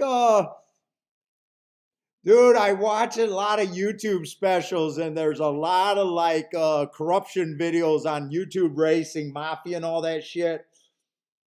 I remember one thing, they were talking and had this big exclusive about Australian racing, and this Coke dealer had all the jockeys on speed dial, I guess, and hung out with a lot of jockeys. And they were acting like, I guess you guys have a law or rule about inside information that a jockey can't tell you if he likes his horse or something. I don't know. I don't pay attention to it. But it was hilarious. So they had a big television thing, hour-long show about how this guy is corrupt and horse racing is corrupt. And they glossed over the one part. When they asked the bookies, does he win? And they're like, no, he doesn't win. He loses hundreds of $1,000s a year. And I was like, how stupid are these people making an hour-long special? Now, this wasn't a YouTube. I seen it on YouTube, but it looked like it was for Australian TV. And the whole story was about this corrupt drug dealer who knows all this jockeys, who gets all this inside information, but he's still a losing horse player. And it's like, wait a minute, that should just go as in, hey, we can't prove. Like, if you got a cheating scandal, have a cheating scandal.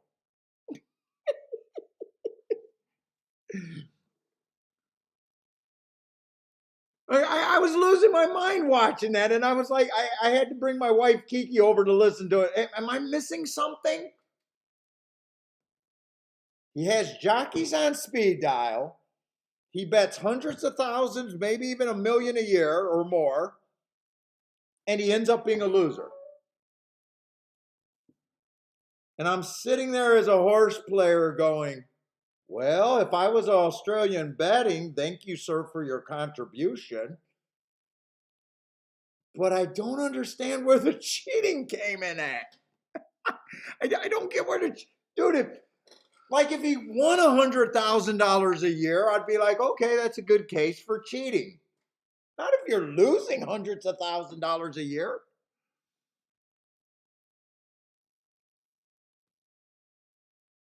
It made no, dude. I almost got to look up that. Australian fixed racing. I got to see if you've seen this. I don't know. Then they had another corruption case where someone's wife or daughter got murdered, and they were trying to link it to racing. It's still, from what I know, an unsolved case. But because her husband was either a fucking jockey or a stall boy, they're trying to link it to they're making the biggest link for content. It's not even funny.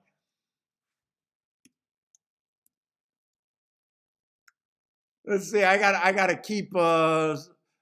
keep something here because I'm not a good speller.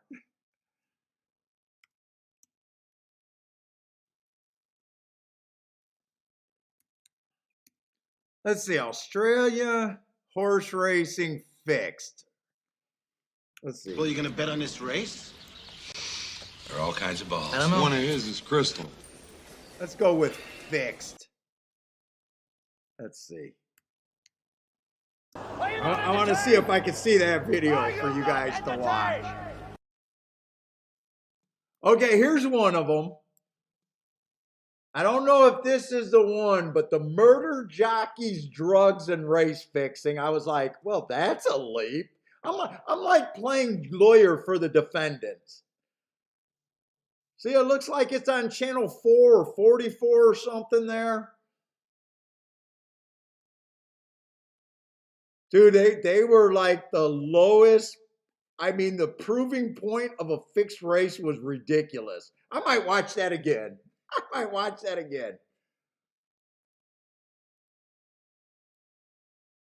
Yeah, so including jockey Danny, I guess his father-in-law or son, some relation to him got murdered, and they're trying to plan it on horse racing.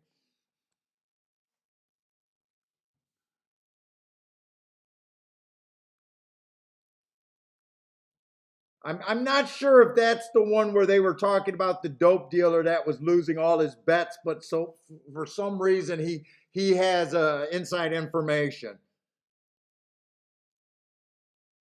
Fuck, I'd put a hit out on my inside information guy if that's the case. Hey, it'd be cheaper for me to put a hit out on my inside information guy.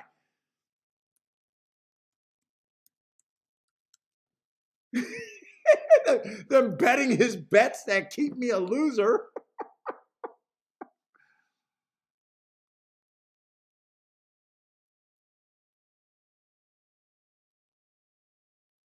Oh no, I think he's having he's done that before, Andre. I think he's having construction.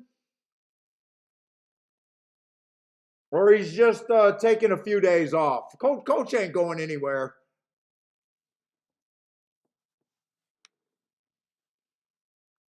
I seen him asking for donations. I was like, more live shows for donations. I was like, wait, you're a winning player. Aren't you just winning? You guys are watching me work. I don't ask for donations. I do as many shows as I can until I get too tired or bored doing it. But otherwise, you're just watching me work. I'm turning on the camera.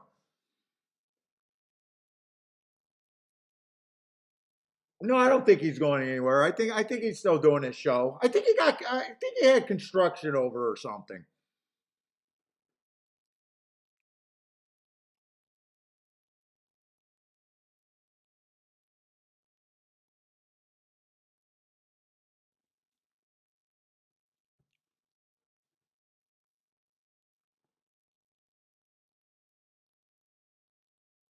Let's see. I'm trying to decide. So I got a few horses I'm alive to, but these odds are tempting for me to do something more. I haven't hit a bet today, but I'm so far below average losing that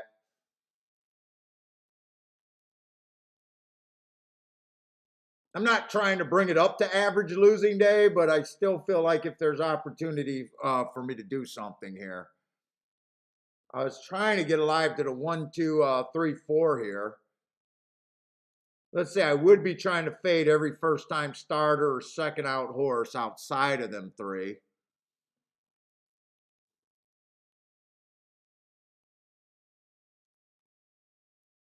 Did we only see one turf route today?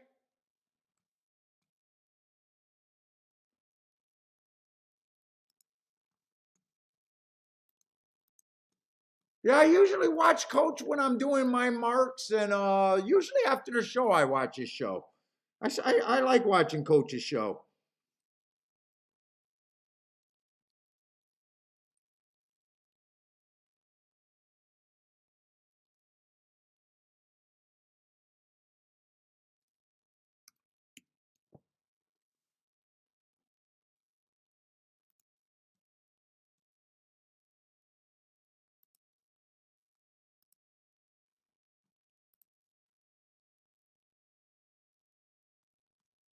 Was there only one turf route today? Seemed like there was another one.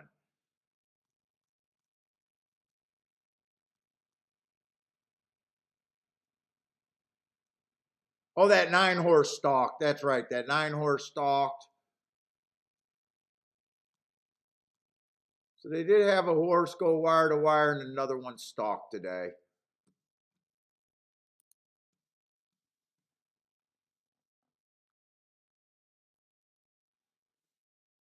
Let's see. And how much are those doubles? Let's see. Me being alive to the 1. That probably just a very little profit for today if I hit that.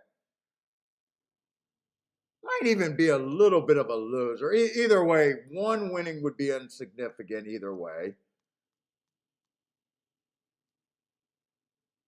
2 at 44 to 1, that's got to bring me up a bit. And 3 at 75 to 1 would be a decent hit. That would definitely be a decent winning day.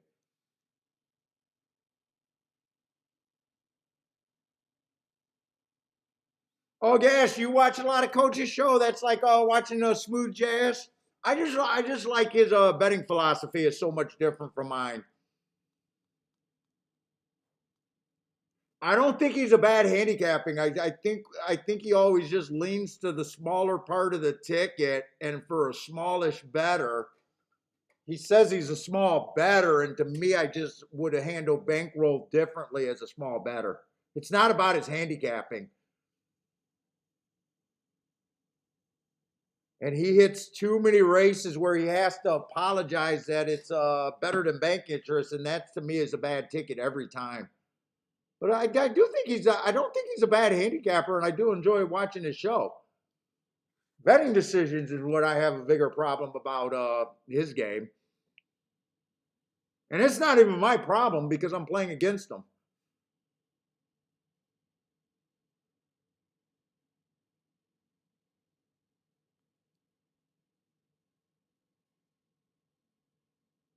But I enjoy having him on when I'm doing my shit.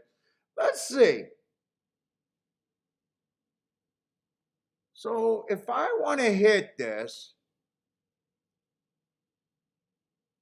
it's not, I don't have anything worth protecting here, so it's about extending. Let's see, I don't have the 4 and I wanted the 4, so if I looked at exactas, I wouldn't mind pricing these exactas, might not be bad. Who's the 7? 7 can beat me.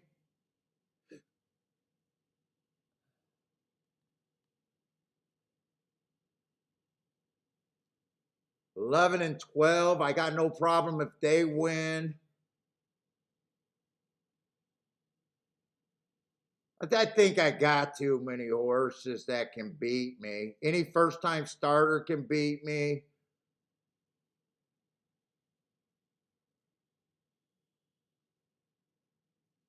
Maybe I don't want to go that wide. Maybe I'll just consider 4 on top of the horses that I'm alive to in the double.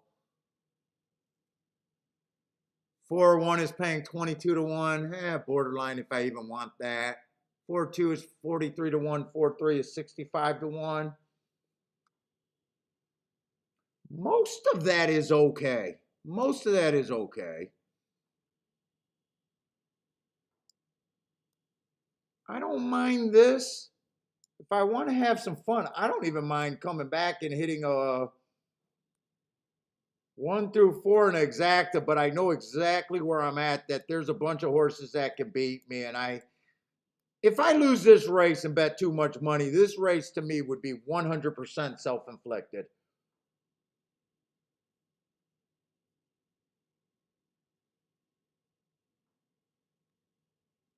Because first time starters can beat me. Any of these lightly raced 1 or 2 race horses can beat me. The 7, the 11, and 12 all look reasonable enough, but I do feel like gambling a little bit.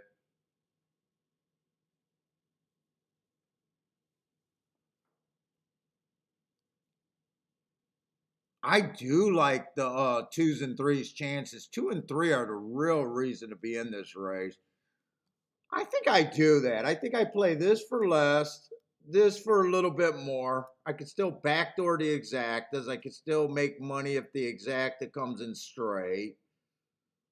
I can still hit this exacta and this exacta, and I can still hit everything where if I go to the other horses, I'm doing bets that don't correlate with the other bets.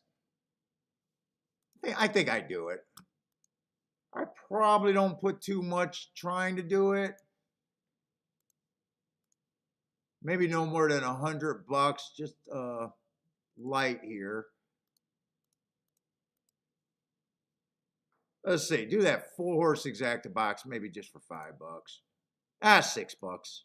I got nothing in. God, they got in the gate fast. Well, that's what I was thinking about doing. I hit it, and I did not get it in. Joshua Cohn, what's up, man? Wow, 11 got the lead. I guess I shouldn't say, wow, he is lightly raced. Well, I thought 1 or 4 would be more likely. Okay. He is making a class drop. 23 and 1, that feels fast enough. Or if he goes wire to wire, I think he'll have to be the best. And if he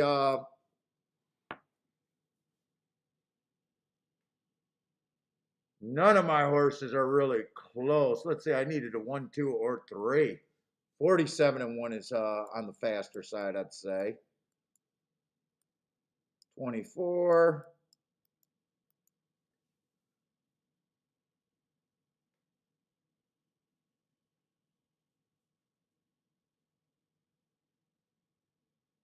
That looks like Andre's horse there. Could not have played the 7-4 exact at all. I know that. I had no shot. There wasn't really a race that I liked today. Try to make a little bit happen. I'm going to end up losing less than average today, but fuck. I guess I'm not disappointed that I didn't get that bet in. Other than that one horse getting second, that might have been the best chance that I had to even do anything today, and that wasn't even that good of a shot.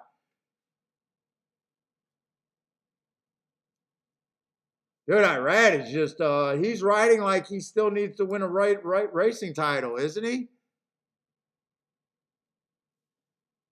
He didn't give you anything to worry about if you back the 7. Oh, there comes the 1 and the 3.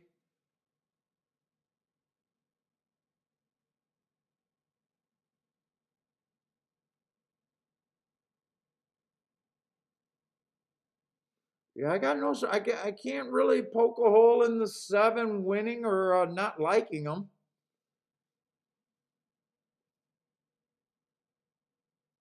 Yeah, that saved me a little bit of money, but it would have just been an extra $100 that I think I was gonna do. I think I was gonna do this for $5, but I hit 6, and then when and I said fuck it, click it, and it wouldn't go through, so it didn't make a difference. Yeah, I wish today, but I can't justify having a 7-4 exact, though.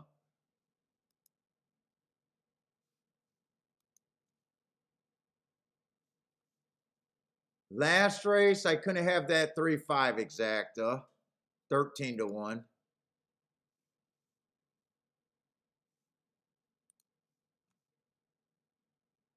Race before, let me just click through. I don't think there was any spots. Just that Kiki Love was the only race, and I would have had to key off, just go a different direction. That was still only a $50 exact and not bad.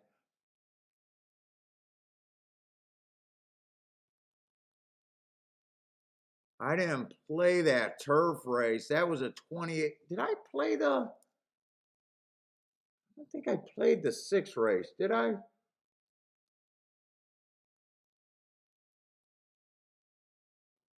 That race, if I bet on the safer side, I thought these 2 horses were overlays, but they didn't end up being. But that happened at the gate.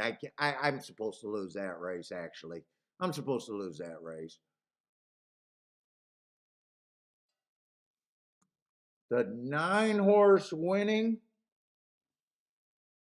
I did no bet that race, so I can't say I could have hit it. I couldn't have hit it. I didn't even bet. So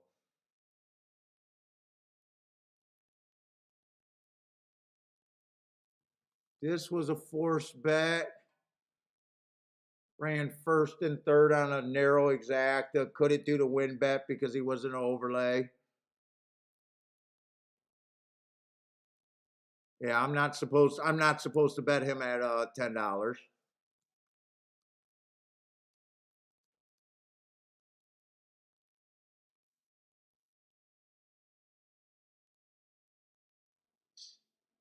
That was a 6-7 exacta. That exacta paid $6. I used the 2 horses, but I needed that 5 a long shot. No, I'm not supposed to hit that. If I'm wrong, I'm not supposed to hit that. First, oh no, second race. Did I play the second race?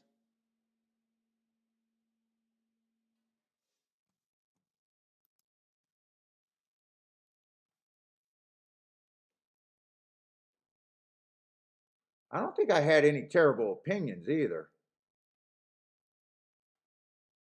2 horse at that price with that running line off of that single race. I did run second to that win bet. I thought the 8 was an overlay. Two had to do what he did to beat me. That was an easy call there. I'm supposed to lose that race. First race. Yeah, there was honestly, I didn't like anything today, and that doesn't mean I can't hit tickets, but there wasn't really a ticket that I should have hit there, I think. But anyways, I am all done. Tomorrow we'll have 2 tracks, Gulfstream and Tampa.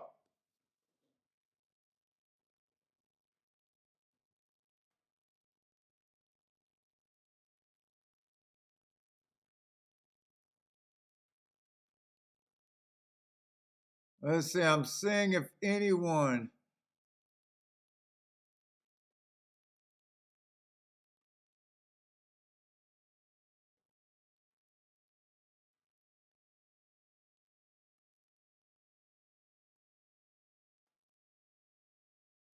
Big boat show. But anyways, I'm all done. Tomorrow going to be Gulfstream Tampa. If you guys, or yeah, Gulfstream Tampa. If you guys are playing tonight, good luck, everybody. Hope to see y'all tomorrow. Take it easy, and good luck if you guys are playing tonight.